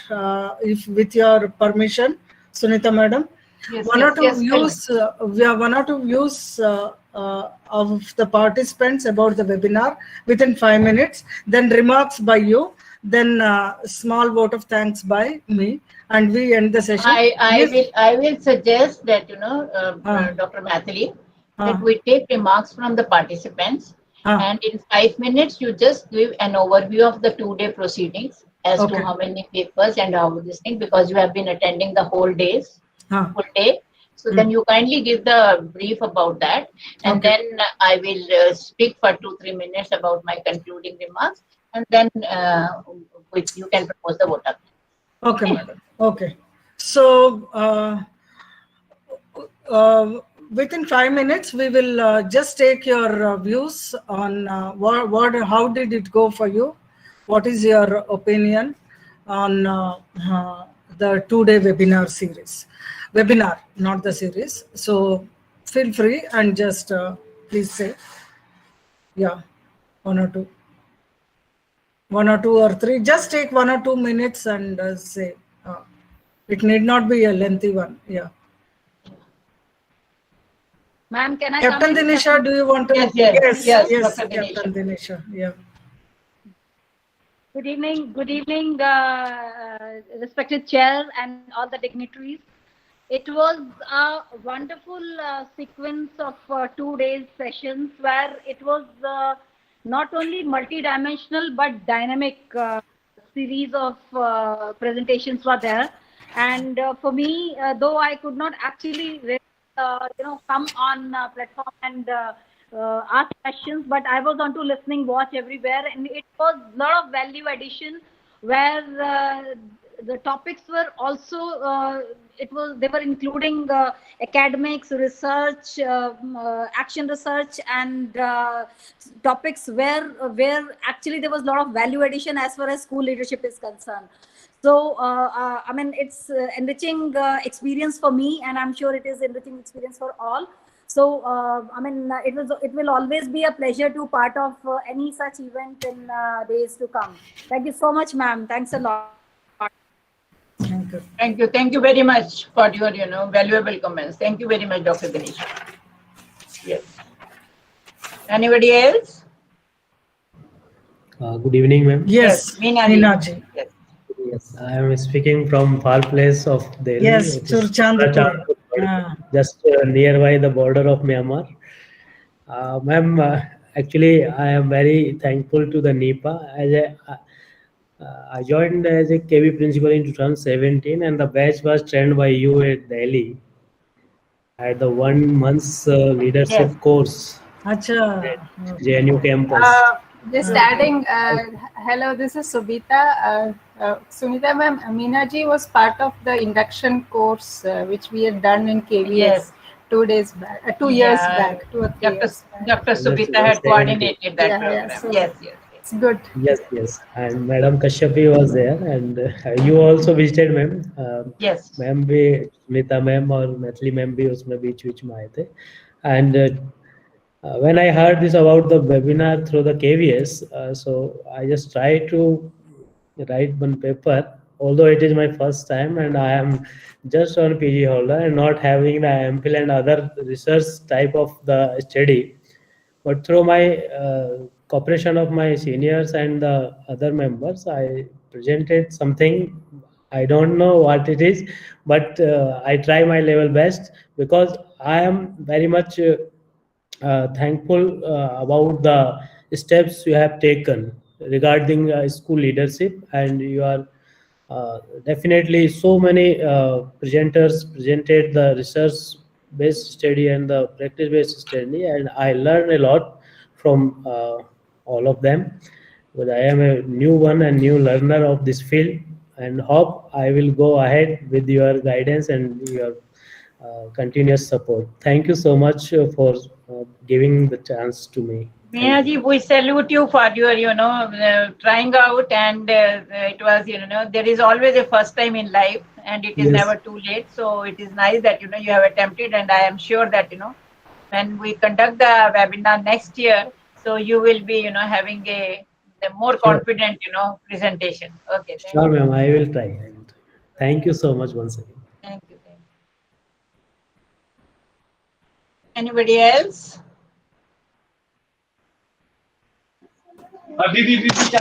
Yes, ma'am. Nice, good. Caroline, yes. Yes, ma'am. Who is Really, going to? really wonderful experience with NEPA. You are doing wonderful work for the development of the school leaders. Or when you people give the direction, then definitely on the basis of the research, we get the different orientation and we apply in our schools and our system. Being a cluster in charge of the 10 schools, I usually give the positive feedback to all the teachers of my cluster, and it works in their life. Motivation and positive input, if you deliver to anyone, then it works on the psychology of the teacher, and the brain will take the energy and remarkable change take place. This experiment I have done every time, and it gives the stimulus to me also to do the more works. So now we are well acquainted with the new steps of the psychological aspects and your works. You are doing wonderful work for the motivation of all the school leaders, and definitely life go ahead when people like you investing your day and night for the development of the school leaders, and as well as your planning part is very strong. Every activity is finished within the 10 minutes. It shows your determination, and your work is absolutely at a high level. And definitely we the school leaders will work every things in our school system as per your help, and now we know the agency who can help us to give the more direction to the specific students particular in the learning disabilities and different areas. We have the now new opportunity or new perspectives. We can interact with you peoples, and you are in the beginning the vice chancellor sir has given the remarkable address. We are the leaders for the learners. We are not the leaders, but we are the only leaders for the learning purpose. It means learning is a continuous phenomena and evolution at every time. If we have the aspect of the cognitive development, then definitely things will be work. So all things, and the one thing more is stressed upon by the sir, that is the incomplete leader. I believe in that philosophy. We are never be complete and never be perfect, but every time we evolve with the concepts and the knowledge. When we give the channel to open, the new frontiers of our brain and faculties will rise, and we rise and continuously. And if the presenter or as a principal, we are motivated, then our team will also. Thank you very much. Thank you very much. Thank you very much. Thank you, madam, for your Thank you very much. inspirations, and I really salute all of you. Thank you. Thank you very much. Thank you so much. In fact, you have given a gist of the seminar. Very nice, very nice. Thank you very much. So the last speaker, ma'am, one of them here. Yes. KV Highgrounds. Madam spoke about substance abuse yesterday. So she's on board. She's KV Highgrounds, do you want to speak? Yes, ma'am. Okay, Yeah. please do. Very good evening to all of you. And really, it had been a pleasure to be a part of this webinar. Listening to so many new ideas, so many problems, and along with problems, the possible solutions. Of course, this gives a new way, a new direction to all of us. If I'll tell you frankly, of course, I could not give my 100% here, because interviews were going on in my school. So sometimes I was here, sometimes I was this side, listening to gender disparities, listening to leadership skills, and how leadership can influence the learners, and so many other things. And at the most, I was really impressed with Dr. Maithili, who had been here tirelessly. Whenever I could log in, I could see her face, and every interaction, I think she was very keenly observing the things and then giving her precious comments, and of course different other chairpersons who joined at different moments. Ma'am, really it had been a very nice experience for me to be a part of NEPA NCRT. It is a privilege, it is a proud, it is a pride for me, and I would look forward for other such opportunities to learn where I can sit for 100% of my timings. I want to really learn a lot further also. Of course, we are doing our best, but still, when we listen to you people, we feel there is a lot to learn. lot to learn, and so many things are to be done.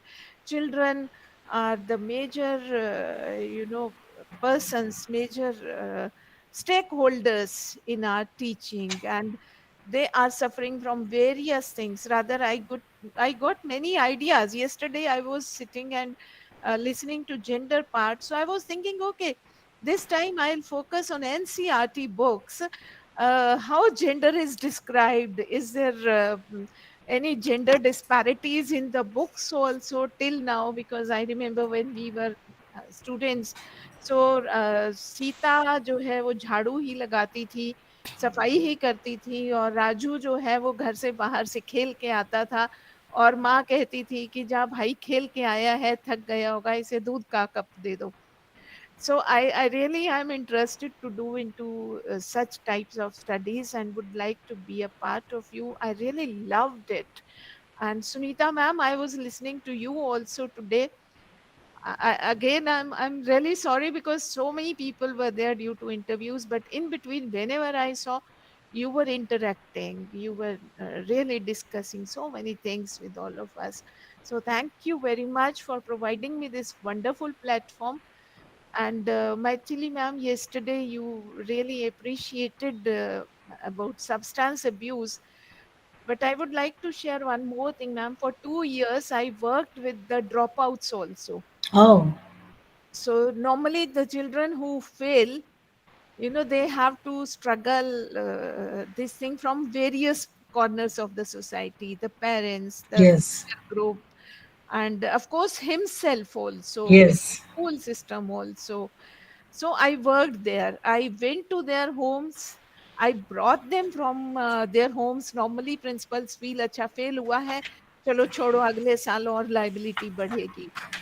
But really, after giving support to them, I went to their houses and I brought students to the classes back, to the system back. One of the student even didn't inform her parents also that she got fail. Oh. And Hanji ma'am, it was really wonderful case. When we went to her house, then we came to know that every day she was telling a lie to her mother, sometimes going somewhere else, sometimes telling कि school में छुट्टी हो गया, sometimes this, and the reason was the oversensitivity of the mother. The mother used to say कि अगर तुम fail हो गई तो मैं suicide कर लूंगी. Oh. Ji. So we could bring that girl into system and she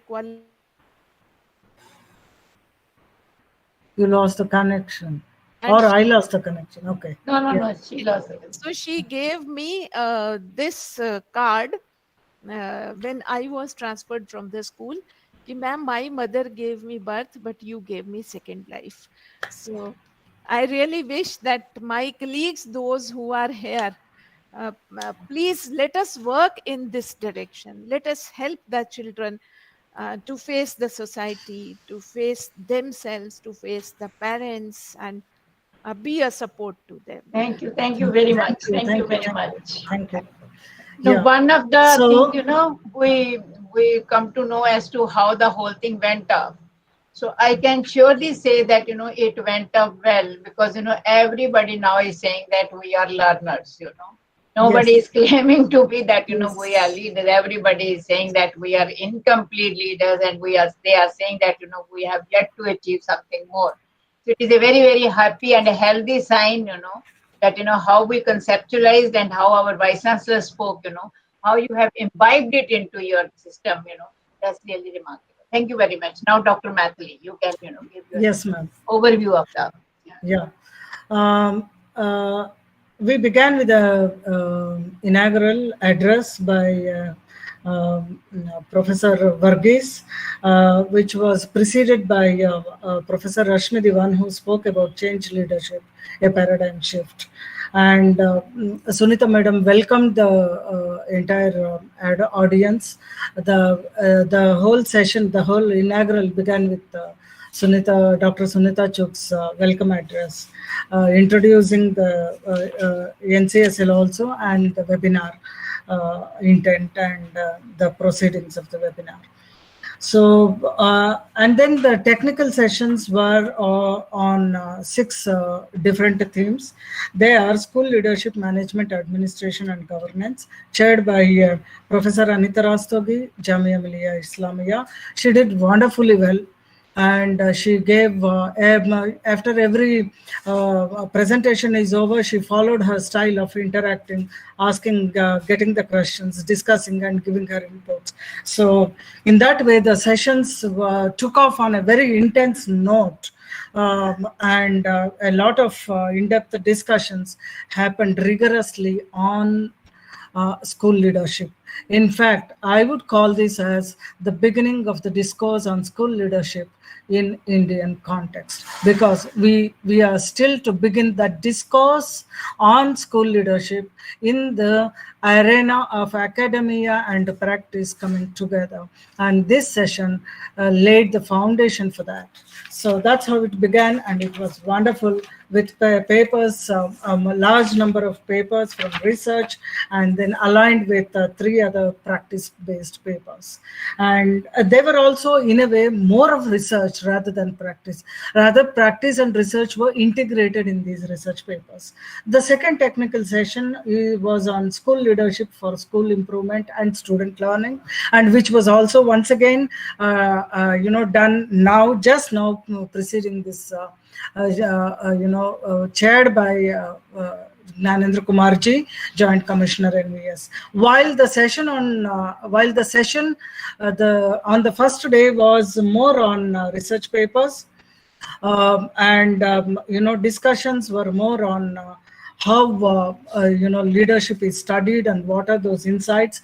Today's papers were largely on how I did, what I did, and why I did, and what was the impact. So the practice and research came together very, very beautifully in both the sessions. And the first session was chaired by Professor Sharat Sinha of NCERT. She was also very graceful and pushing the participants to present whatever insights that they have, so that they do not feel left out or feel time crunched. But she managed it very well, and that also strengthened that discourse on school leadership. Today's that practice-based paper, once again, we see that the synergy between how those research insights really were embedded in the practices. When you spoke about distributed leadership, when you spoke about the biology coming in with the stimulus coming in with the leadership, and Churchandpur's head principal speaking about how he brought out the school, he turned around the school from low performing to high performing. Of course, Churchandpur is also known for several other things, including a lot of schools, students getting admission elsewhere and coming and studying in Churchandpur, which I know of a little bit. So yes, negotiating with those social, cultural contexts of the area, and then in a highly sensitive state like Manipur, where civil strifes are high, conflicts are high, is a challenge. So the practice and research coming together is once again here. And then the third important technical session was on gender and school leadership.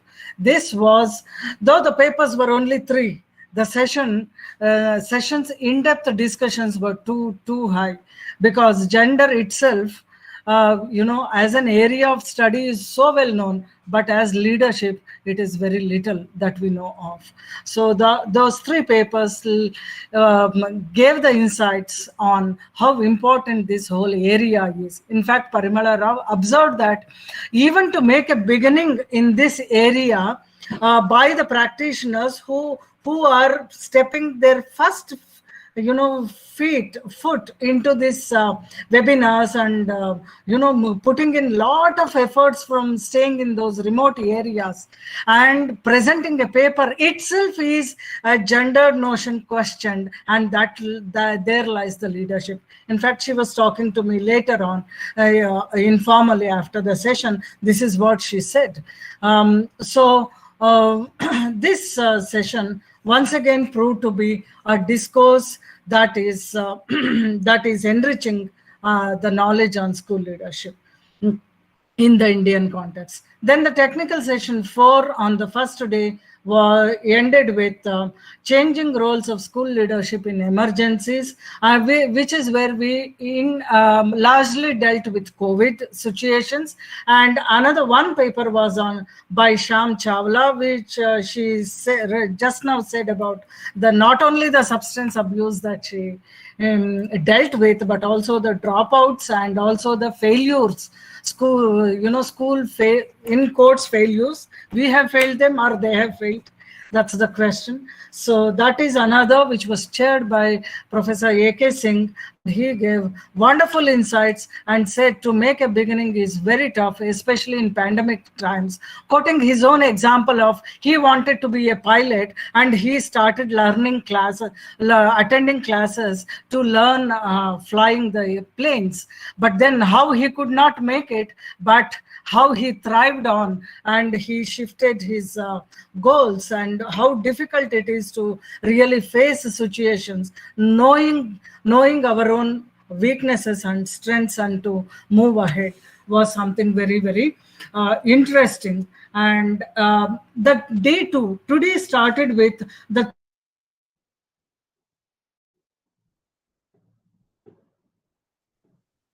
it was a beginning with a uniqueness.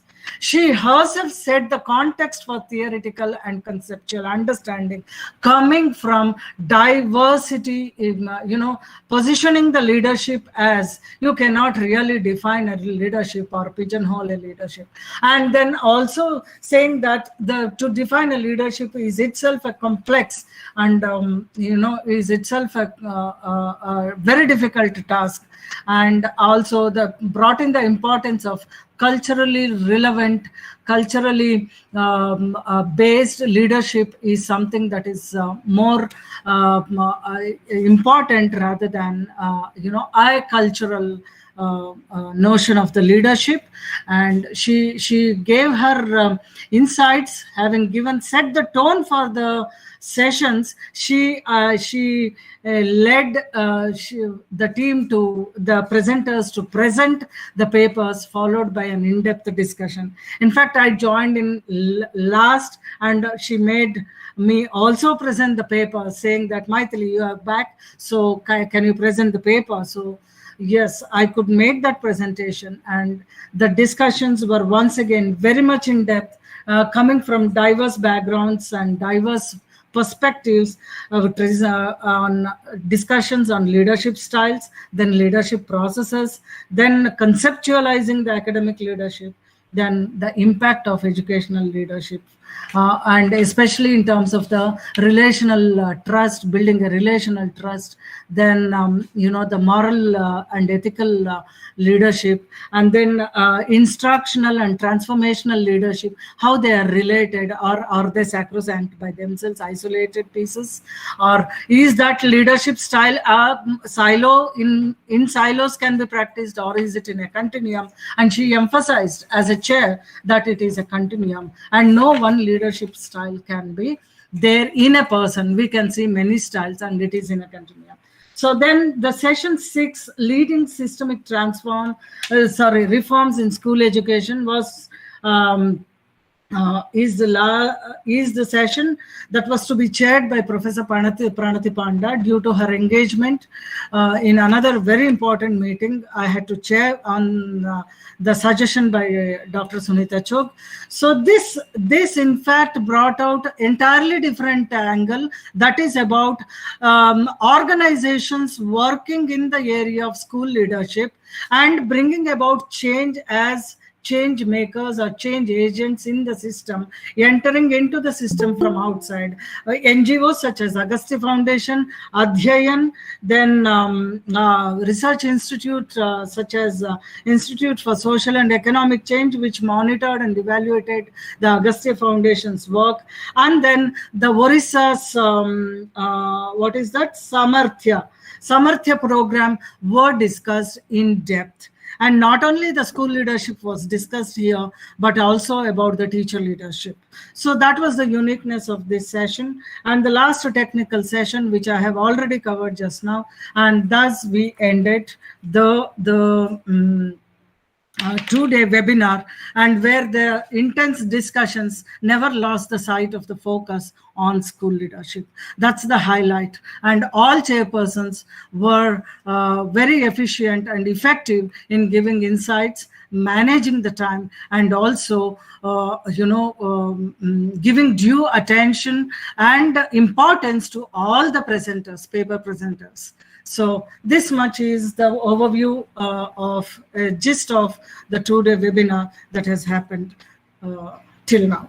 Thank you, madam. Over. Thank you very much, Dr. Mathili. In fact, I was also to attend the seminar, but unfortunately. Sorry, I forgot about this, madam. The open session, which I forgot to say, the open session that was headed by you, and with the presentations from Subita and Charu Malik, also gave a lot of perspective positioning in the recent national education policy, and the importance of leading teaching learning, the pedagogy and the school culture, which cannot be separated, and they go hand in hand, and the school complex, which is a new which is coming in the new form. The world coming up in the new form was discussed. So that was also very enriching. Okay, so over to you. So thank you very much. In fact, by listening to Dr. Mathili, I have got the glimpse of what happened in these 2 days, and it was really we could get the practitioners, we could get the scholars, and we got the perspective. Now, what do I expect? I'm not going to give you, since we have already discussed so much, for last 2 days, I'm not going to give anything new to you. But now my request would be that you have got on each paper, you have got some feedback, or you have got some observation from the chairpersons. So I would request, if you people are interested, you kindly revise the paper in that perspective, and then you give the, you carry out the modifications, and then you can send it, and then we can think of, bringing it as a publication. But the publication will be possible only there will be 2 to 3 steps, that would be involved. Because as far as the publication is concerned, there has to be some quality control mechanism, that we cannot publish it because the publishers will not publish unless there is some kind of a content into it. There has to be some methodology into it, and then there has to be some kind of a flow and of the language, and the sequencing has to be there. So we would appreciate that if you people are interested, then you can send us the revised paper within 25 days. I'm giving you around 1 month, so that you can send it by 1 month, because if we give you more time, in any case, it will get delayed, and then it will be very, very difficult. So, but madam, can I add 1 or 2 things which Sure. Professor Varghese suggested me to share it with the participants. Paper presenters, and that is submit the revised final version.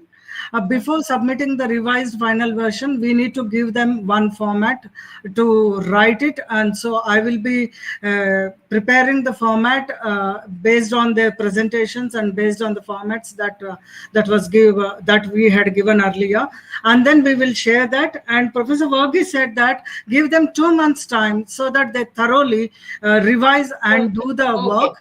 And then the third is that it will go through an assessment process. Yes. Those papers which will pass the assessment alone would be taken forward to be considered for the publication. Yeah, to be considered for publication.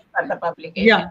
So Okay, so now therefore, the first step would selection be is based on the assessment. no, Yeah. no. First Yes. would be first step would be then Dr. Mathili will be sharing the format with you people, and then because what I understand is, and what I have seen the abstract and the papers, I have glanced through the papers.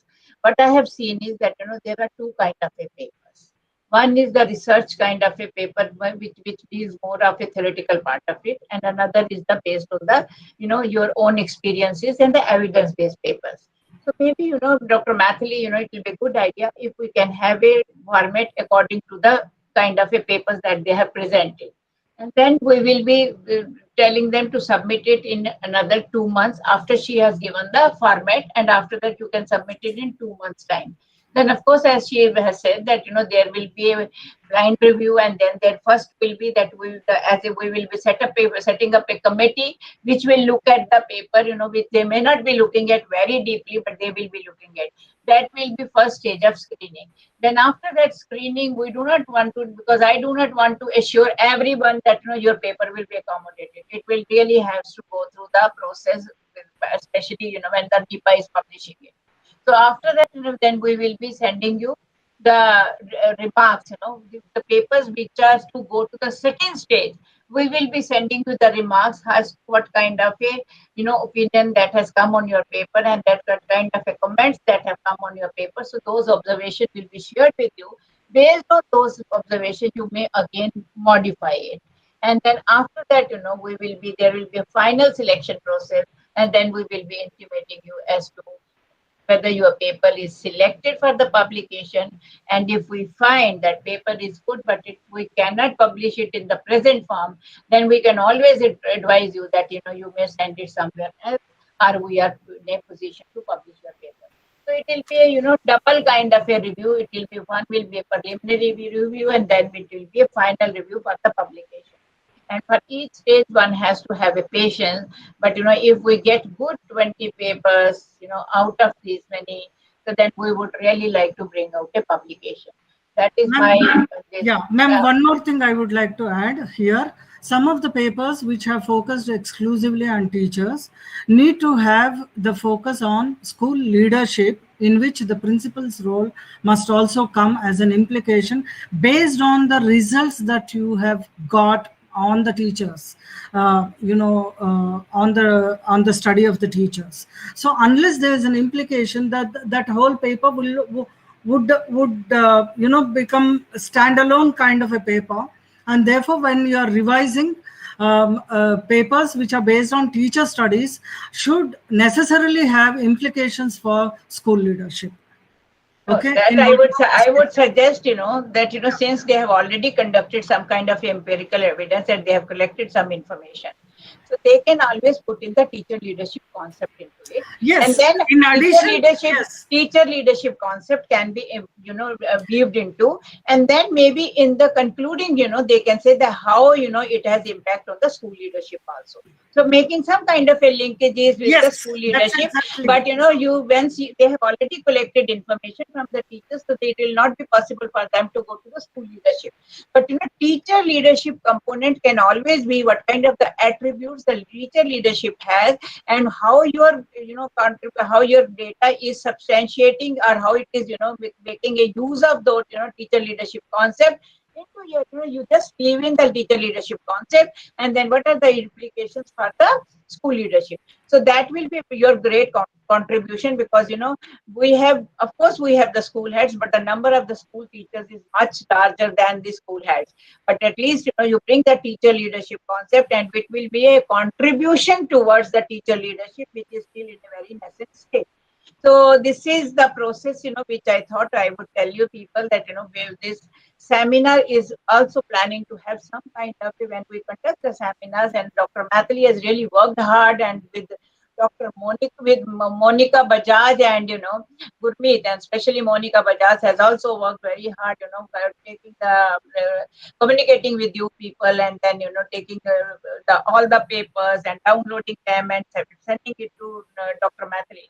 So we want that, that it should culminate into some kind of a, real output, that that you can also feel that you feel interested, that you want to carry forward. You can also demonstrate how you have presented, and you will also feel encouraged, and we also feel encouraged when it comes up to some kind of a publication or some kind of output. And then it happens very, very important that because still the Indian leadership in the Indian context, we rarely find any kind of a resource or any kind of a book or any kind of a article. Very few people are writing, and then we have already this center, especially Dr. Mathli has written on the pedagogical leadership and on the women leadership. But we have to carry forward this mandate. And then Dr. Professor Rashmi Diwan has also written on this subject, and I have also contributed a little bit, and Dr. Supita and Dr. Charu has also contributed in their own way, and Dr. Kashyapi also was from our center. We have written, so, but we have done a small bit, by generating the resource material, by generating some of the, papers on that. So, but, we would like it to really come up to some kind of a level that we can say that in Indian context, we mean the school leadership is like this. We mean that, how we perceive the school leaders to be in the changing context, what kind of a leadership role we pursue. They go beyond the administration and management to the leadership, take up that challenge, and what kind of challenges they face and how do they overcome. And there you may bring out, it's not necessary that we stick to the leadership transformational or distributive leadership. We can always taking clue from the national education policy, we can say that leadership for how to learn, learning how to learn.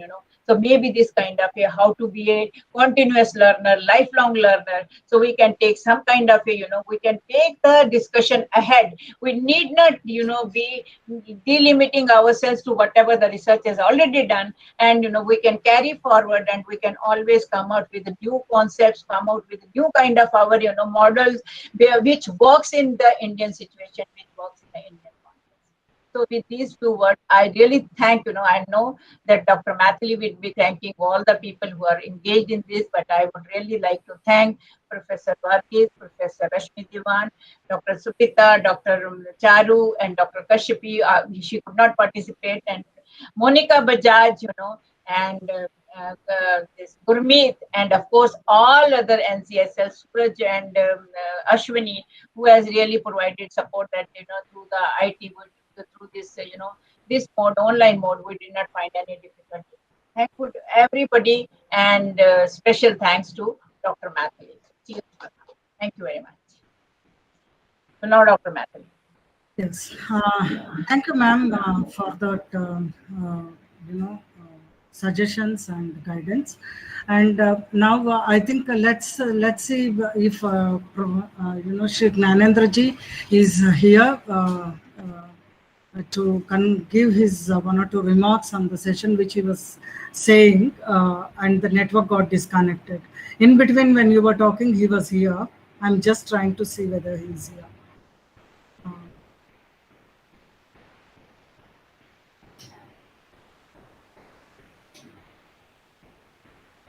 No, he's not there.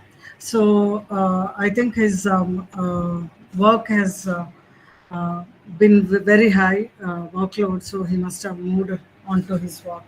Okay, so thank you so much for all the participants who have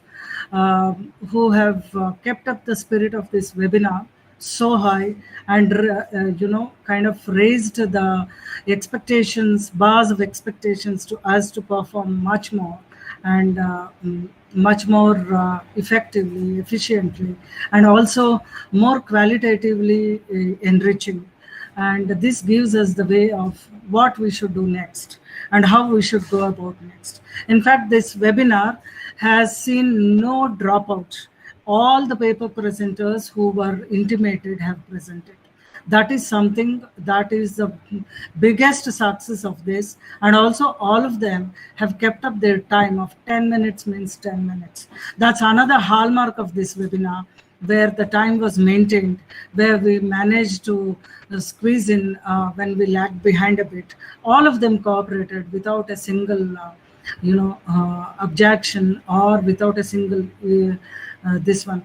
So it is, the program is a success because of you all. So because of the paper presenters, because of all the participants. And so the first and foremost thanks and gratitude goes to you all who made this happen. It is not a joke to get nearly 40 papers, full-length papers to get on a subject on which the country doesn't even discuss in that magnitude and depth. So in which 19 to 20 papers were on research and another 17 papers were on practice. And even within these practice papers, the practitioners have attempted to look through the research angle, diligently following the steps of the research. And that's very, very appreciated. And even the research studies have been so unique, from associating leadership style to styles of learning of the students, which is very rare. And the second thing is that everyone is talking that there is no one single leader, but it is about distributed leadership. That's another important feature. In the same way, the leadership is not only about styles, it is also about processes and the ways of leading and addressing the risks and other aspects. So in a way that all these papers have brought in diversity, also varied contexts, and empirically rich, evidence-based, including addressing the overall school improvement by the Meghalaya paper, which they could not somehow present properly because of the internet connection. But then the whole intent was that overall school improvement is because of the school leadership. That was the thing that they were trying to bring out. So in this way, the papers had the diversity, had the depth, and had the variety. And also we are able to see that 40 papers coming together to discuss for 2 days in itself is an achievement. So thank you all the participants for this, and keep in mind that we will be getting back to you with the emails on the formats, and work on your papers rigorously, give your best, bring out the nuances of what you have done, and bring out the abstractions of your results. And then what does it imply for improving the school leadership in this country? Let this be the focus in all your papers, and start working from today. And in the next 2 months, we shall come out with the first draft. And then it will go through the assessment, blind reviews, which we have already given in your concept note, and the process will be followed. So thanks to all. The next is this program would not have happened without the support of the Vice Chancellor, the head of the institute, head of the center, Professor Rashmi Diwan, and Dr. Sunita Chok, who has been always a guiding force along with me, coordinating the program, and also on various other aspects of the NCSL's work. And she has been a driving force. And Professor Rashmi Diwan has been also encouraging a lot. And Professor Verghese is no compromising man, and who said today, Maithili, you have to announce this, that it is going to be a volume coming out as an output of this workshop, as an output of this webinar, and you have to make the announcement saying that it is going to be assessed, it is going to be scrutinized, and you will be given 2 months' time. So that's the inspiration he gives. And therefore, my deepest regards to all three of you, and the NCSL faculty, Subita Menon, Kashyapi Avasti, then Charu, then Pooja Singhal. All of you have been very, very considerate and cooperative, and have given your best for the webinar. And thanks to all of you. And the next is our admin staff, the support staff. Monica, as Dr. Sunita Chug has said, Monica has been tirelessly working. Along with Monica, on the admin, she is looking into the papers, all the papers. As we forward, she is reading, she is collating, she is making all the database ready, and tirelessly working, preparing the letters, showing it to us, talking to us. And on the other side, on the admin aspect, it is Gurmeet and Alka who have been working tirelessly, ensuring that the links go to you. I'm sure you all have registered your and uploaded your Google Docs. Am I right? If you have not done it, you have to do it by today evening before 6 o'clock. Okay, you should not miss. Marva had, brought to our notice. Marva had brought to the notice that two of her co-authors had not been looped in. So we have sent the links. Marva, please tell your co-authors to fill the Google Forms and send it. So they will be there. And then all this was taken care of by Gurmeet and Alka. And many, many thanks to Gurmeet, Alka, and Monica Bajaj for their continuous comprehensive support for this webinar. And the uninterrupted, unconditioned support given by the IT team, recording, seeing, taking the attendance, ensuring that there are no glitches except the time when the power goes off, which is not in our hands, or the internet that goes off, which is not in our hands. Other than that, Suraj, Ashwini have been a great force and have been working tirelessly, sending you the links, ensuring that you are all looped in, no one is left out, and then ensuring that you are there, you are presenting properly, and no hardships encountered at all. Then you saw that on the day of just the day previous, you saw that we sent you posters of links to be shared across your friends and colleagues and others to make it more reachable to others. And that was done by our web designer, Aryan, who is also called Hanumant Prasad. Am I correct, his name? Hanumant Prasad, Hanuman Prasad, who is very good as a web designer, an artist by his profession. And he has been able to do a wonderful job, and he would be continuing to do editing and bringing out a small short video of this entire session webinar. So many thanks to Aryan for his wonderful support. Who else? And all the reporters, Tanushri, then Subita, Pooja, then Monica, then Kritika, and all of them have been continuously recording what is happening on the sessions to make this report wonderful one and also bring out all the nuances. Thanks to you all reporters for agreeing to do this job of report hearing, and which is not easy because everybody considers it's boring, but making it work and finally as an output of the report of the webinar is so important, and thanks to you all. Then our training cell, JP Dhami, and his team has been supportive and has made it possible. Thanks to the training cell, thanks to the accounts department, thanks to the registrar, the finance department, and the administration of NIPA. If I have left out anybody and they are included, if I have not been able to name, kindly excuse me, but all are there. Many thanks to you. Thanks to all of you to have making the webinar so successful, wonderful, and let's be in touch. I'll be in touch soon with the format, and prepare yourself with the good papers by revising it. Yeah, thank you. We come to the end of the seminar. Thank you so much. Thank you so much, ma'am. Thank you very much. Thank you, Denisha. Thank you very much. Thank you. Thank you. Hope to receive your papers. Thank you very much. Thank you. Thanks a lot. Thank you, ma'am. Thank you. Thank you, ma'am. Just one request, ma'am. Can we get the recording of this webinar for our purpose, reference further?